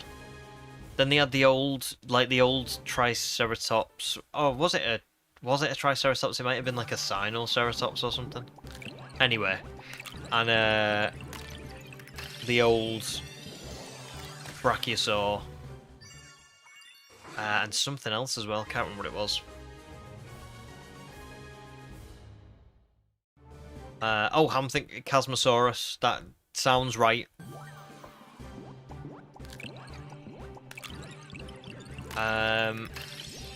I remembers the McDonald's toys that were out to promote the movie, but you never got to watch Dinosaur. I feel like I remember bits of it. I had the PlayStation 2 game of Dinosaur.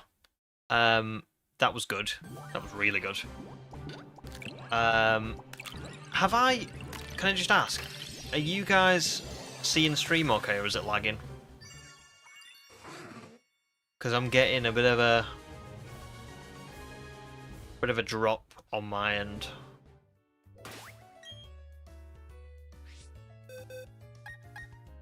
A lot of lag just now. I think it might be alright. It might be okay now. Just for like a couple of minutes there. Not a couple of minutes, a couple of seconds. Right, okay. Awesome. As long as it's not now.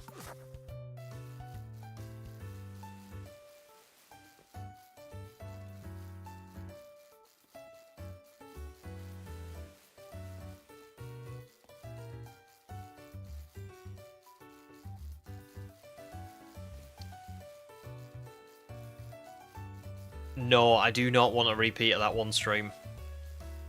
But it's the internet at my new place is a bit weird. My old house was not a great house, to be honest. Like, it was an older house. It needed a lot doing to it. But for some reason, the internet connection was fire. Like, it was so good. I never had any issues with internet. I never had any issues with streaming. And then I've come to the new place and there's just it's mostly fine, but it definitely drops every now and again, and sometimes it just like completely stops working for a day. So yeah, we'll keep our eye on it, but I think it should be fine now.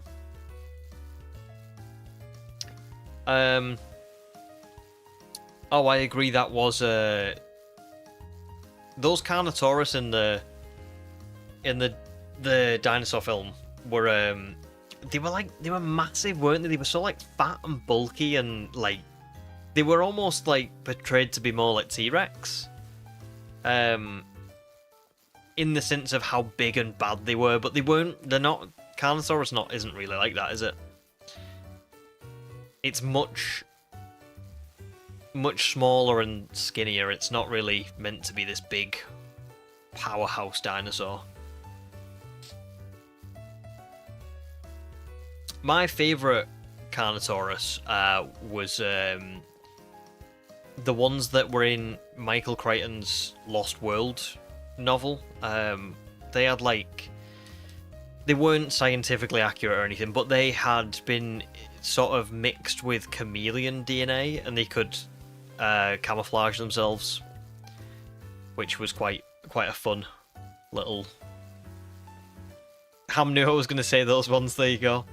Yeah, they were great. They were so great. I do agree. Yeah, it was nice that they put, even if they weren't like accurate, they were some good villainous dinosaurs, weren't they? That Pyrrhocanosaurus. They were, when you were younger particularly, they were scary. They were a big bad. If I was going to be a dinosaur, what would I be?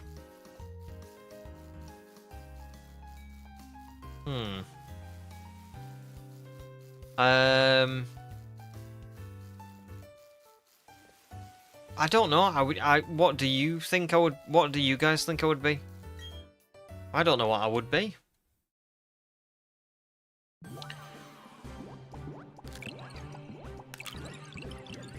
Maybe something that had feathers on its head. Extinct. Yeah, probably. Well, yeah, I would be. Oh. Oh, I don't think I'd be a T-Rex. No. Fossil fuels. That's great. That's very great. Oh my god.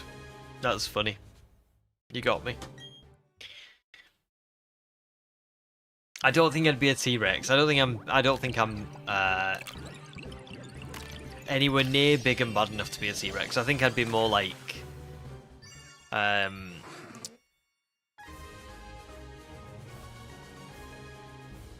I'd be happy with being a Pentaceratops. Like a moose triceratops. Love that. I'd be well happy with that. But I again don't think I would be. I feel like I'd just be like a stego, maybe.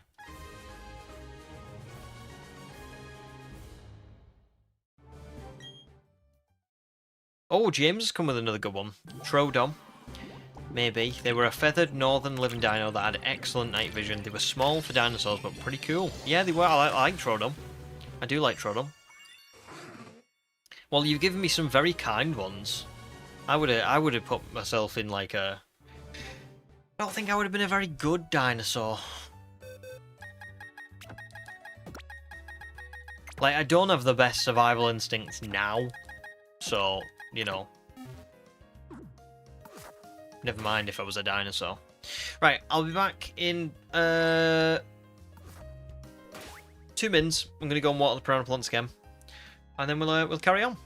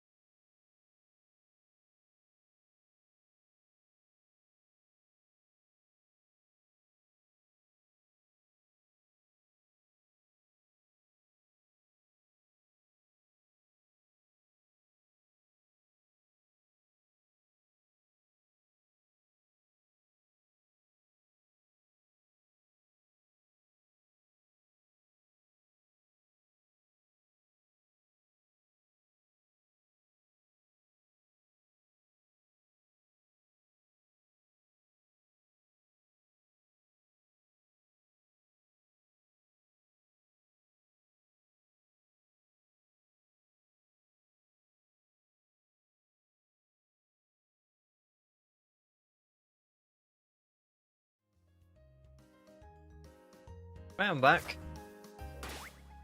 We're officially into evening time according to BDSP. But it is 5 o'clock. I can't believe it's 5 o'clock. Jesus. Kind of shocked me a little bit. Let's just go back and catch up on chat. Oh yes, Snowlad said shiny in the next 20 eggs, didn't he? I forgot about that, yeah. Damn, I didn't get it. James says I'd be specifically that Ankylosaurus that messed up, fell into the ocean back first, and got perfectly fossilised in sediment at the bottom. That's great though, because you'll come back as a dinosaur in the Jurassic Park series when that inevitably becomes a real life thing. Probably. Calamari says, I would be a pretty small dinosaur since I need to water the piranha plants every minute. Yes, that's true. That is very true. Wafer as a compy confirmed. I'd be quite happy being a compy, to be honest. Calamari would be the mosquito that's trapped in amber.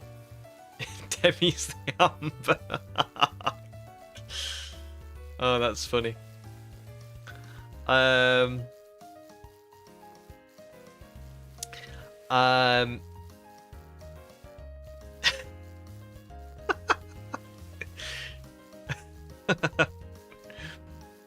That's funny. Demi wants to be the amber. Interesting.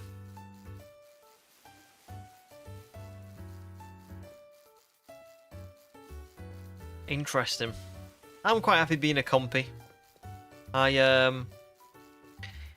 Yeah, I genuinely do think if I was a dinosaur, I would be something like that. Ham says, fun fact, the person who gets killed by the compies in the Lost World is actually from Sweden, and when he gets attacked, he swears in Swedish. Yeah, he played, his name in the film is Dieter Stark, isn't it? But he was in,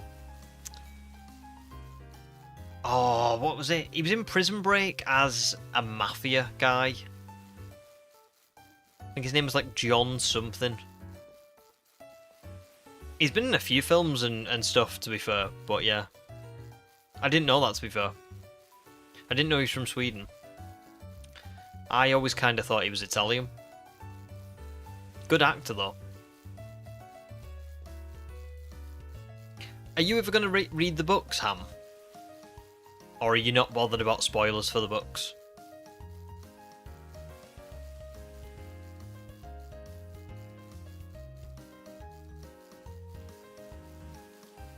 Oh, you've got them. Have you read them all then? Yeah. Oh, cool. Never mind. I was going to say, because he got someone's death from the books, didn't he? Right, okay. Oh, it's a good job I didn't spoil that then.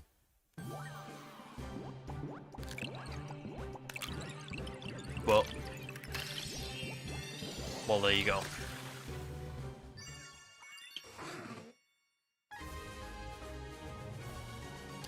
Also, I know it's not 200 encounters yet, but I'm kind of hungry, so I need another biscuit. So when I've hatched these eggs, I'm gonna have another biscuit. Okay, I'm gonna have it in advance of the 200. Okay.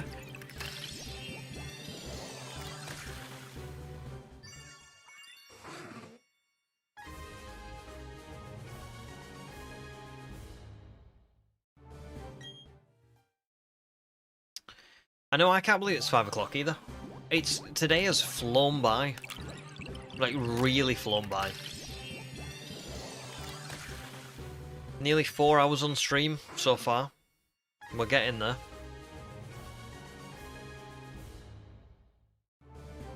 True. It's for all the cookies I didn't eat that one time. Well, I've only got 2 left. Look. See the final 2? That's all I've got. So there you go. Oh, it's Sunday for calamari now. That's so bizarre, isn't it?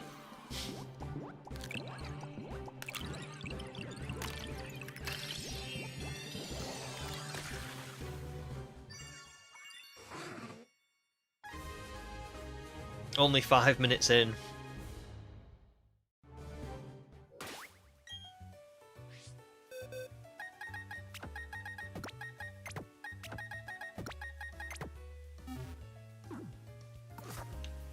Right, I'm gonna have my next biscuit.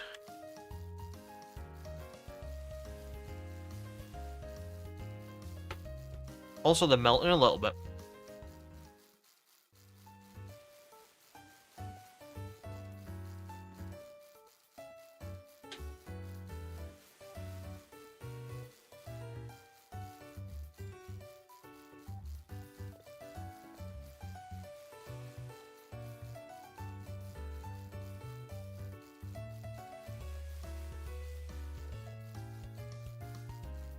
I've just remembered something.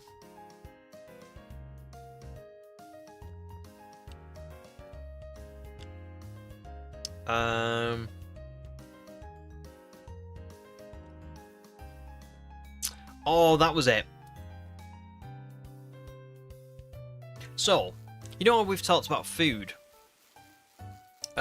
many times on this channel, on the streams, and specifically we've talked about how the rest of the world kind of use beans on toast as, like, you know, terrible. I saw a YouTube short today with John Cena in it, and it was John Cena trying beans on toast, and he started out the exact same way that pretty much everybody does. He was like, guys, why is this a thing? Like, why is this still a thing? It's 2025, you shouldn't be eating beans on toast. If you search on YouTube John Cena beans on toast and go and watch him, just watch like a short of it or something, watch him like eat them. He actually doesn't mind them. He said they weren't that bad. I feel like it's the exact conversation we've all had before, except I can't give you beans on toast through the computer to try. As much as I wish I could.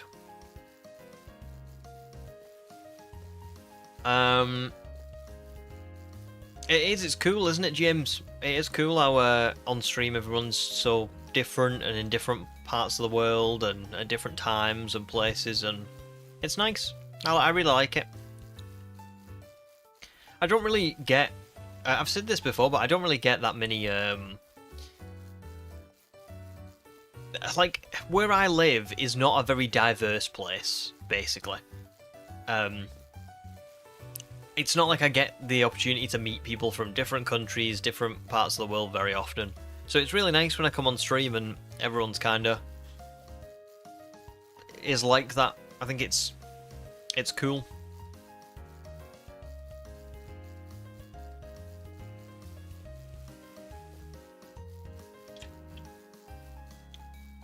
Oh, I got something cool yesterday as well. I don't know if you can see behind me. Can you see the little Wooloo here? I managed to get a pop figure from Edinburgh of the Wooloo, which was pretty fitting actually, because the train journey, we passed so many fields with like sheep in. And you know, I am Galarian, so I feel like Wooloo is probably the Pokemon to explain my heritage. If you squint, you can see it. I'll put it on the I'll go and get it in a second actually. It's really cute, honestly. I know not everyone loves pop figures, but I promise you this one's really cute.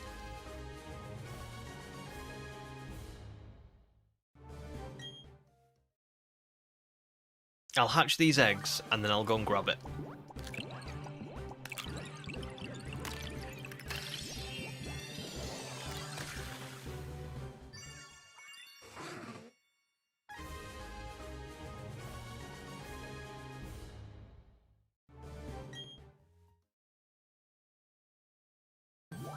It's like playing SV.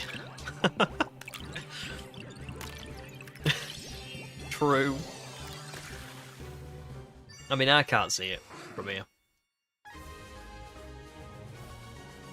It's a little pop figure. I'll bring it close to the camera in a minute, honestly. I reckon you'll like it.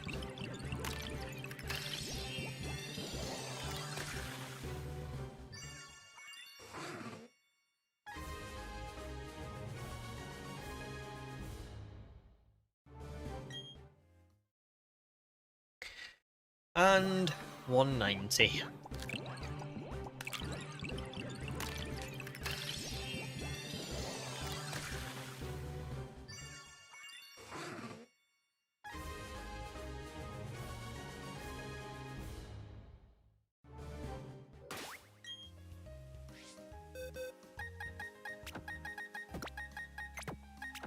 So I'll just swap these over.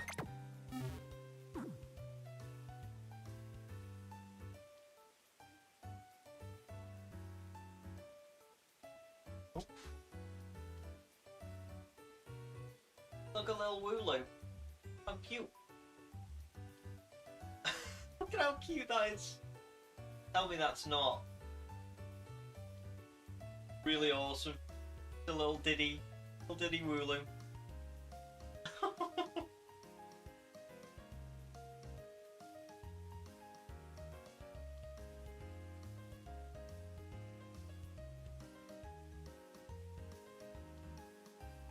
I mean, I feel like sometimes pops don't really like suit. I don't know if anyone will like necessarily disagree, but like I've got like a Mewtwo one, and I don't think the Mewtwo one is like really all that suited to be in a pop figure. Like it kind of just looks, yeah, it's all right. It's just not great. But I feel like Wooloo really suits it. It's like a perfect like little shape, and the eyes don't really look all that different to what Wooloo usually looks like, I feel like. So there you go. If you like Wooloo,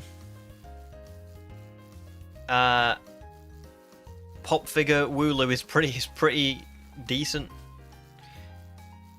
The head is comically large for Mewtwo. Yeah, that's it. I've got a few. I've got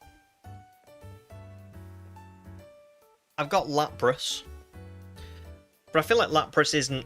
Lapras isn't too bad. I'm all right with Lapras's. Again, you are right. Head comically large, but I do like the detailing on the body and stuff. I've got Lucario.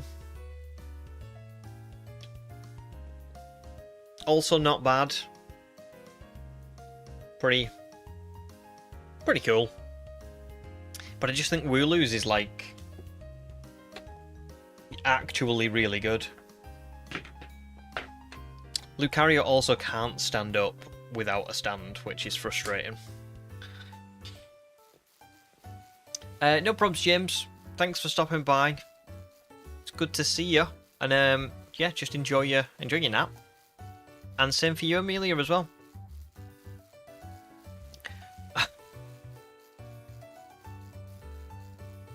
What a message to read. James, I hope you don't dream of Mewtwo heads. Me too. Me too.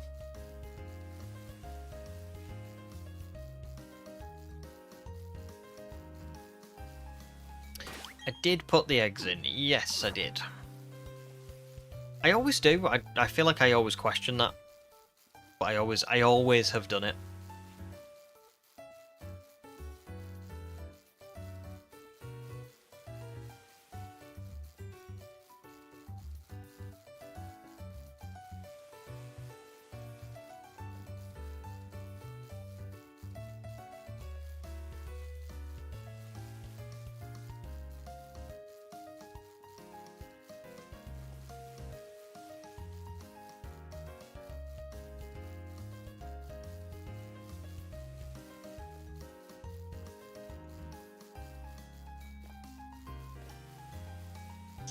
What is your like favorite time of day in BDSP? Because I'm just looking at the screen now and I'm thinking, this like, you know, like the evening sort of color.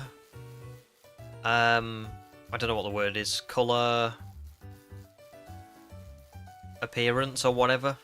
Just the evening appearance. I think might be my least favorite. I like the daytime and I like the nighttime. Well, no, I love the nighttime.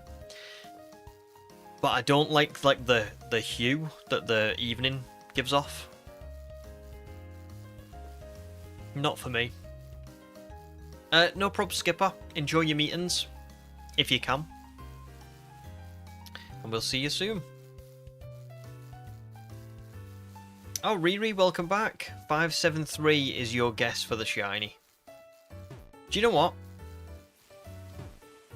573. Oh, 1 second. 573 wouldn't be my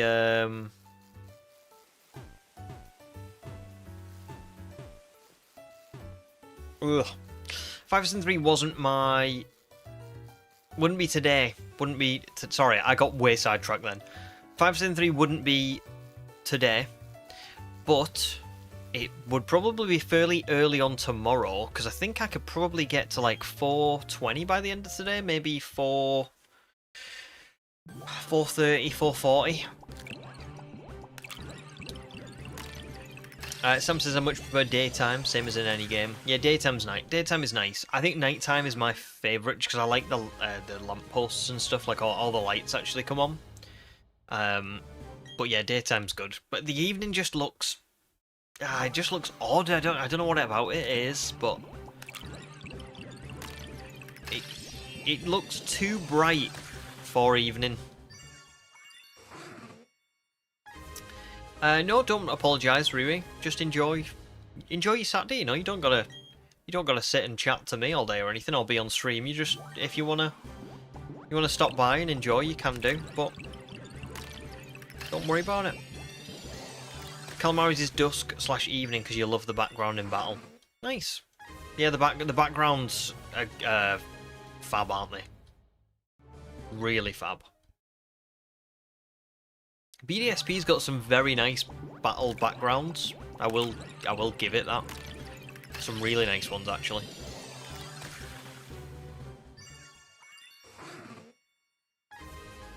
Sam liked Scarlet and Violet's night, and you like when it's super dark and done right. Yeah, definitely.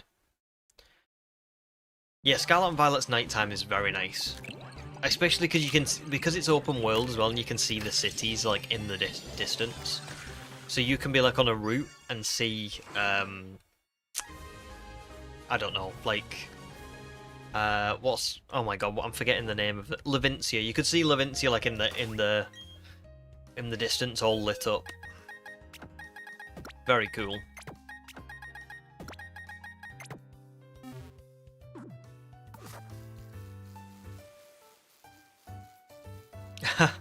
I like nighttime in Scarlet and Violet because then there's way less lighting glitches.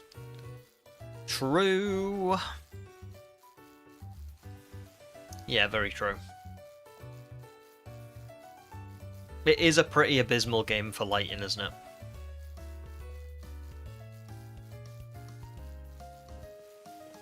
And it's just easier on your eyes in general. To be fair, I feel like I'm like that in real life. I really love like nighttime, or when it's, you know, darker in general. Like, it definitely feels easier on my eyes as well. Like, I would rather sit in a dark room with just the light of my like TV screen or Nintendo Switch screen or my laptop screen or whatever it is than sit in a bright room. It's why I don't like office lighting with them fluorescent lights. Oh, it's just the worst. Sam says, slightly off topic, but you love night racing, especially if it's a proper endurance race. Is that for like the... Do you mean like on your like kart and stuff? I imagine that is like very cool, to be fair. I can totally imagine that. Amelia loves Sword and Shield's nighttime. I'm trying to think of what Sword and Shield's like nighttime was like. I feel like I didn't play it at night all that often when I was streaming it. I actually can't remember.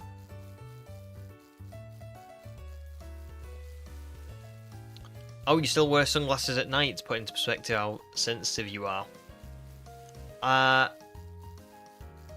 Yeah, of course, yeah. Yeah, because you do get, I've noticed that when I drive at night, I struggle with the lights off of other cars.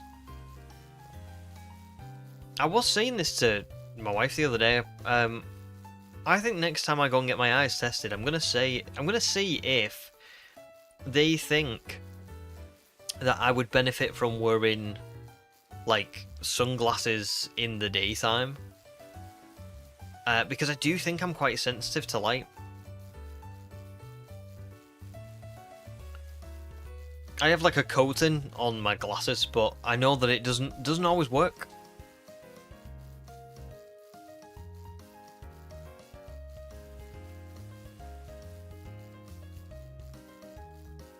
A funny story about me when I was young was I went on holiday to Spain, and obviously it was very hot and very sunny. Now, when I was a kid, I didn't wear glasses. I just didn't. I guess I just didn't know that I needed glasses. And I remember in fact, I'm going to tell this story after the eggs hatch, because there's no way I want to tell this story when a shiny appears, because it will, out of context, be taken in a certain way, or it will just, people will just not know what I'm talking about. So, I will continue that story momentarily.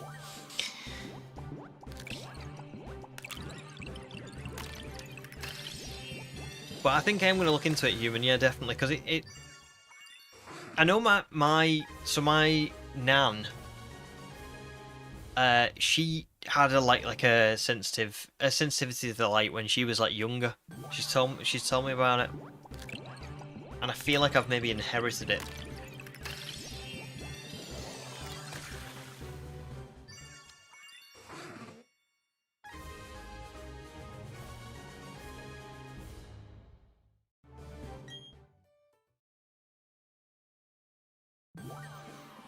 Oh, that's pretty cool. They fit on top of your regular glasses. I like that. That sounds good.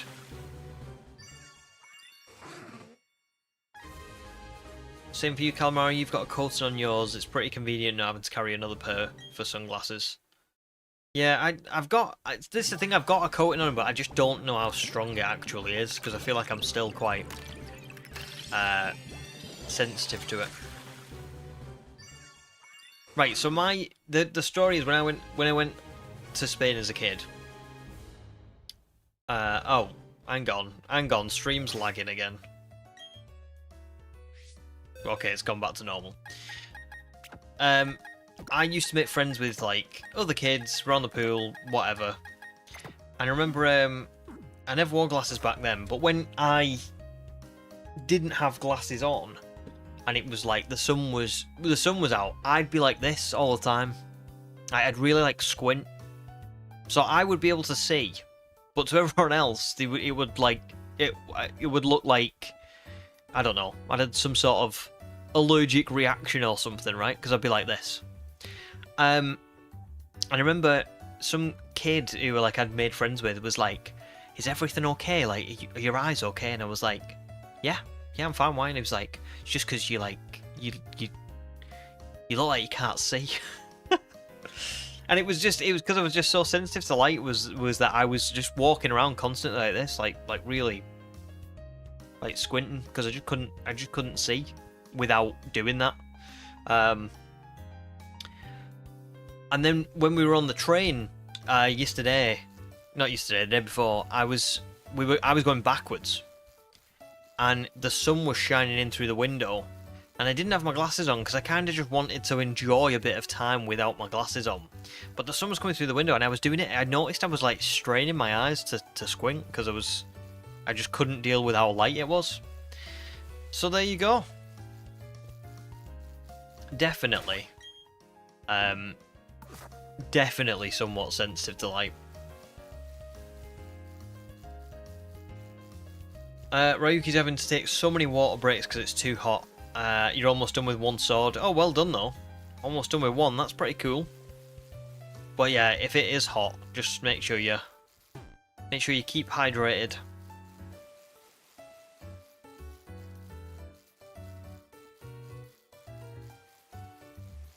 Have I saved yet? I think I saved, let's have a look, 4:50.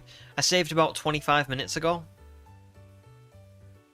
Yeah, that's today, isn't it, right? 19th of July, 2025, 16:58. It's currently 17:25. So, But yeah, I will keep. It's a good shout. It is a good shout. I think if I do mess up, where like let's say I don't know, let's say I've like gone 50 eggs without saving or something like that, what I'll probably do is I look at the number on screen of where we were up to, and I'll like count forward the amount. I'll count the difference between what is on screen and what is in the boxes, and then I'll only hatch from the number onwards that I was at. Does that make sense? Because I think we would be able to find that out. Oh, Levinwood as well, welcome stream, dude. I'm very good, thank you. How are you?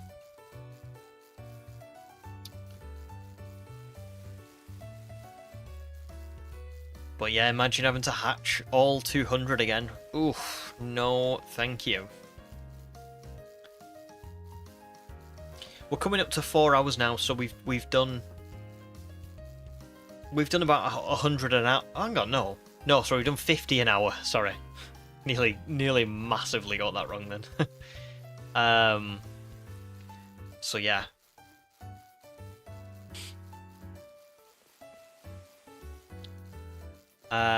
Yeah, 100%. Yeah, you've still got to hatch them out. Yeah, exactly. No, I have streamed a couple. Not streamed. I have saved a couple of times today. I've just not saved like every 10 minutes. I've saved like, I think I've been saving every time I get up for a break.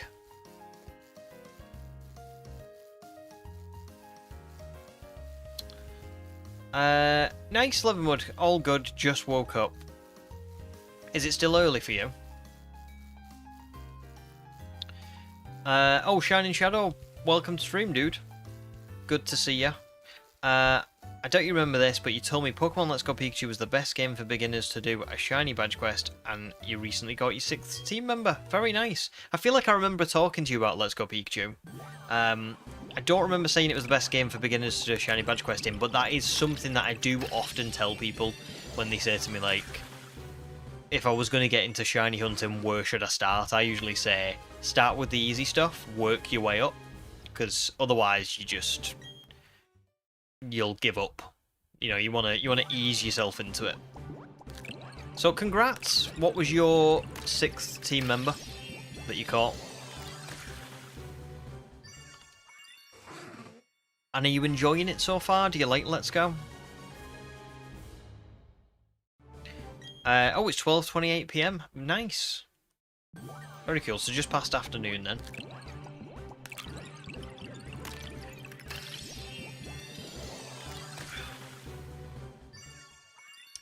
I wish I could stay in a little bit longer. Honestly, I have. I've not been sleeping too well recently because I just keep getting woke. Bucky keeps waking me up in the morning by barking at like random noises outside. And then even on the mornings where he doesn't bark, my internal clock has like set, so I keep just waking up at like 5:30 in the morning every morning when I'm like really tired. So as an example, the other day we got back from the train at like I think I said to you all, didn't I? Like we got back for like 2 AM. And I woke up at 6:30, so I only got 4.5 hours sleep because I was just like, I woke up at 6:30 and I was like, right, I can't go back to sleep. I'm wide awake, so that was annoying.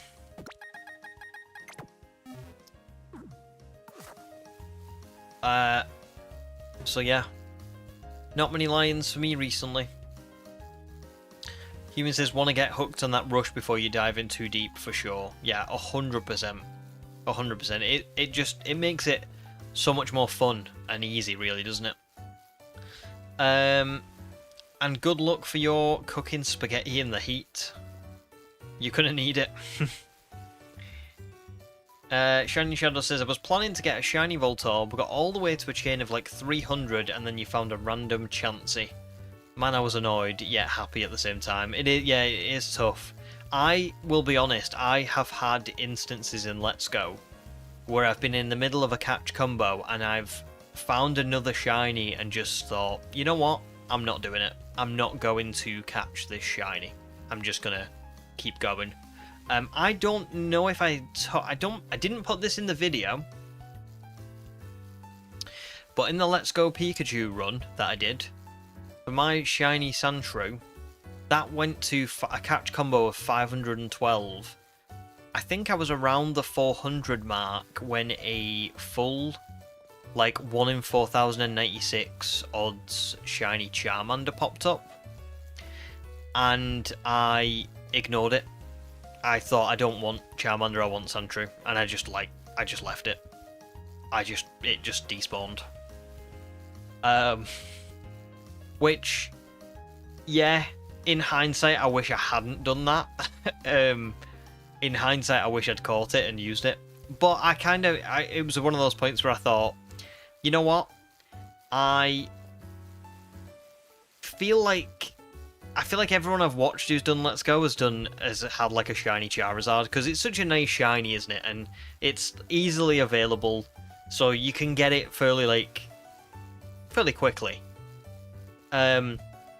Now, if it was a video that was coming out now, I'd be like, I was doing this, and then a full 1 in 4096 odd shiny Charmander appeared. Oh my god, couldn't believe it. It was so rare, all that stuff. But back then, I wasn't used to making shiny only videos. Like, that was my first one. So I kind of just went, I'm already in the middle of this Sandshrew one.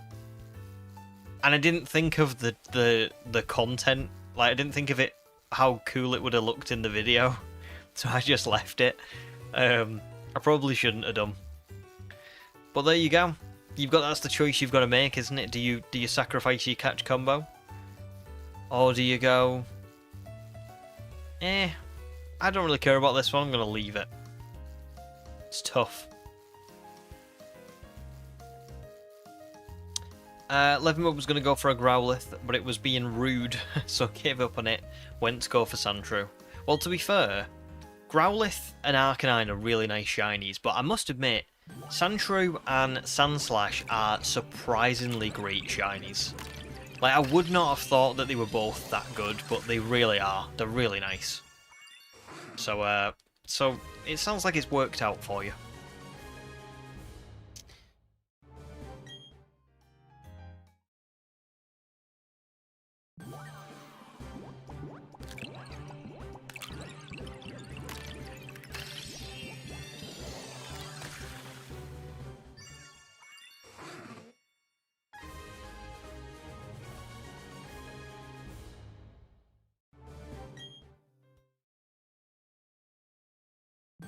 You don't know who to go for next. Whereabouts in the game are you up to, Leavenwood? Like, how many badges, what city are you in?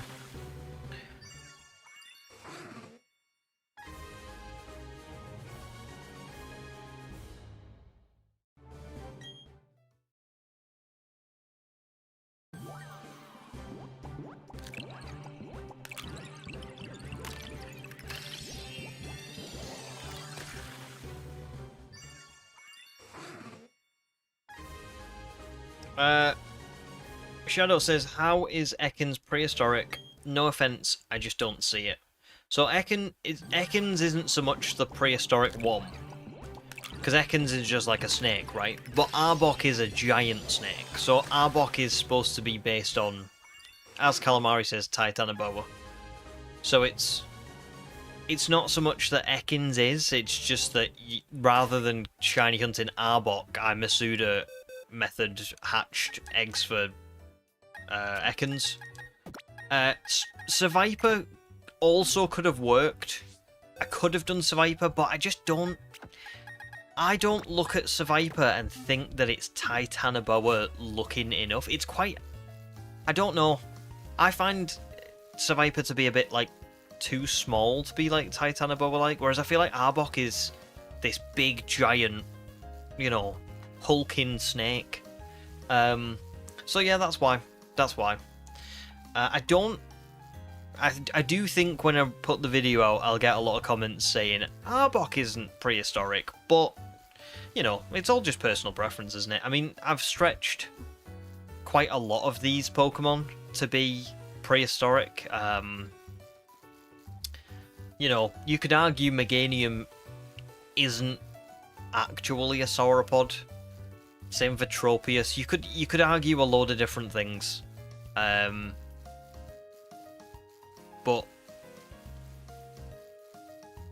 I don't know. I'm quite happy to count Arbok. I mean, should we have a look at Arbok just so we can sort of demonstrate it a little bit. Oops. There's Arbok. I feel like Arbok is pretty, you know? He's pretty gigantic, pretty menacing, isn't it? Especially when you put it to, like, next to, like, look at the size of Kabuto and Unknown. And even Aerodactyl. Like, Aerodactyl's big. But it's not as big as Arbok. Arbok is this big, giant, hulking snake. So, yeah. God, we've hatched a lot of Swinub today already.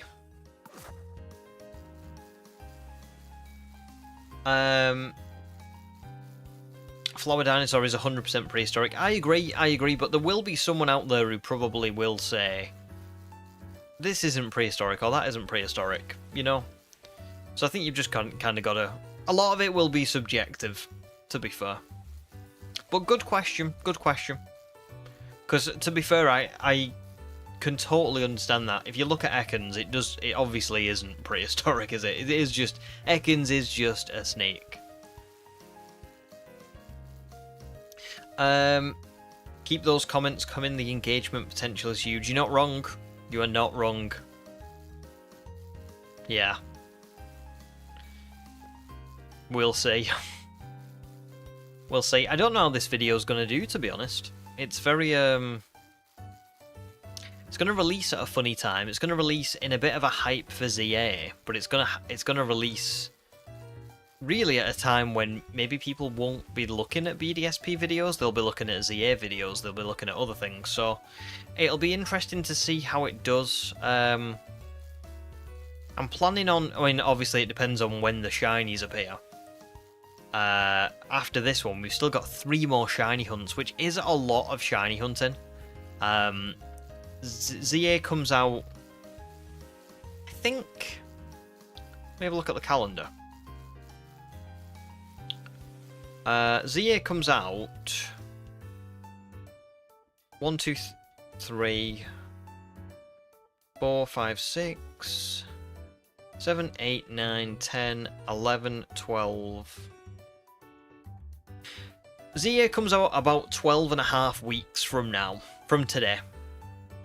And we started this challenge 1, 2, 3, 4, 5, 6. We started this challenge 7.5 weeks ago.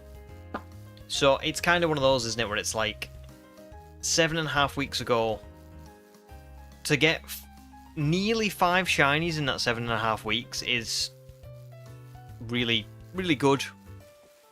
And to have 12.5 weeks before ZA comes out is is also awesome.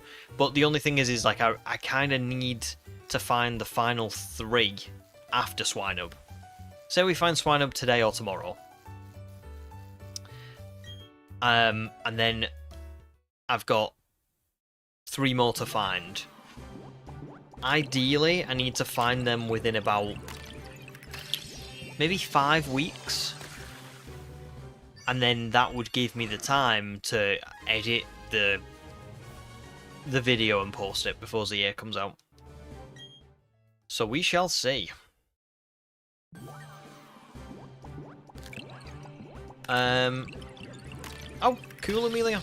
You watch the stream on your iPad and type on your phone. Awesome. Shining Shadow, can't wait for the Pokemon Presents. Me neither. It's going to be awesome. And Calamari says, who knows, hopefully it won't be as divisive. Yeah, me too. Me too. I think some people will... I don't know. I think a lot of people will comment on Ekans, but I don't know if... I don't think the rest of them they'll comment on. But I stand by Ekans, so...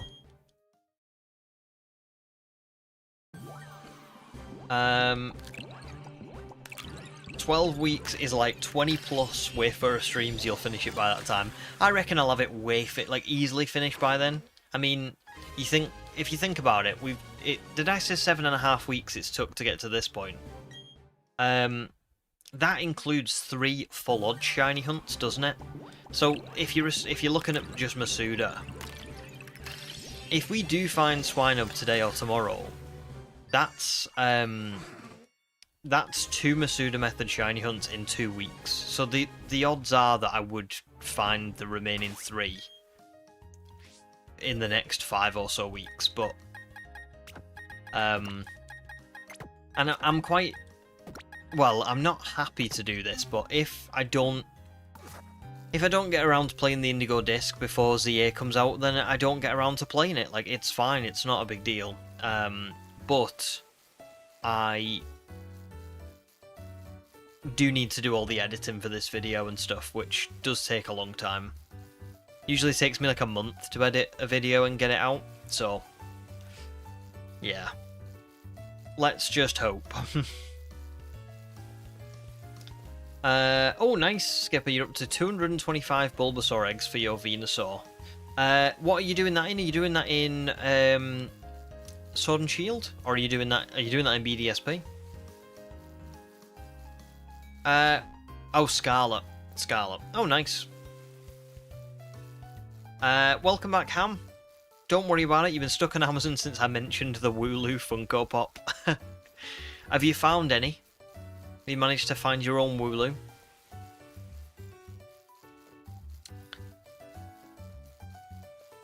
I've just been trying to, like, every time me and my wife go on holiday, or I go to a new place, like, I don't know, you know, when we went to Rome, Edinburgh, there was another one as well, can't remember where else I went. I went somewhere else and I got like a little collectible. What I'm trying to do is every time I go to somewhere new, I get like a Pokemon figure or like bit of merchandise or something, and then I can look back at that little piece of merch and be like, oh, that was from when we went on holiday to this place or that place. So yeah.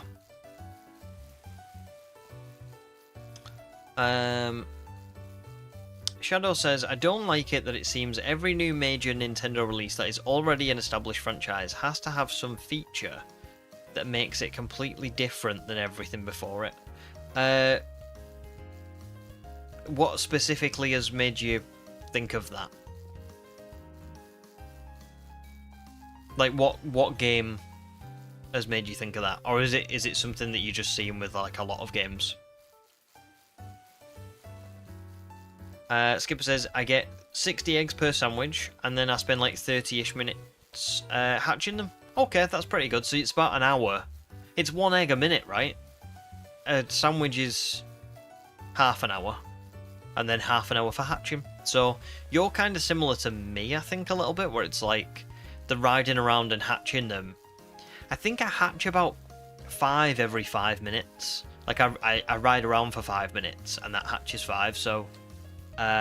it's kind of like 60 an hour-ish. Not entirely, but ish. Oh, fair enough, Ham. Oh, I tell you what, Ham, I've seen a few good Jurassic ones recently. In fact, I used to have a lot of really good ones. I used to have the Jeep. I had the Muldoon set where he was attacked by the raptors, and I had Ellie with the Triceratops. I had John Hammond with the Gates, and what else did I have?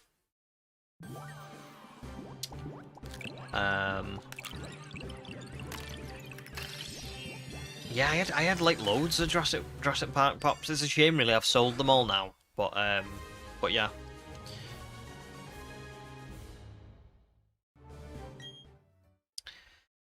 I would agree with. Oh, hang on, no, I've not finished with Hams yet. Amelia's got a Pikachu and Eevee Funko Pop. Very nice. Eevee's nice to have as a Funko Pop. I've got a Pikachu one behind me somewhere, but yeah, very nice. Ham says, I also found a really cool Amber T-Rex that came out on the Jurassic 30th anniversary. Very cool. And the Hammond Collection Allosaurus was at a good price, so I bought that one as well. Very cool. Nice, dude. These all sound awesome, to be fair. Really awesome. Yeah, and I would agree with Calamari. I get what you mean, but at the same time, Pokemon's been here for more than 20 years. It's bound to go stale gameplay-wise if nothing changes. Yeah, that's, for me, Pokemon has to adapt to survive. Like, I don't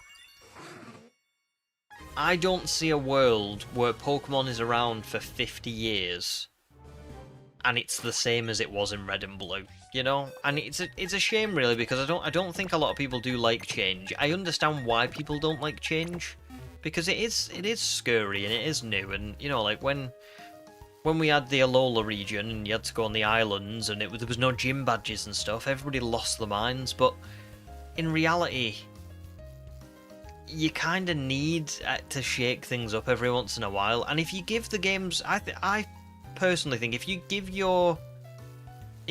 the games a chance with the new style, the new gimmick, the new Pokemon, the new region, the new story, whatever it is that's changed, I think you'll find positives for the most part. I just think it takes a bit of getting used to. It is tough, because can I just say, I'm not disagreeing with your point entirely, because to some degree, when you love something and it changes, it is scary, isn't it? Right? It is quite difficult to grasp that thing changing so much that it's not really the thing that you love anymore. But what I will say is, if you love Pokemon, if you love Donkey Kong, if you love Nintendo as a whole, my point would be, if you love them, you want them to carry on, don't you? You want them to be around for as long as possible. And I think they're only around for as long as possible if they do change and they do try new things and they do keep people coming back. Because while maybe you want them to remain exactly the same, there'll be like thousands of people out there who'll be like, oh, there's no point buying Pokemon because it's just the same every year. And I have seen it with like games like FIFA and Call of Duty. People will say like, oh, it's just the same every year. It's just the same every year. And they do get to a point where I think I'm not saying they necessarily are dying out right now, but there will come a day where people kind of just go, there's no point buying this game anymore because it's just so... I've done it over and over and over and over and over again. So it's tough. It is really tough, isn't it, to toe that line. But we're all entitled to our own opinions, you know what I mean? If you don't like it, I do understand why you don't like it. I think I just kind of look at Pokemon and kind of think it has to try new things, otherwise it will probably die out. And I don't want it to die out. But let me catch back up. Shadow says, new Donkey Kong is so different than the last one. Animal Crossing New Horizons changes almost everything, and Pokemon is slowly changing the battle system and route-to-route thing. So what you're concerned about is specifically that Pokemon, like ZA is changing the battle system, so it's changing the absolute core of Pokemon. And what I would say to that is totally understand it, totally understand the worry about it. However, ZA is at least a spin-off. They might, in fact, I don't think they will do that in the, you know, in Gen 10. I think they'll go back to the normal battle system. Because if you look at Legends Arceus, Legends Arceus released with this new battle system, this new thing of running around and being able to throw Pokeballs and all this stuff, but that's not carried on. You know, the games that have released since then haven't done that. So I think they'll probably keep it to the spin-offs, like these like unusual mechanics. Kind of like what Skipper said, the Dragon Quest has had mostly the same battle in the main series, but with very, very small changes between each new game, but the spin-offs are where they change a lot more drastically. And I think that's probably what Pokemon will do as well. So it's kind of like, unfortunately, you might not like ZA, but Generation 10, I reckon, will go back to the normal battle formula.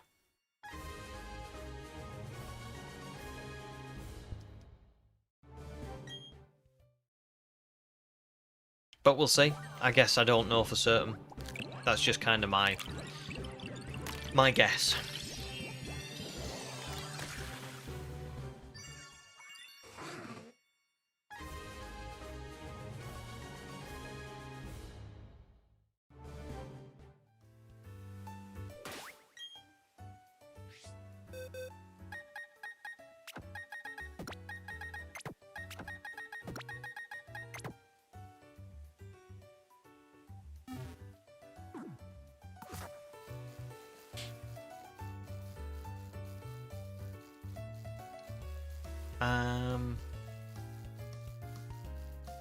I don't feel like I've heard of Dragon Quest, to be honest. Or at least I've ever played it.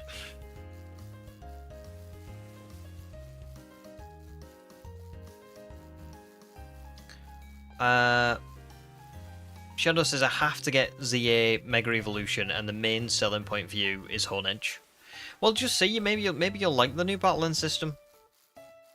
Not tried it yet. I mean, and same for me. I think I'm gonna like it. Maybe I won't like it. It's hard to know, isn't it, until we've got the game and we're playing it. But the thing is if I feel like a lot of people, and there will be people out there, like I know quite a few people in our chat haven't liked Legends Arceus because it's difficult, isn't it, compared to regular Pokemon. Instead of being this thing where it's all menus and you can just select whatever you want, you've got to run around and do everything for yourself. And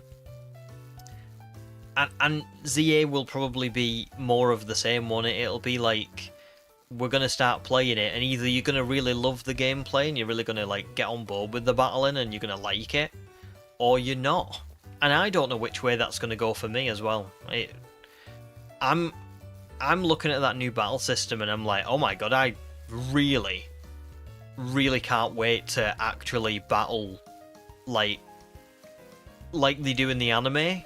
I think it's going to be awesome. But when I get into it, I might kind of go, actually this isn't all that good. I don't know, it's tough. Maybe I won't like it to begin with, and then I'll get more into it and I'll be like, oh, this is great. Maybe I will love it to begin with, and then as it gets more difficult, I'll be like, oh god, this is a bit too much for me. I don't know. It's really hard to know without having the game. For Arceus, Human says, I'm too spooked of the angry Pokemons coming for me. Calamari says Paris needs to chill out. That's it, isn't it? Exactly. Arceus wasn't everyone's favourite, and ZA is going to be more of that, more of the same. But look at the Pokemon VGC, right? Look how popular that is and how much they put into it and all the rest of it. I would be very, very surprised if Pokemon ever fully comes away from turn-based mechanics. I think they'll do it for spin-off games, but that's like, you know, look at Pokemon Ranger, when the catching mechanic and the whole concept of being a trainer and like owning a Pokemon wasn't a thing. Look at Colosseum with the shadow Pokemon and all, like how that worked, and having to like catch the other trainers' Pokemon. Arceus with the whole being able to run around, all that kind of stuff. All these like spin-off games where they've got these weird mechanics, they've never come back. They've never really come into the main games and stayed in the main games. The main games have more or less stayed quite true to what they always were.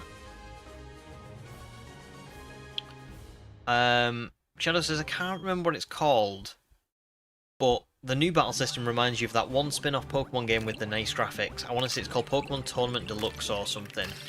Is it, Is it... Yeah, is it... Oh... Is it Pokken? Pokken... I feel like that might be it. It reminds me a little bit... I've not played Unite, but I've seen clips of Unite. It also reminds me a little bit of that. So... I guess we shall see. But I think it's going to be fun. I do. It might have been on the Wii U. It might have been.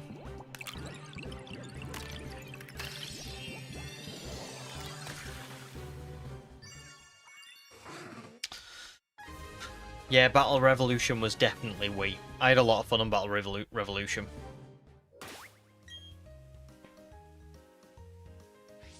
Unite is just a really chaotic game of basketball.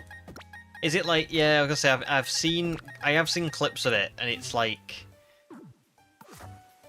it does remind me a little bit of that, but I think, I don't remember what Pokken was like. I thought Pokken was more like, almost like Mortal Kombat-esque. Or like Smash Bros, kind of, but without the platforms.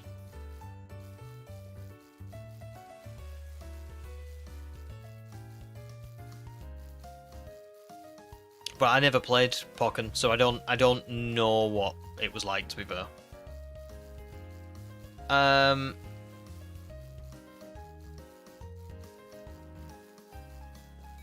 Oh, that never clicked to me. Pokken is Tekken, but with Pokemon. That never clicked. Ha! There you go. Now that I've heard it, I can't unhear it. But before I'd unheard it, I just thought it was like a translation thing.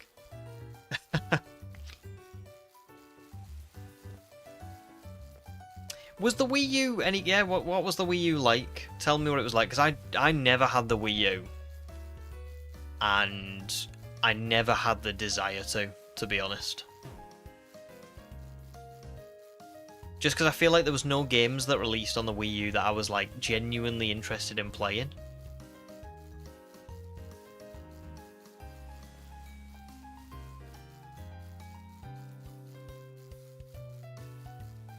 And Shadow says, Unite was basketball, but even more incredibly monetized. Yeah, that doesn't surprise me.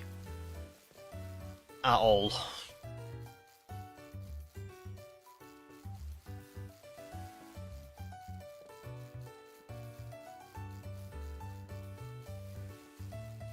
The original Hyrule Warriors was actual peak for the Wii U. I don't remember, I don't know Hyrule Warriors, to be fair. Again, this is probably my, like, only playing Pokemon knowledge letting me down.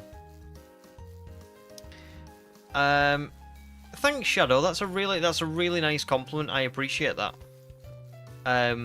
Yeah, thank you. Thank you. I do try. I mean, the problem with me is I would upload way more often if it didn't take so long to make the videos, but as you've seen, you know, shiny hunting, for at least for the games that I do, it's a very long process, isn't it? So yeah. Well, thank you, that's really kind.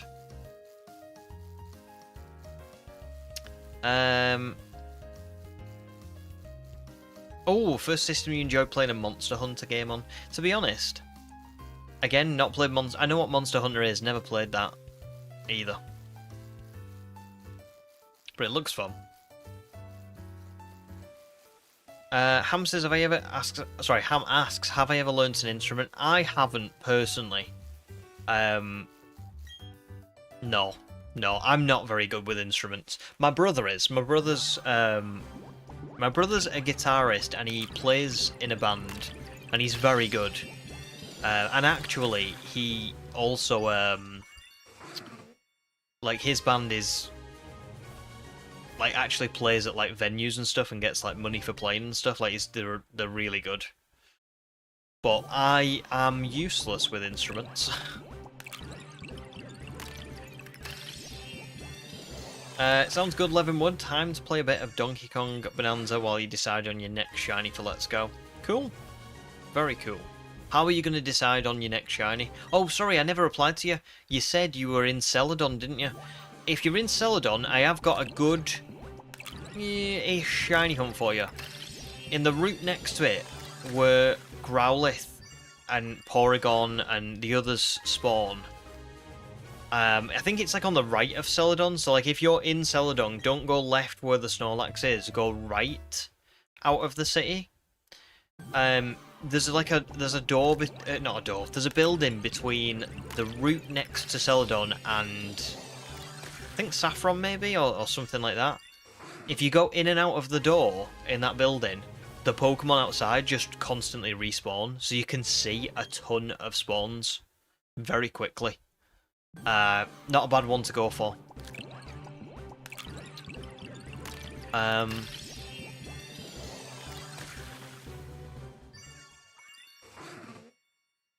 do play an instrument, I play the Switch. And I play it damn good.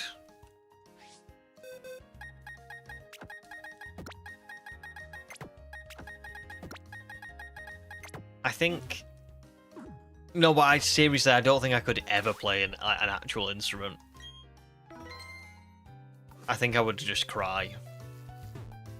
And do you know what's very impressive about my brother is my brother has genuinely, like, he didn't take lessons from anyone, and he learned to play guitar all on his own. He was like self-taught, watched videos online, did it all himself, and like did music at like his college and stuff, and then has worked his way up now to a point where like he's in a proper band, and he only started learning about the time maybe just before like COVID came out, so like he's not been like learning it for that long. You know, some people who learn instruments do it from being like really young. He only started quite late, really. Maybe at about being 15, 16-ish. Actually, no, maybe 14, 15. So really impressive, to be honest, from him. I have not seen Amazing Digital Circus. No, I haven't. Amazing Digital Circus? No, I've not even heard of it. Sorry.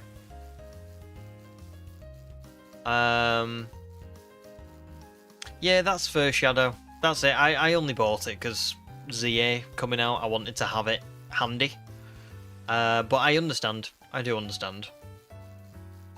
Han plays piano, very nice, but he recently got burned out from playing it. It's difficult to learn, isn't it, piano? And play. Oh, and Calamari does as well. That's awesome.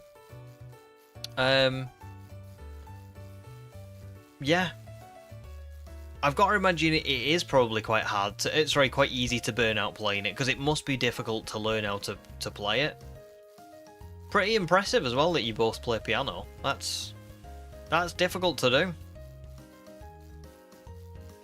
When COVID came out makes it sound like it's an album drop. I know, do you know what? The second it came out of my mouth, I knew that I'd said it weirdly.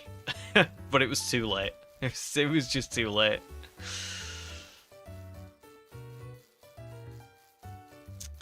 But yeah. You know what I mean. When that happened, when all that happened, Shadow kind of wants to learn to play the piano to jump scare anyone who walks into your house with the Cynthia theme. I love that, to be fair. That's a great reason to learn an instrument. And you never know, you might learn more stuff as well through that.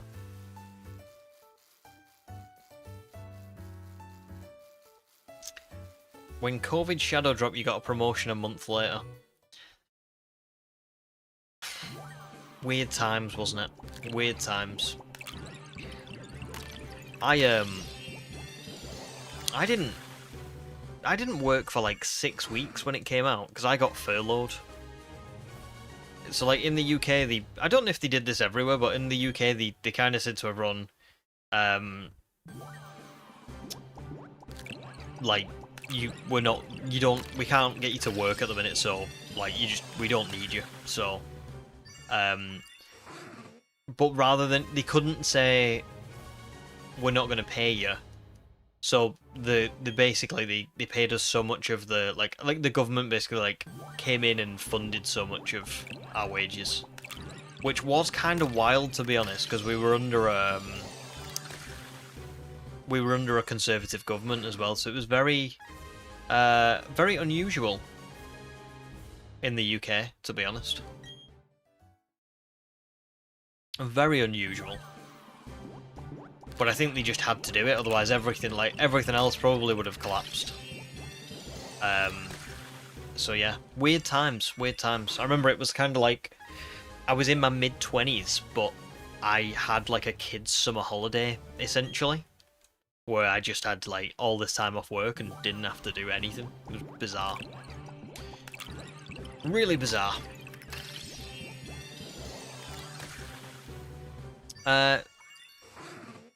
Oh, Demi, you were furloughed for 6 months. Wow, that is a long time, dude. Yeah, crazy, isn't it? I mean, to be honest, COVID is really, really why I ended up starting YouTube, because even though obviously I only started this channel like way later, I had those 6 weeks off, so I learned to edit and start a channel and how to do everything, and I just carried on from there. And then that channel wasn't very good anyway, but it gave me like the starting thing. It was a funny time, wasn't it? Very funny time. I also saved all of my house deposit in that like year that we couldn't do anything, which was as you can imagine pretty crazy. So there you go. Oh, that's cool, Calamari. Started playing the xylophone and then transitioned to piano for 2 years. Kinda got bored of it though and went back to playing your Pokemons. To be fair, understandable. And at least you did it, you know, at least you did learn for at least a while. Yes, Skipper, I can totally imagine why. Totally imagine why. Yeah. Which is, it's funny, isn't it? Because, like, listen, I have a rule, don't I, on stream of not getting too serious about things, so I'm not gonna go too far into this. I'm just gonna say a surface level thing, and then I don't want to, like, we're not gonna, like, get into it. But my surface level thing is, it was a weird time, because I think, for some people there were positives, and for some people there were overwhelmingly like awful negatives. It's just such a strange period of like history. Yeah, really bizarre, really bizarre. But obviously, wish it just didn't happen at all, really.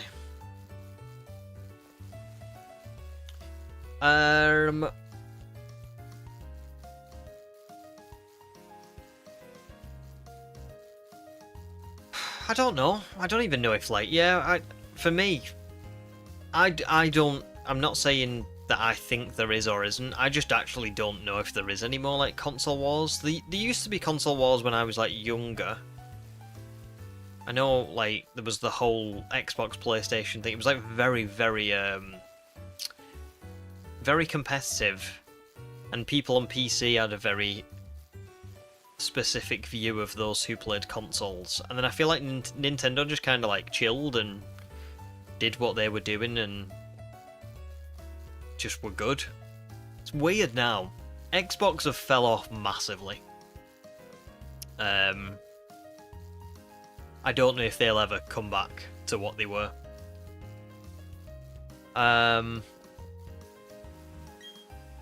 Yeah, I don't know about PlayStation. I feel like PlayStation are just doing alright, but I don't get involved anymore, really. well, I say involved. I don't mean I ever got involved anyway. I was never like, oh, you got a PlayStation? I'm not speaking to you. But I just mean, like, I knew a little bit more about it when I was younger and when I had the consoles. Now I just kind of, I have my Switch and I don't really see what goes on Xbox and PlayStation all that much anymore. Other than the fact that I know that Xbox are just making some very strange decisions in the sense of they were talking about letting other platforms have their version exclusives, and they haven't really made any good version exclusives for a while, and I just don't really get why you would buy an Xbox anymore, personally, unless you just really like Xbox, but it seems like PlayStation have got the better exclusives. Yeah, I just don't really... I feel like Xbox 360, PlayStation 3 was the console wars. Like, that was the big... You know, you had Halo on Xbox 360. Halo was in, like... Was in, like, movies and... like, I'm talking, like, the adverts for it were shown in cinemas, and they were on, like, Burger King, and they were on the side of buses, and it was, like everywhere. PlayStation had like Uncharted and The Last of Us and stuff like that, but it was more, I don't know. I think it was at its peak back then, but I don't really feel like it's like that anymore.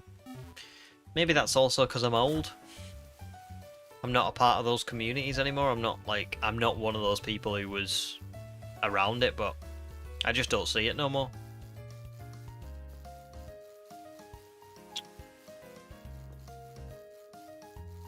It's all fun and games until Wayfarer releases a W-shaped console. Oh god. I would if I released a console, I would probably mess it up and I'd get cancelled. Speaking of which, does anybody remember when Soldier Boy released a console? That was pretty wild. And it was... Well... I don't even think I need to say anymore. Because I bet a lot of you don't know about that. So if you don't know about it, that tells you how it went. That tells you how good it was. I would agree, exclusives are stupid. I don't like exclusives. I understand the concept of them, but I don't like them at all. Oh, no way, you just talked about him yesterday. That is weird timing. I haven't talked about Soldier Boy's, like, console for forever. Yeah, it was just... Yeah, it was just... I'm trying to be... I'm trying to be diplomatic about it, but... It was terrible. JonTron's got a good video on it. I remember watching that. I think that's how I found out about it. That was wild.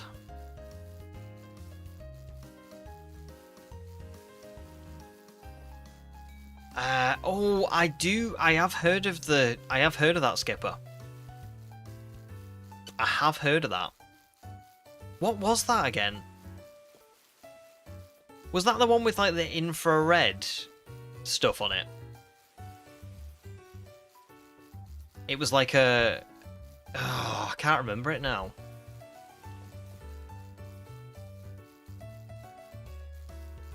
I really can't remember it, but was it like the infrared thing? I don't know. You only remember the name. I remember seeing one that released and it boasted this new infrared technology, and it was like saying it was going to change gaming and everything, and I think it released like one game, and it cost an absolute shed load back then, and it was like the worst thing ever. I just don't know. Oh, it was a console for mobile games. I'm thinking of something else then, I think. Yeah, I think I must be thinking of something else. Am I thinking of the Virtual Boy? Don't know. I really don't know. I feel like it had like a... Let me have a little... I'll have a look in a minute.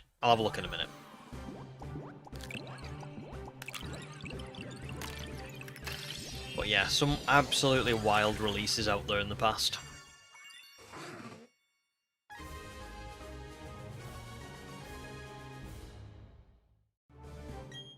It was a kickstarted console and it failed hard. Yeah. I just don't think that... I don't think that was ever destined to do well. From the sounds of it.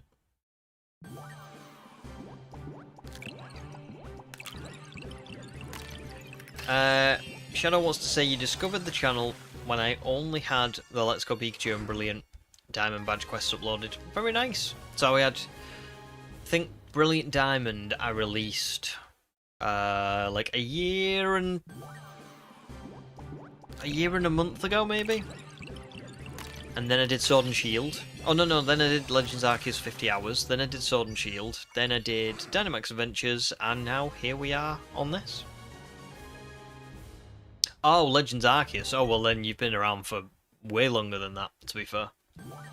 That was like,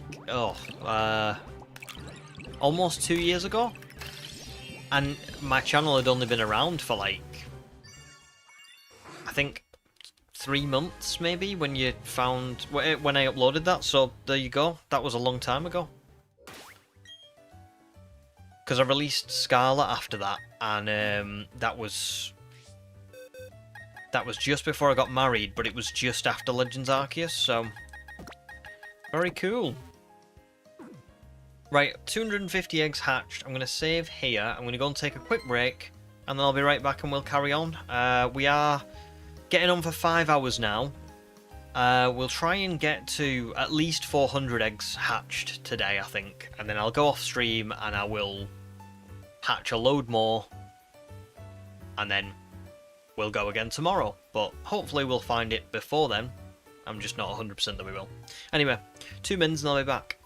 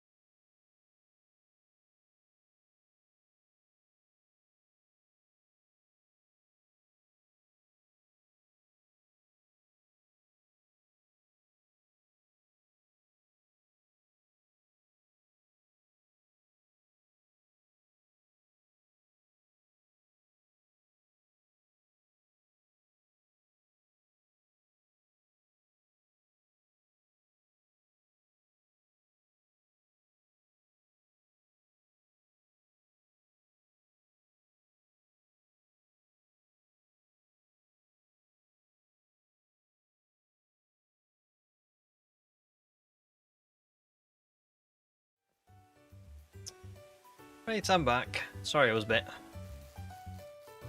bit longer. I went and got a drink. And I think what I'm going to do is go for another hour or so. And then I'll go and take a little bit longer of a break so I can go and give Bucky his tea and let him out and stuff. And then I'll come back for a little bit longer after that, and then we'll hatch the remainder. But I think we should get to 400 still, either way.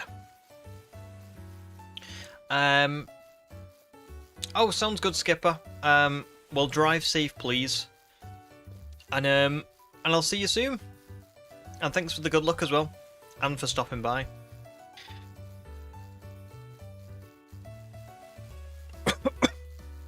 Excuse me.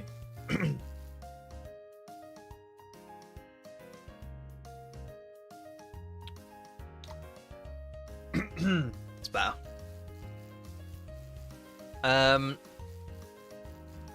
Yeah, Levin, yeah, you could go for Porygon. That'd be cool. Dogs shouldn't drink tea. No, they should not. They should not. Bucky actually does like tea, just for the record. He, we don't, can I just say, we don't give him a cup of tea, but he does occasionally sneak a little bit of the, like, the last little bit. He does like it as a treat.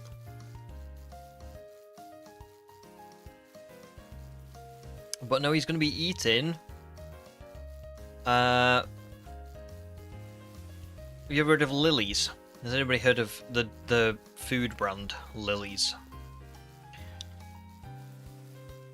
It's quite fussy, Bucky. So we have to like find something that he will actually eat.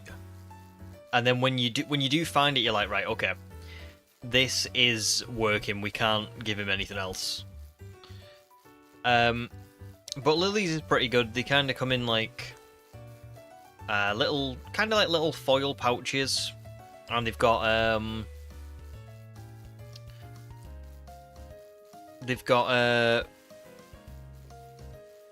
like different flavors, you know. So like they've got campfire stew, Sunday lunch, cottage pie. And they got a fishy one, like can't remember what it's called, fish pie or something. What else have they got? Lamb hot pot. And they are actually like little the dog food, but the wet dog food, and they're quite like they've actually got like real bits of food in. They're not just kind of like mixed together processed food. They do look like they've actually been kind of put together with a bit of thought. So they're pretty cool. You legit thought I was about to feed my dog flowers for a moment. Oh, because Lily's. Yeah, of course, yeah. I didn't even think of that. Like that the thought did not occur to me at all. Yes, it's just a brand. Pretty good, to be fair. And he must like them, because he's very fussy, but he does eat them.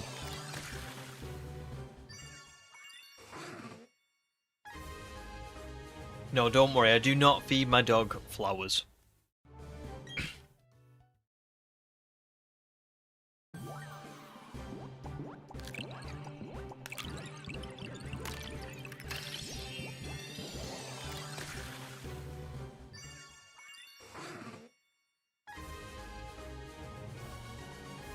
But I'll leave him for a while, a while longer. He's alright for now. He's sleeping, to be honest. I know you can. I don't think that's a bad question at all, Amelia. Bucky is. He'll soon be 3 years old, so he's still quite young.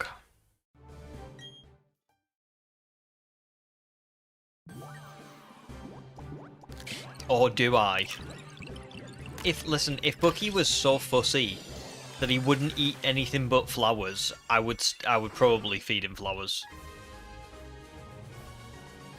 If it was between that and him not eating anything at all, I would probably have to feed him flowers. But no, thankfully, we found him something that he will eat. that is not flowers, which is great.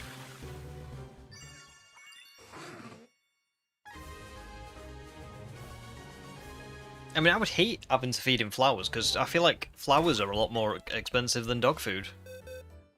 A lot more expensive than dog food.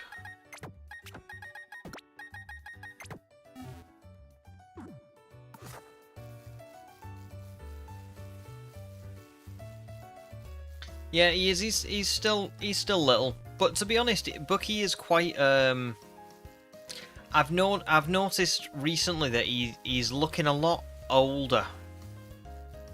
Not old, but older. Like, he's starting to look like an adult dog. I don't know what about him I've noticed. I just kind of. He just maybe it's that he's like filled out a little bit more. But yeah.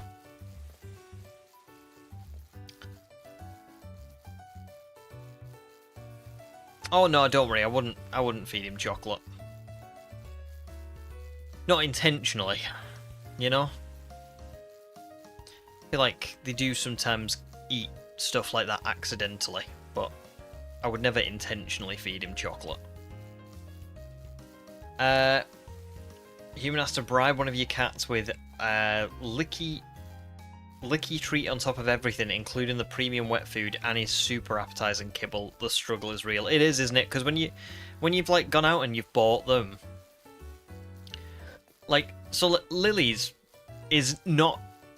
I'm not saying it's expensive, but it's not cheap either. Do you know what I mean? Like, when you go and get dry dog food, where it's just like the little sort of crunchy, almost like cereal, but it's dog food. He hates that, and he won't eat that. But he also, we bought him wet food before from different brands, and it is pretty agonising when you go and spend like £10, £15 on a big pack of dog food, and you're like, let's try something new, Bucky, and he just won't even like eat it. And you're like, well, I can't take this back now because I've had to get it out of the box and give you one of them for you to eat it. So so yeah, Lily's he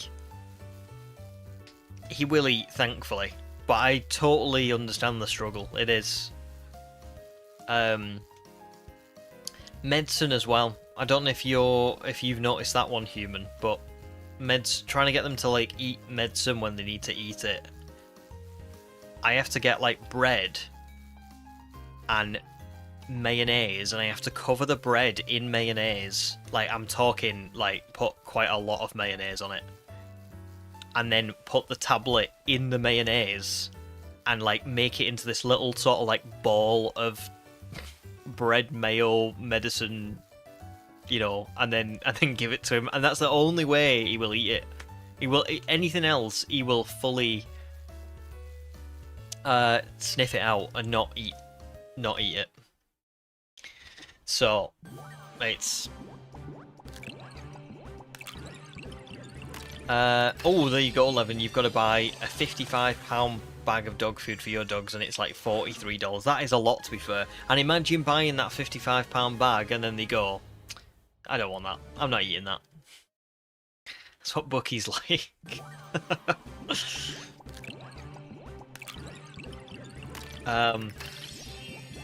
The same cat will eagerly just eat the medicine straight up raw.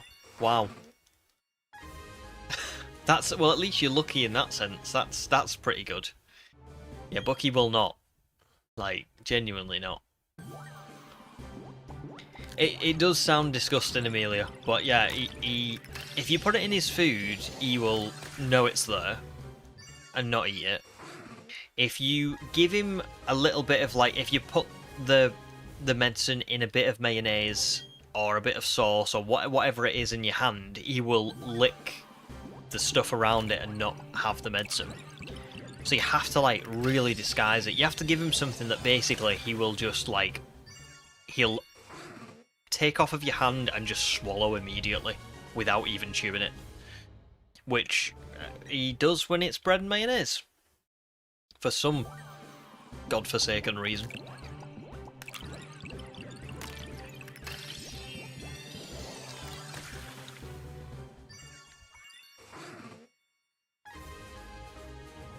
Your dogs eat everything. It's funny, isn't it? Because it's good that they eat everything, but do they ever eat things that they shouldn't eat as well? Do they ever eat, like, I don't know, like things that aren't food?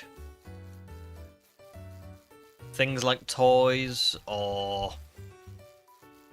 Yeah, that's it, isn't it? That's the trouble. Bucky, for the most part, is pretty good. He doesn't eat something if it's not food, but then that comes with the thing of he's quite picky.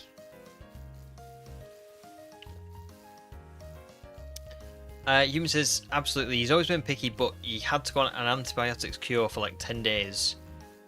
And you chose bribery a la Licky Treat, and yeah, he was spoiled for life. Ah, I see. I see. This is like learned behaviour. That's quite funny, to be fair. Oh, they don't eat toys or anything. Okay. Alright, well then that's good. But do they eat things that are other than food? Or do you just mean they will eat anything if it's food? Because that's good. If they'll eat anything that's food, but they won't eat other stuff, that's really good. But usually when dogs eat everything, they will also eat things that they shouldn't eat, in my experience. And that's where it becomes a problem.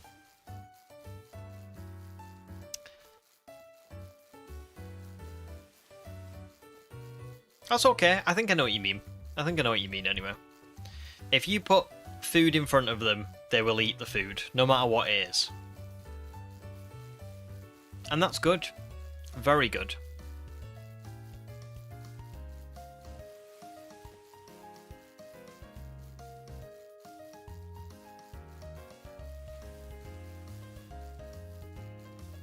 Ooh.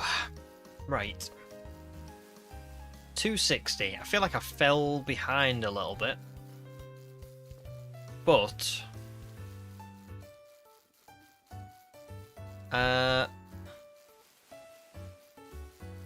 in fact, I've definitely fell behind a little bit, because I was gonna...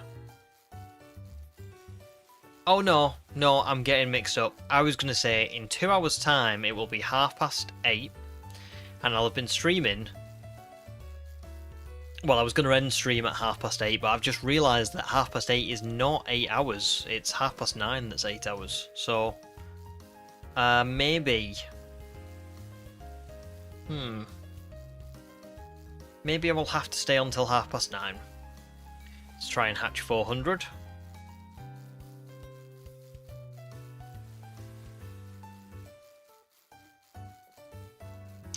Levin says, my cat Ashley, if I don't drink my coffee right away, she sticks her head in and drinks some of it. Oh, yeah. Bucky does that with tea. Like, if you... Oh, he's here. Speak of the devil. Hello. Are you coming joining us? Come on, then. Come here. Come on, you ain't my good luck charm. Right on time. Hey. Oh. Watch your head on the microphone. Hi. Hello. He's here. He's here. Are you going to be my good luck charm? Okay. Thank you. Thank you. That's very nice. Yeah, thank you. What are you trying to do? What are you trying to do? Tell me you're tired, is that what it is?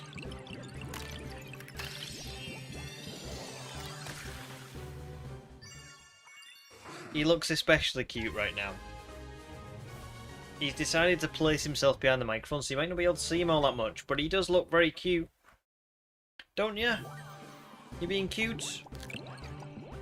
You being cute? Yeah. He's a good boy. Doesn't look like you, my good luck charm, though. Not worked, has it? Oh, there is one more. There is one more. One more chance. This is gonna be the one. Oh.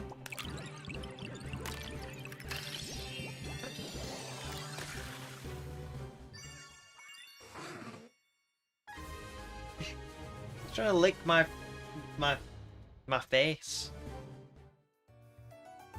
Right, now we swap them. No. Can't lick my face. No, no, no. Can't lick my face. Not right now.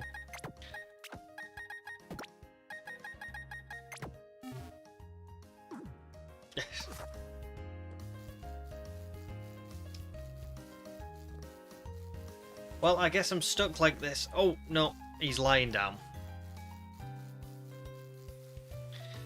He's lying down. We're all good. Streamer calls innocent puppy evil live on stream. Speak of the devil. He can be the devil. I mean, you heard him all. You all heard him bark earlier on, didn't you?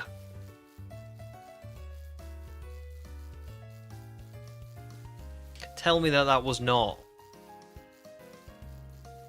an evil bark.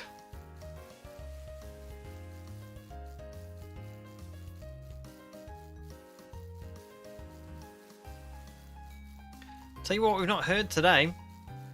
The lake theme.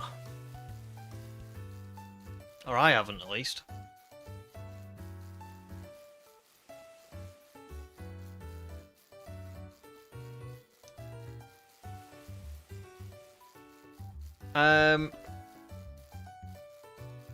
Nice, Amelia. That's cool. That was just a regional swine-up cry. Well, it was evil. No problems, Calamari. Thank you very much for joining. I'm glad that you're all safe and well after the weather. And I'll see you tomorrow maybe, but if not, I'll see you whenever I see you.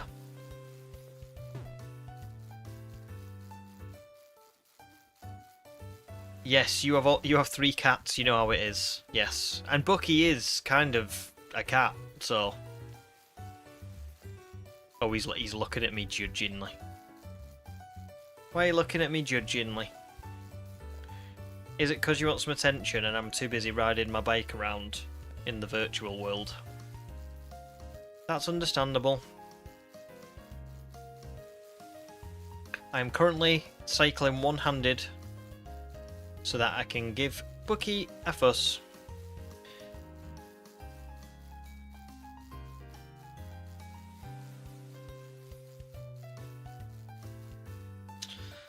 Yeah, they don't like fireworks, do they?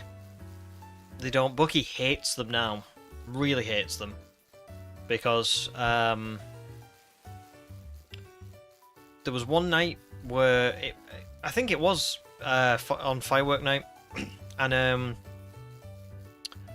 he really needed to go outside, but I didn't want to let him out when the fireworks were going on because I knew it would like scare him. So I waited until there was no fireworks at all going off, and then while it was quiet, I let him out. I remember I let him out, and as I let him out in the garden, like a house, maybe like a street or two over, set off, and like 1,000 of them. Honestly, it was crazy the amount that went off, and it was really loud. It made me jump. I remember I like physically jumped at the noise, and he went mad. And then he came in, and he's been scared of him ever since. But it was just like really bad timing, wasn't it?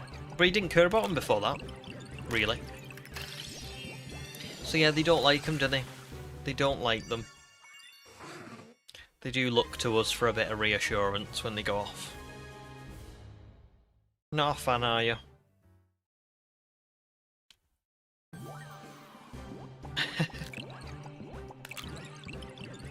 They look so funny when they're tired.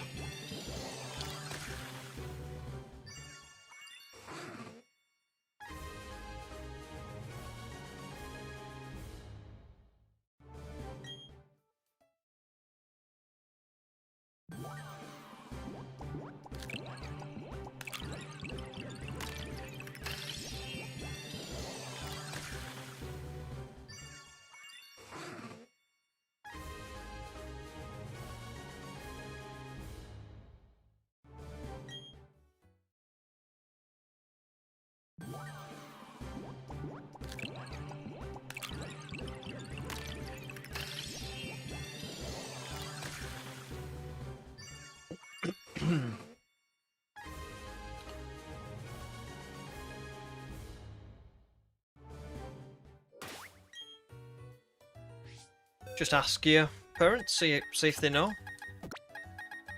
They might do.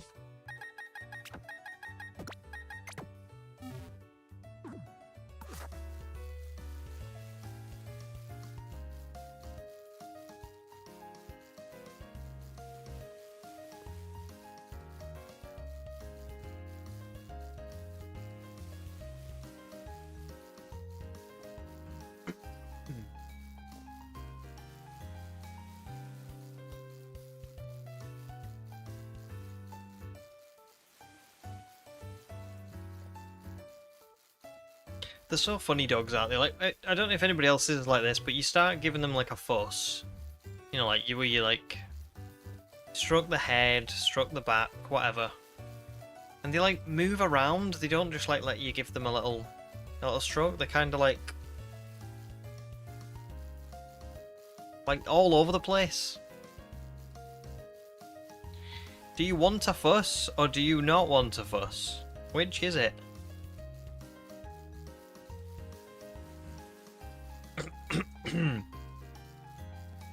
Oh, there you go. Betty is 6 and Bumble is 3. Cool. So still quite young then.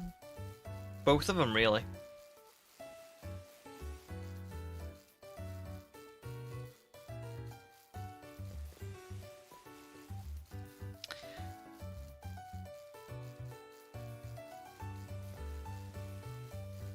You have a similar problem, human.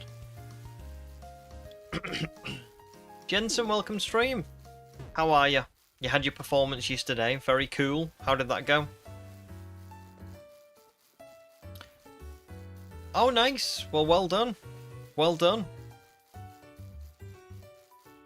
That must feel good.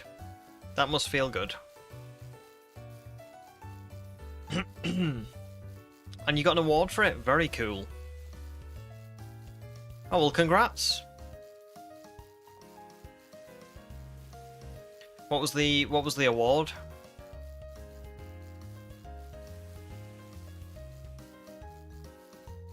Stream's been good today, thank you. Yeah, really good. I mean, we've hatched a lot of eggs. I've hatched 270 so far. Still got a few hours left, so hopefully we'll get a few more done before the end of stream. And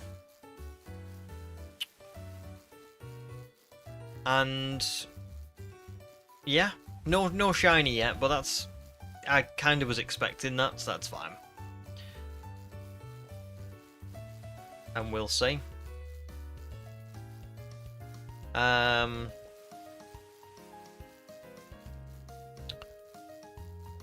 nice, you got like a trophy with a plaque on.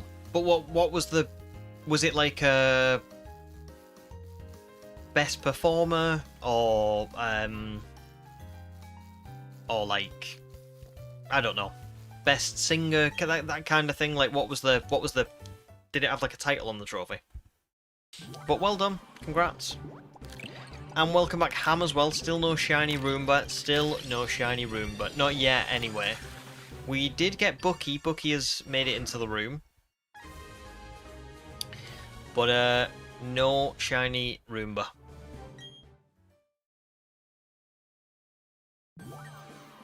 Oh, best choreographed act. Very cool. That's a really nice trophy to get as well, isn't it? Best choreographed act. Well done. Ham says, let me see Bucky. He's being silly at the minute. He's sat on my lap. He wants to be stroked, but he is moving his head around like he's... I don't know, like he's bouncing his head at a rave or something. Doesn't really... He wants a fuss, but he doesn't want a fuss. And yeah. What are you like? But I'm sure he'll reappear again soon. Yeah, it sounds like it paid off, Jensen. It does. Well done. It's difficult to do as well because it's all like live, isn't it? So You must have done really well. You okay, Buck?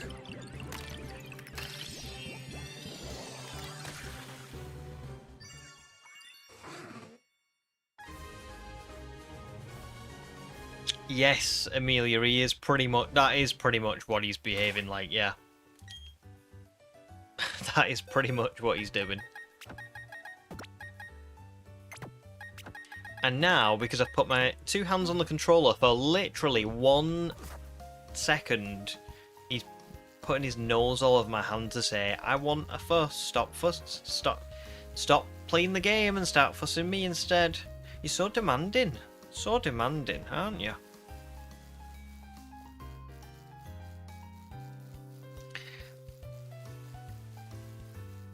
At the minute, it just looks like I'm talking to myself, though. That's the only problem. Because you can't see Bucky, so it just looks like I'm just a lunatic. Oh, well, brilliant. Really well done.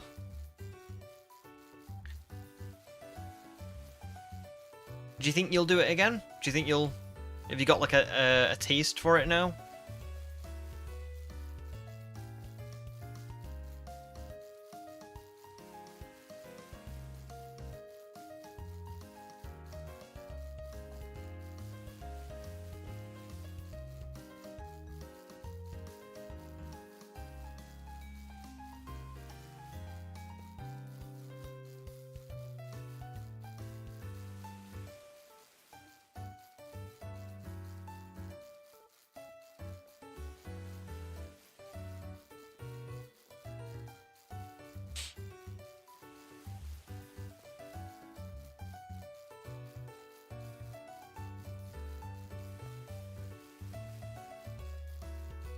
So, I know I put it in the post on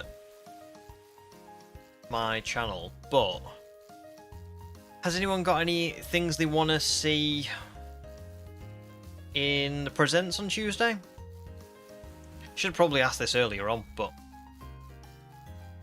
has anybody got any like specific things that they want to see? I know Sam said you'd like to see some ZA gameplay, maybe some news.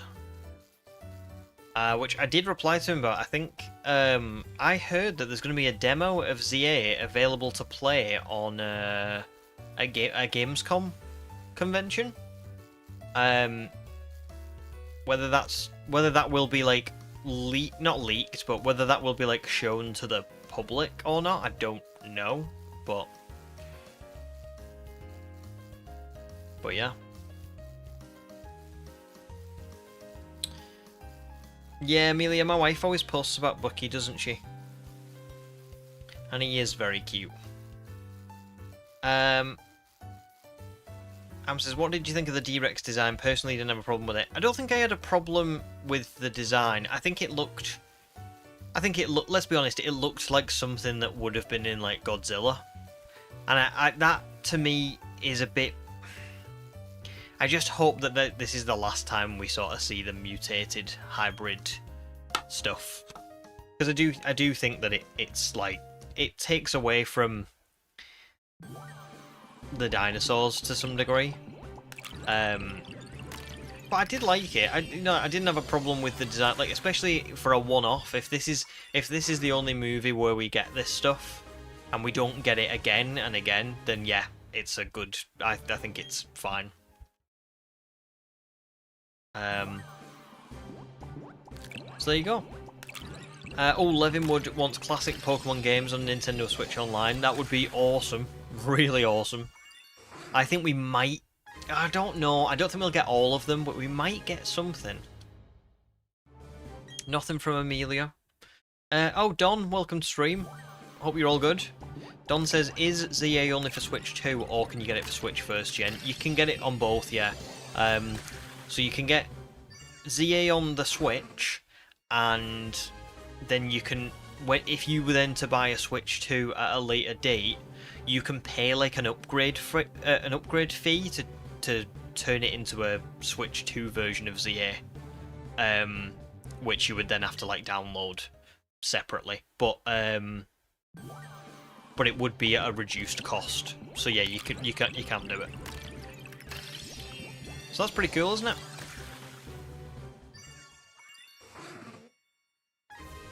What are you thinking of doing? Are you gonna get?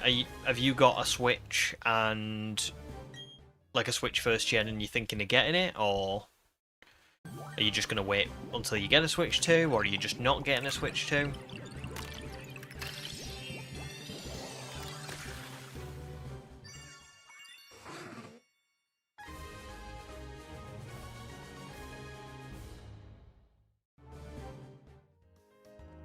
Do you want to get down? Are you done sitting up here? He seems to be okay, but he seems to have heard something.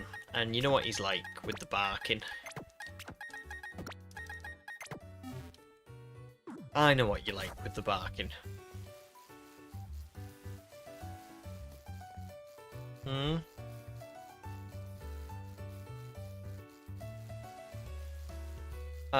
Don says, I'm gonna get it for the Switch 1 now that you say that, but I'm not sure if I want to get the Switch 2 or not. What do you think of it?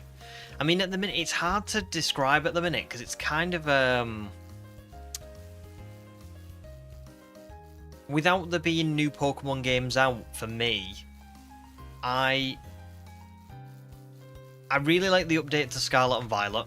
I do think that turns them into completely new games. I will be honest, the update is great, but it's hard to say whether that's worth buying a Switch 2 for. It's very subjective, very subjective. I think, so far, I can't really say what I think of it because I haven't...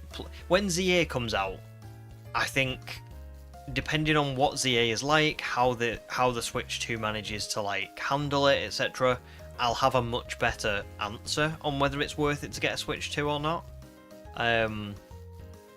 But at the minute, it's tough to say. I've got Mario Kart World, which is pretty good, but it's not that different from Mario Kart. Mario Kart 8 on the Switch, in my opinion. But I'm not a big hardcore Mario Kart fan, so it's not like I really have a great opinion on that.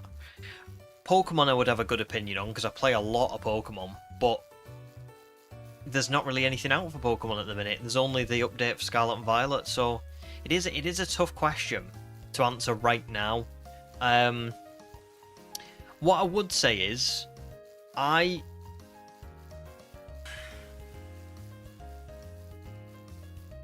would, if I had a Switch 1, so I'm not saying necessarily that you should do this, but if I had a Switch 1, I would be questioning a little bit whether ZA will run really well on it.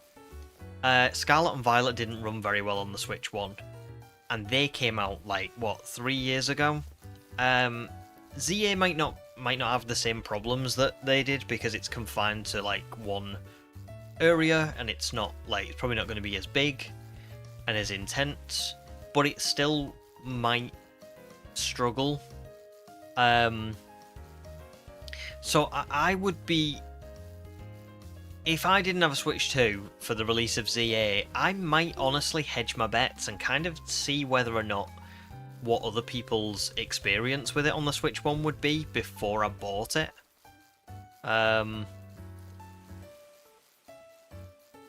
Yeah. Sorry, I feel like that's not a very good answer, but it's really tough to answer at the minute, because for me it's worth it to get a Switch 2, because obviously I make videos, I really love making my videos and stuff, and I do it a lot. I spend a lot of time playing Pokemon. Scarlet and Violet's update makes that game so much better for me. It makes it, obviously I've got it ready for when ZA releases and all that stuff, but it's just, I don't know. There's not really much that I could say I'm able to do right now with the Switch 2. How wants to see new Megas? I reckon we might get some of that on Tuesday. Yeah. Surely we will. Welcome back, Shining Shadow, and I'm sorry to hear you're sick. I hope you feel better soon. Jay Coro as well, welcome to stream. You feel like ZA is not gonna it's not going to run so good on the Switch one. It's tough, isn't it? I don't feel like it will. I don't feel like it'll run as badly as Scarlet and Violet did, because it's not going to be like as large of an area to load. But I do feel like it's going to. I feel like it's going to struggle a little bit. Typically, in my experience, right, when I've seen games release on a platform and there's a new platform already out, think of like Cyberpunk. Does anybody remember what Cyberpunk was like? They sold copies of Cyberpunk on the old console and the new console, and it was so unplayable on the old console that it was like there was just no point in buying it, playing it, etc. My just general understanding of games that have been released on an old console when there's a new console available is that it never really goes all that well. I'm not saying that it will 100% be a bust, but I don't think I'd be 100% confident that it will run well.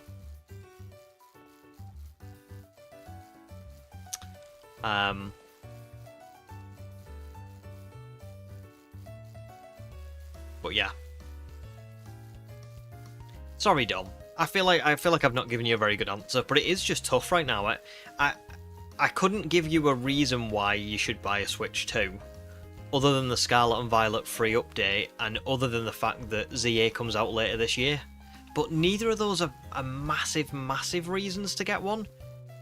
And they're very subjective from person to person. For me, it's worth it. But for a lot of people, it won't be. And I understand that, because it is different. It's just, you know, we're all different, aren't we? I play Pokemon a lot, so I'm not like the average person, so...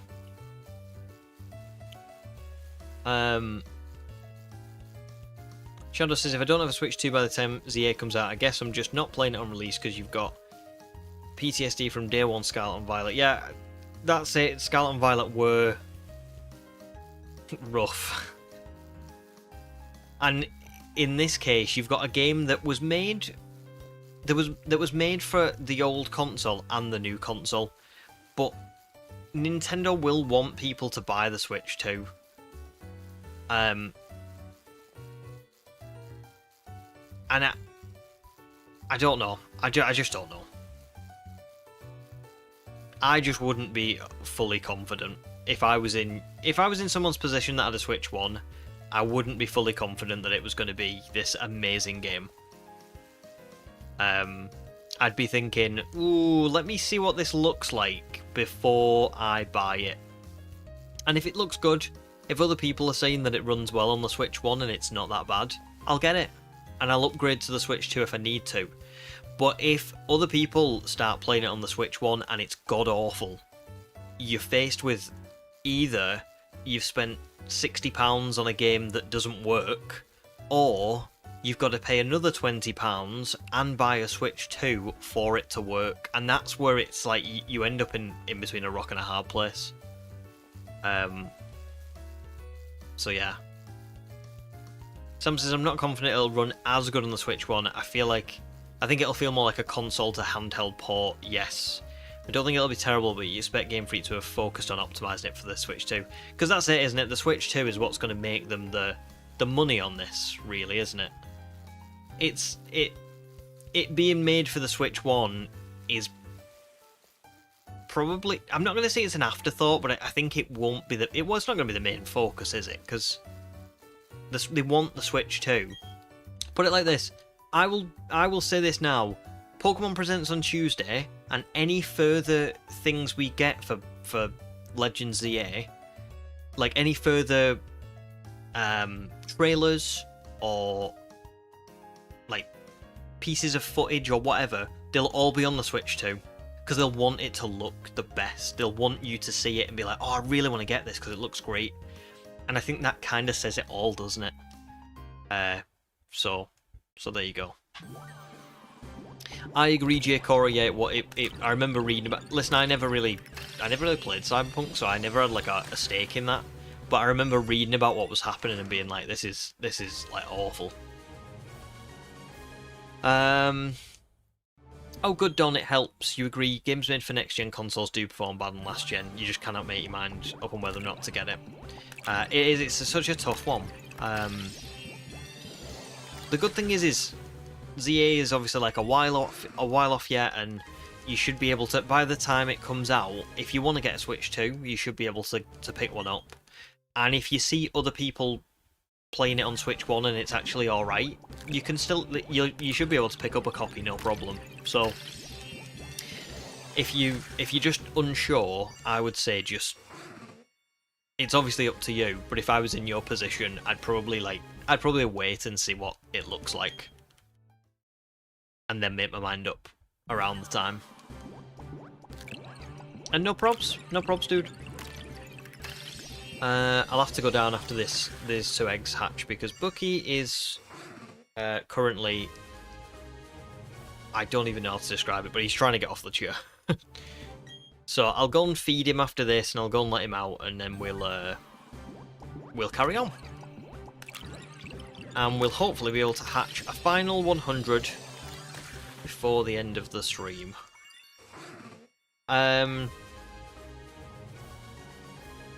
Right, there we go.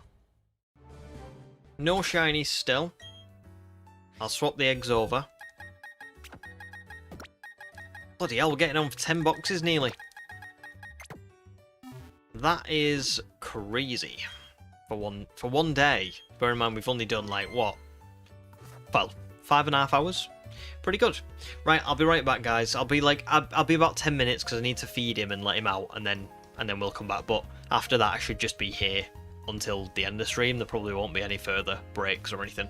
So yeah, just bear with me. Won't be long.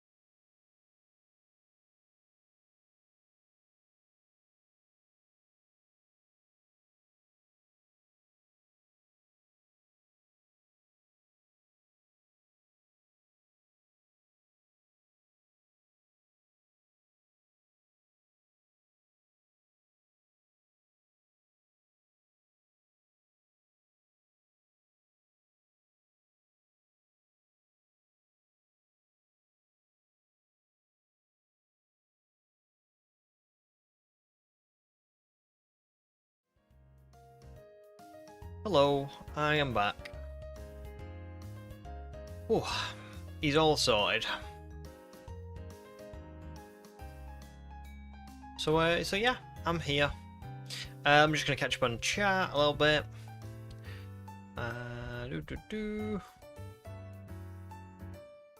Oh, good luck with trying to get Rayquaza on a Brilliant Diamond for like a shiny. Done. Really good luck. That'll for 3 weeks. 3 weeks isn't too bad, I feel like, for soft resetting and Brilliant Diamond, but hopefully it's soon for you. It's a cracking shiny to get.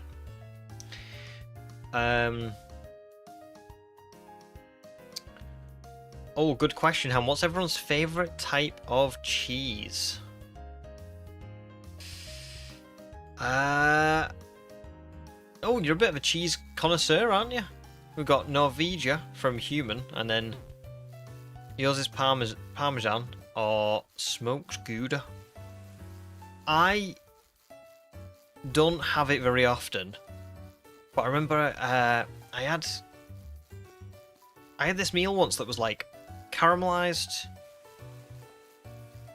onions in like a, I can't remember what the bread was now, but it was like in like a kind of like a bread, and you could dip it in a sort of camembert, and it was really good. So I'm gonna go camembert, because I think that was my favourite. But I wouldn't use that day to day, so that's kind of a weird one to pick, you know? Hi back, I'm Human. Nice to meet you, Human. I'm back. Levins is cheddar. Don's not a big cheese fan. And Amelia's is cheddar as well. On a day-to-day basis, I'd probably say mozzarella. But I think if we're going bougie cheese, if we're going cheese that you only eat once in a blue moon, I'll take some camembert. I think it's camembert. Is camembert the one where it's got like a skin to it, but then the inside is like super gooey? I think that's right. I think I've remembered it right.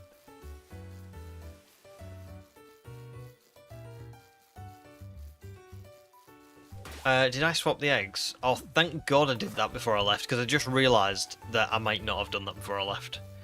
If I hadn't, I would not have remembered to do it. We would have been riding around for no reason.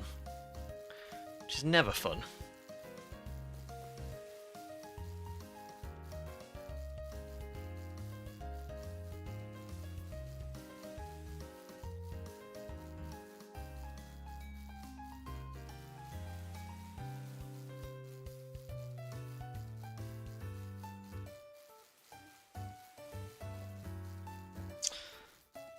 Oh, a vintage cheese. I wouldn't mess around with vintage cheese personally. I feel like anything. I mean, cheese is just a weird thing, isn't it? Because it's,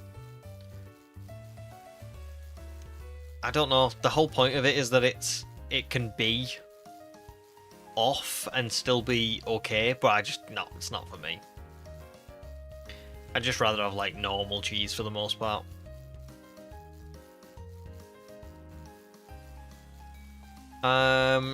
Human says, if anyone wants a different kind of cheese, never visits Norway, you recommend brown cheese. It's soft and caramelized, so actually sweet and kind of velvety. It tastes really good with strawberry jam. Oh my goodness.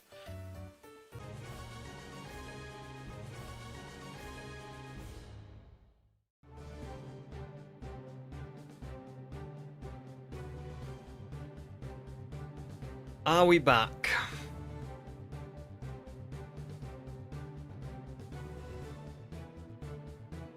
It looks like we're back. Well, let me know. Oh, we are. We're all good. That was just a one-off then, I think.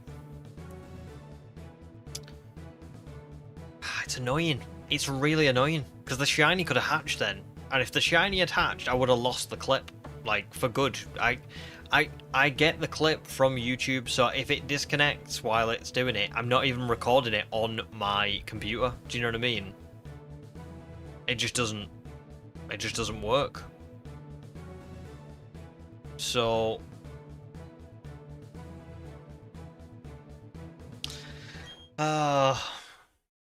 my internet. The trouble is I don't know what's causing it as well. Because it was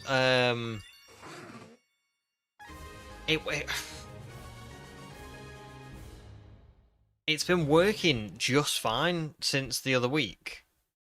So I don't know why it keeps just dropping a little bit. I suppose there's not much I can do. Oh, Tomboy, welcome in. Good to see you. What did you come into? You came into me lagging and stream kind of not working. Which isn't happening all that often, but it happens just every once in a while. If I'm still lagging, I'd say refresh. Because it should be fine now. And it has been a while.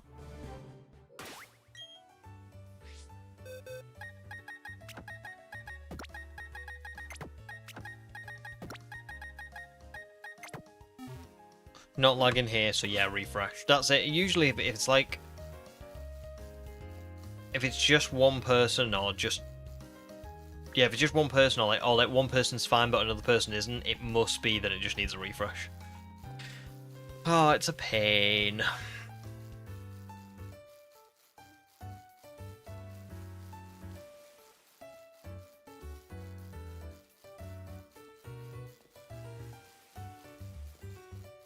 Because you never know when it's going to drop, you know?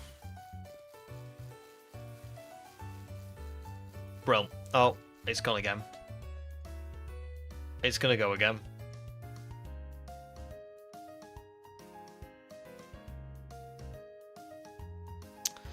I think it's gonna... I think it might do what it did the other day, you know? Yeah, it is. It's going again. Why is it going? On my end, I'm just watching the signal go up and down, up and down. It's like 1 minute it's fine, and then the next minute it's just awful.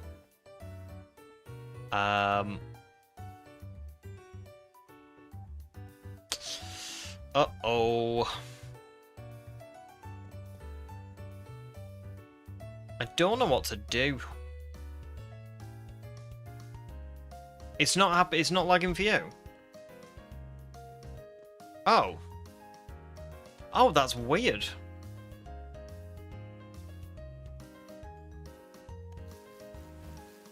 On my end, it's like I can see it. Kind of like it's all right now, but it just keeps dropping into the red, and yeah, like it's done it again now. It's what is happening? I could do. I don't know I don't know what that means for this stream though. That's the only problem.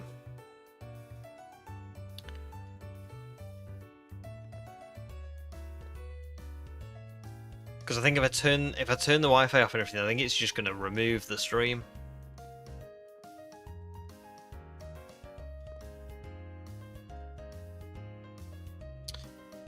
Oh, it's annoying me. Like I said, I had perfect internet at the old place, and I don't know why, but here it's just not. There's something up with it.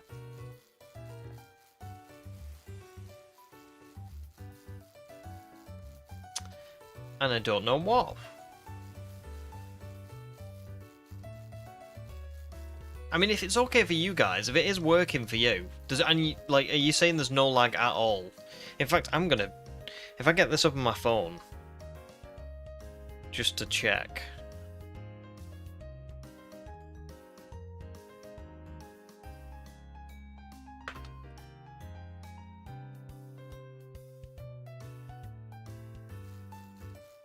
I guess I can see.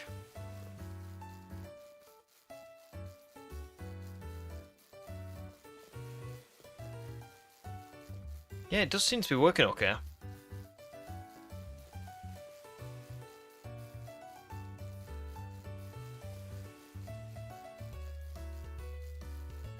I think it's just dropping a few frames every now and again, which isn't ideal. Yeah, there is a bit of lag. I can see it on my phone. Yeah.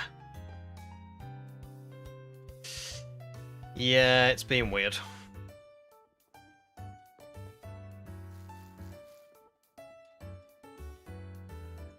Damn. I'm gonna be honest. I think that's gonna be it because the problem is I can't. It was gonna stay on for a little while longer, wasn't I? I was gonna stay on until 9:30, but if I stay on and it keeps doing this and we get the shiny, the clip's just gonna go. And the last time I tried to restart stream, it just went off entirely.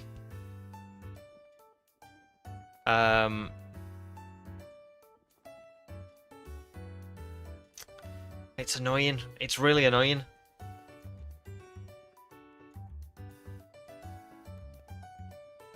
I'm trying to think of what to do.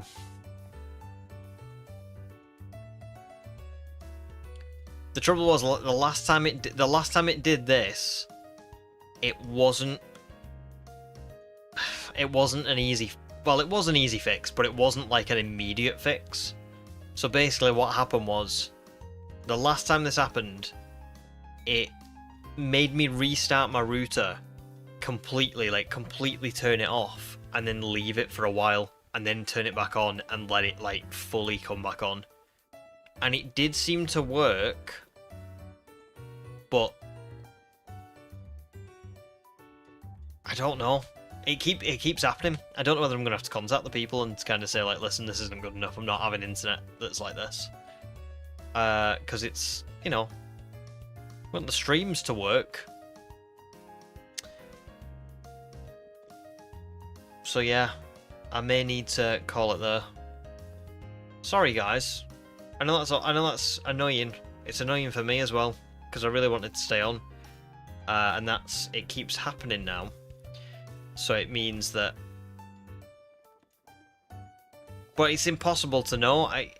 Even if I do that human, it's not like I don't even think it's necessarily to do with what I'm trying to say is it fixes the problem, but then the problem comes back anyway. So I don't even know if it is actually fixing the problem, and it might only work if the problem occurs and then I restart it. It might not.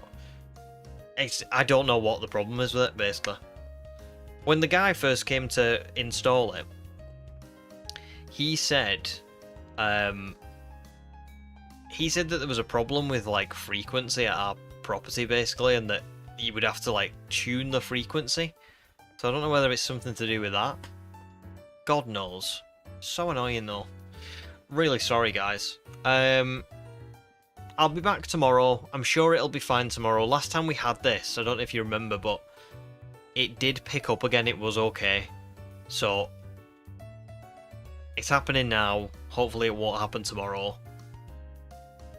That's all I can say.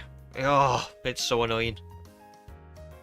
But yeah, thank you very much for everyone who's tuned in and has stayed on all day. I really do appreciate it. I'm sorry that I'm ending early. It's annoying. It's annoying for me. But, like I say, I'll be back tomorrow. I'll try and get it fixed. I'll probably carry on hatching eggs offline, just so you know. But if I do find it, I'll post photographs in Discord and everything so you can all see it. Yeah. Really sorry about that, guys. Have a lovely Saturday evening. And I will see you tomorrow, same time, for another good long stream, and hopefully we'll find it tomorrow if I don't find it tonight. But yeah, enjoy guys. Au revoir. Sorry.